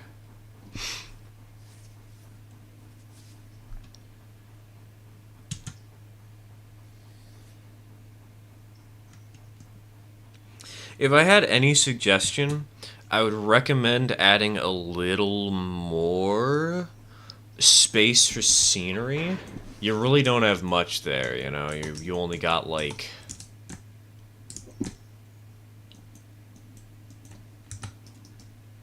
Or I guess you got a good amount over on the upper right-hand corner of the plan there. But, like, the lower town could probably do with a little more to make it actually feel like a town scene. Just more area for more scenery on the edge of the layout and around the tracks. Same with maybe the upper left-hand area. Actually, the upper left-hand area should probably be fine because it's just an interchange yard. You don't really need too much to make an interchange yard look good.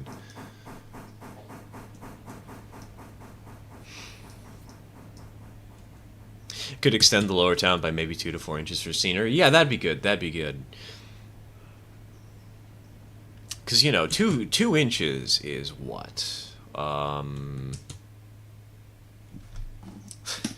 me do the math real quick.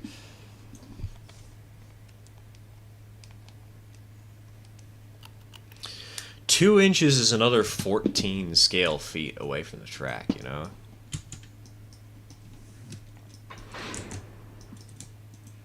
Four inches is like what? Another...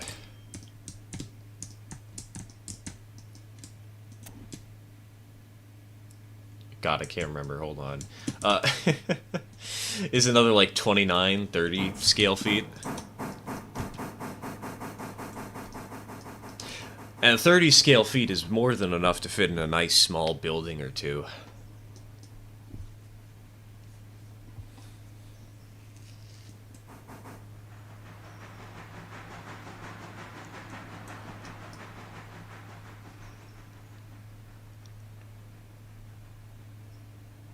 Plus, you could add like a passenger station down there, maybe if you wanted. I don't. What kind of railroad are you looking for here? Are you looking for like a modern day common carrier, a short line railroad,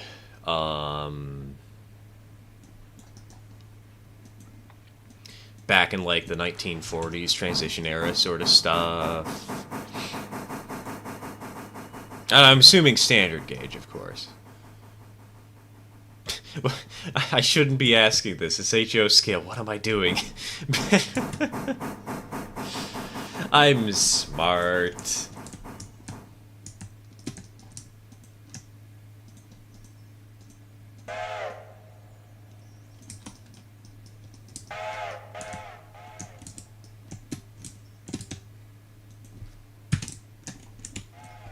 Oh god. I might have forgotten to make sure the passenger train is actually going to Whittier. Oops.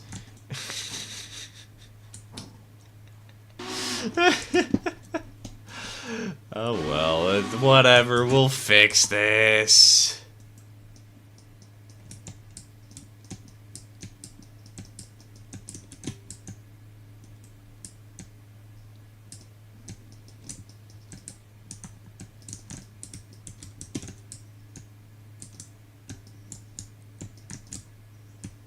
Imagine HO scale narrow gauge, so they run on HO scale. So they run on HO tracks. Isn't that just 0 and 30? If we're talking about a narrow gauge that runs on HO gauge tracks. If we're talking about HO scale that runs on a narrower gauge, there's HON3, which is 10.5 millimeter gauge, and there's HON30, which runs on 9 millimeter gauge. I have an HO scale Durango and Silverton set that runs on HO tracks. It hurts my mind. Ah, yes, that little 060 or 262 and the... Those little open-end coaches, the loop of Easy Track.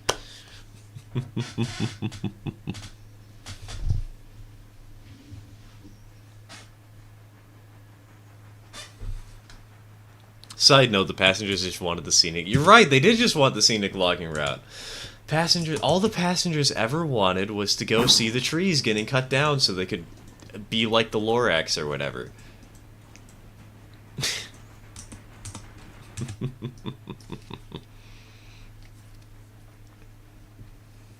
Shows my knowledge in modeling. Hey. At least my new girlfriend is into trains. Hey, lucky. Lucky. Planning on making a layout at some point. That's good.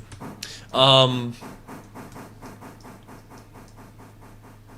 yeah, HO narrow gauge is just HON30, HON3, or ON30, depending on what you're looking for.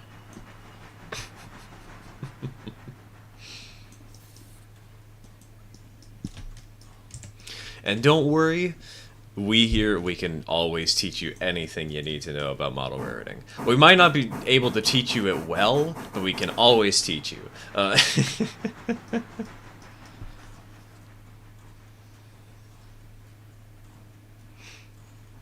There's an N scale and an HO scale one. I have the HO scale one, and the number is K27, but it looks very similar to Southern 630.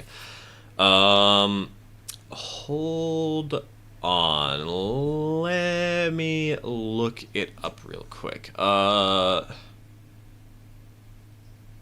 Just Because I remember the N scale one is like an 060 or something, but the... Oh, so the HO scale one has a consolidation. Okay.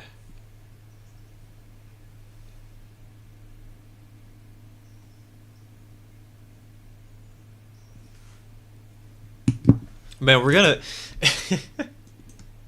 we're gonna extend the stream with me looking this up.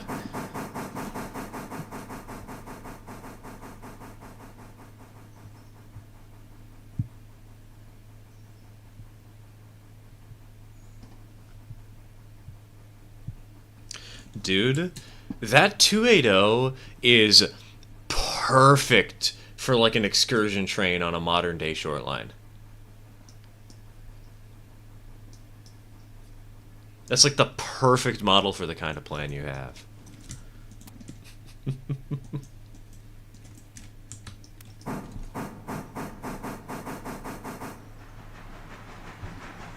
Oh yeah, that does make me think. Okay, never mind. I was gonna say, do you have any shops on the layout? And you do. Perfect. Always good to have a little bit of space just for storing your locomotives.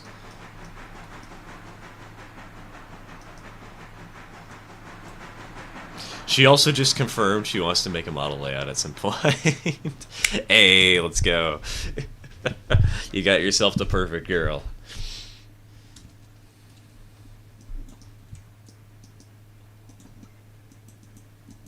What 280? It's just the standard Bachmann 280. Nothing special.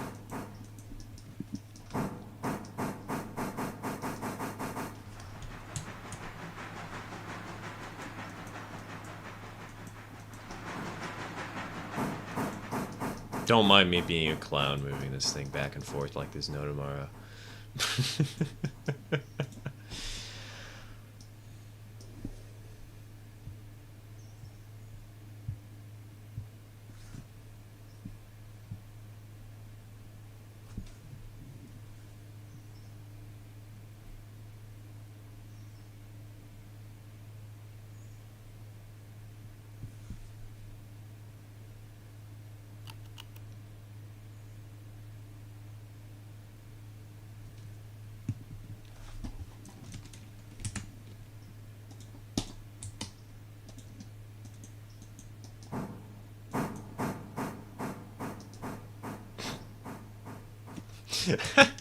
I just realized Mudge's character is just riding on the front of the engine. How did I not notice this before? Hello, Mudge.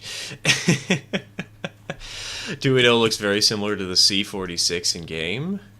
You know, actually, now that you mention it, it does, doesn't it? I might buy a C46 in the near future, too, for this save, because now that we have the Alarka branch unlocked, I'm thinking once we get the Alarka branch unlocked, we're going to change up what engines go where, and maybe buy a couple new engines, a little bit more rolling stock. I'm done moving the Alarka cars, ready for retasking. All right, turn around, engine number 2 right there. She's currently on AI orders. I just want her to go sit in the sheds here at Bryson. She needs a little bit of repairing, but I want her set up so she's facing the right way, you know? Go ahead, give that girl a little spin.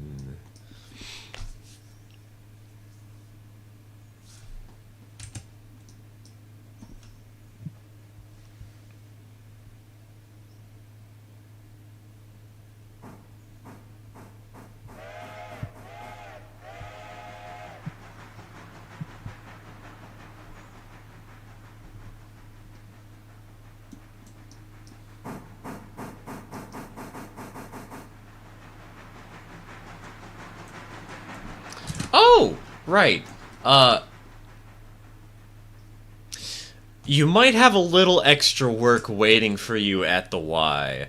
Yeah, I was kerfuffle at the Y. I was just about to say. Clean that up while you're at it. See, we got extra work. Just like that. All I had to do was sit around. I didn't even have to do anything.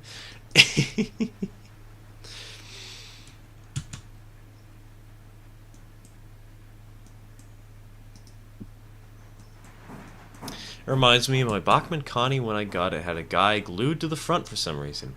Had to pry him off and touch up the front board thing with paint so you couldn't tell he was there. It's kind of weird. I'm sure that they had a reason for wanting that, but I don't know. Why would you be on the front of a Connie?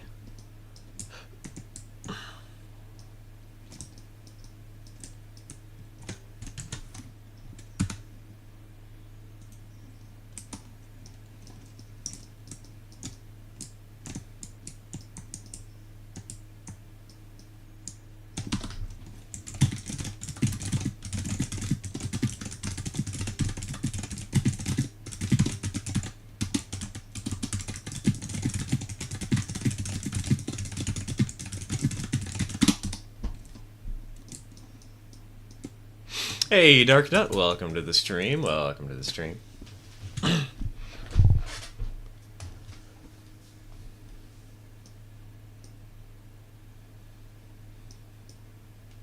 Gotta go. Maybe next stream I'll have the lumber for the layout. Maybe. That's exciting. That's always one of the most exciting parts of Colorado, is actually getting like the bench work started and whatnot.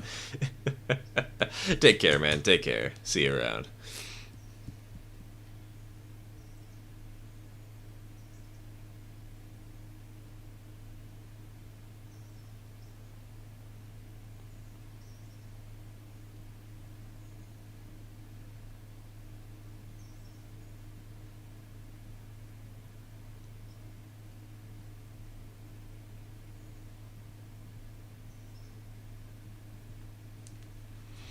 Buster Keaton vibes. Yeah, that's right. He's riding on the front of the Connie because clearly this guy had a logging railroad, and he's just gonna throw beams of wood to get the trees out of the way.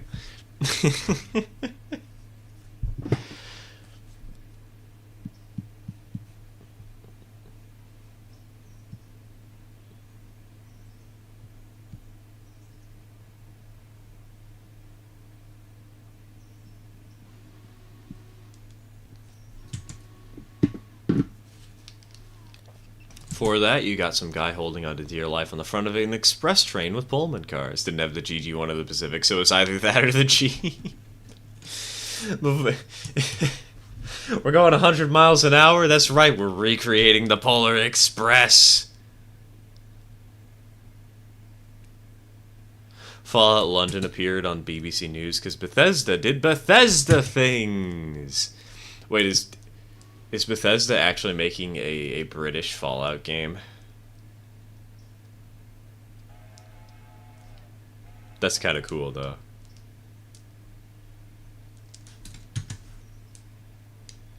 I've never played a Fallout game, but I just have this sort of stupid grin on my face right now.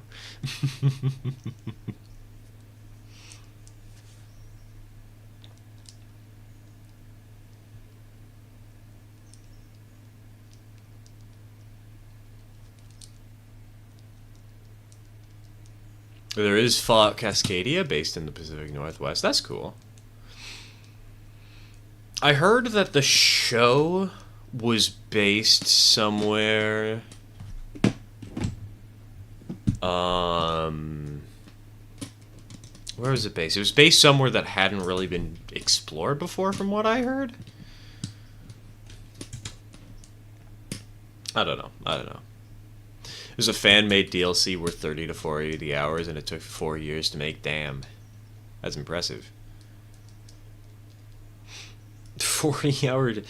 4 hours is really short turnaround for a game that's 30 to 40 hours of story.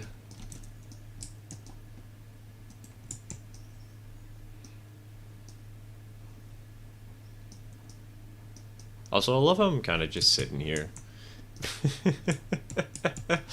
We'll wait for Mudge to finish up the job, and then we'll call it there, I think. I might keep going for a little bit afterwards, like playing the game, but I'll probably at least end the stream, because my brain has been stuck on that idea of the community fan fiction, and I really want to do that. Never played a Fallout game? Yeah, I've never played a Fallout game somehow. Not entirely sure how. I've considered doing New Vegas a couple of times because I hear that one's really, really good, but just never got around to it.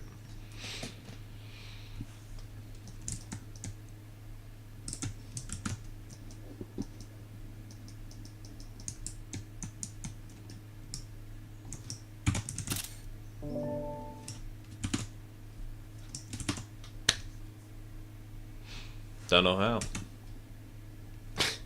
But then again, I'm the same person who has not seen Cars. I haven't seen SpongeBob. I've only seen clips of both of them.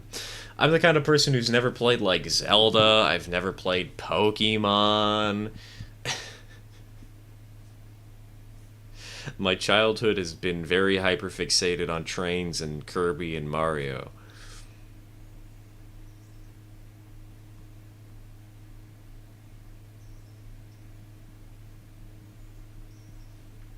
Used Fallout 4 before they updated it.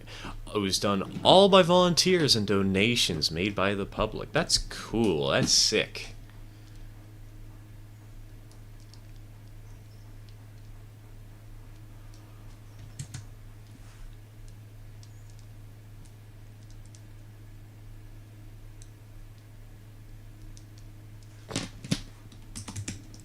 Just what, you know, stock Mudge.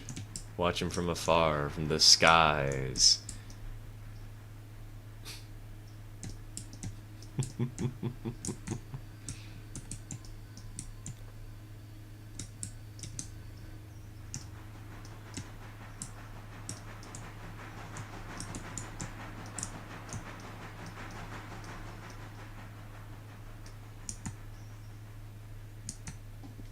I had a trailer on YouTube.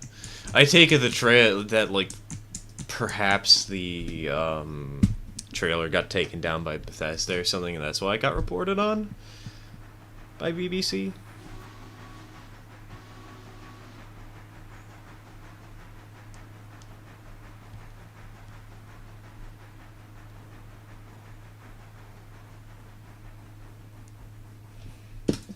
I gotta go to school tomorrow. Aw, dang. Means you're gonna have to miss out on the video, or at least the premiere. Take care, man. Take care.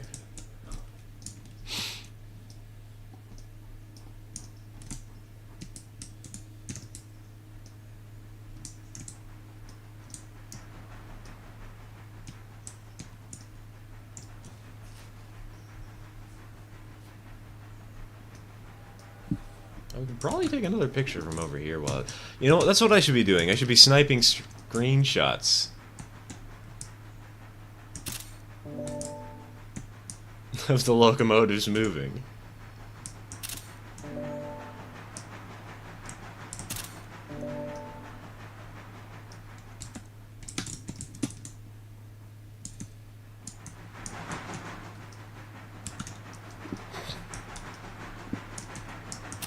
Oh, that's a pretty little picture.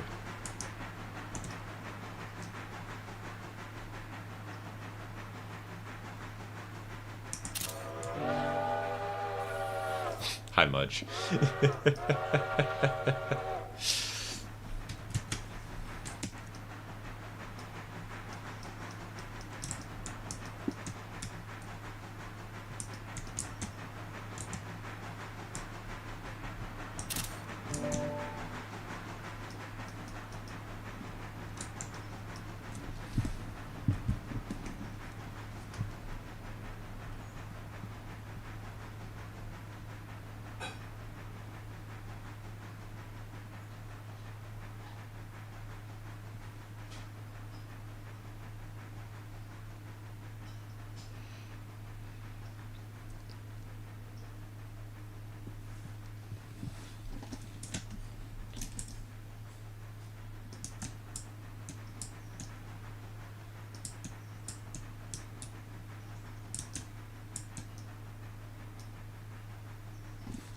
Well, it wasn't removed, I just found it. It was hidden by all the hype channels, according to some people. Bethesda were aware and didn't let them know until patch release day was teased. Of course they did. Of course they would update their game just to screw with the cool creators who are making a game better than what Bethesda can do. I wish I could say I was surprised.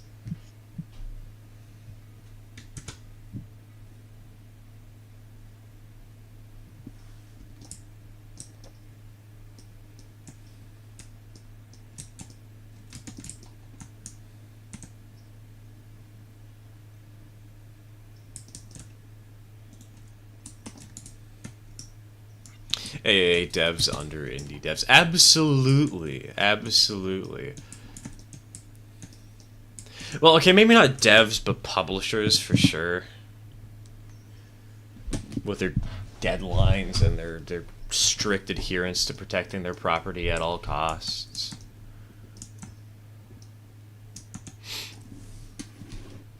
Then again, there's also Sonic.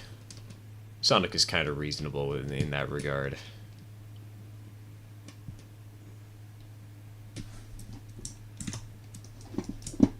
Alright, we got number 3 on our way, number 1 in Whittier, number 2 over here in the yard, number 100, all is well. I'm going to keep playing for a little bit. I want to get the first steps of Alarka Branch done and also give Budge some more jobs to do if he feels like continuing playing. But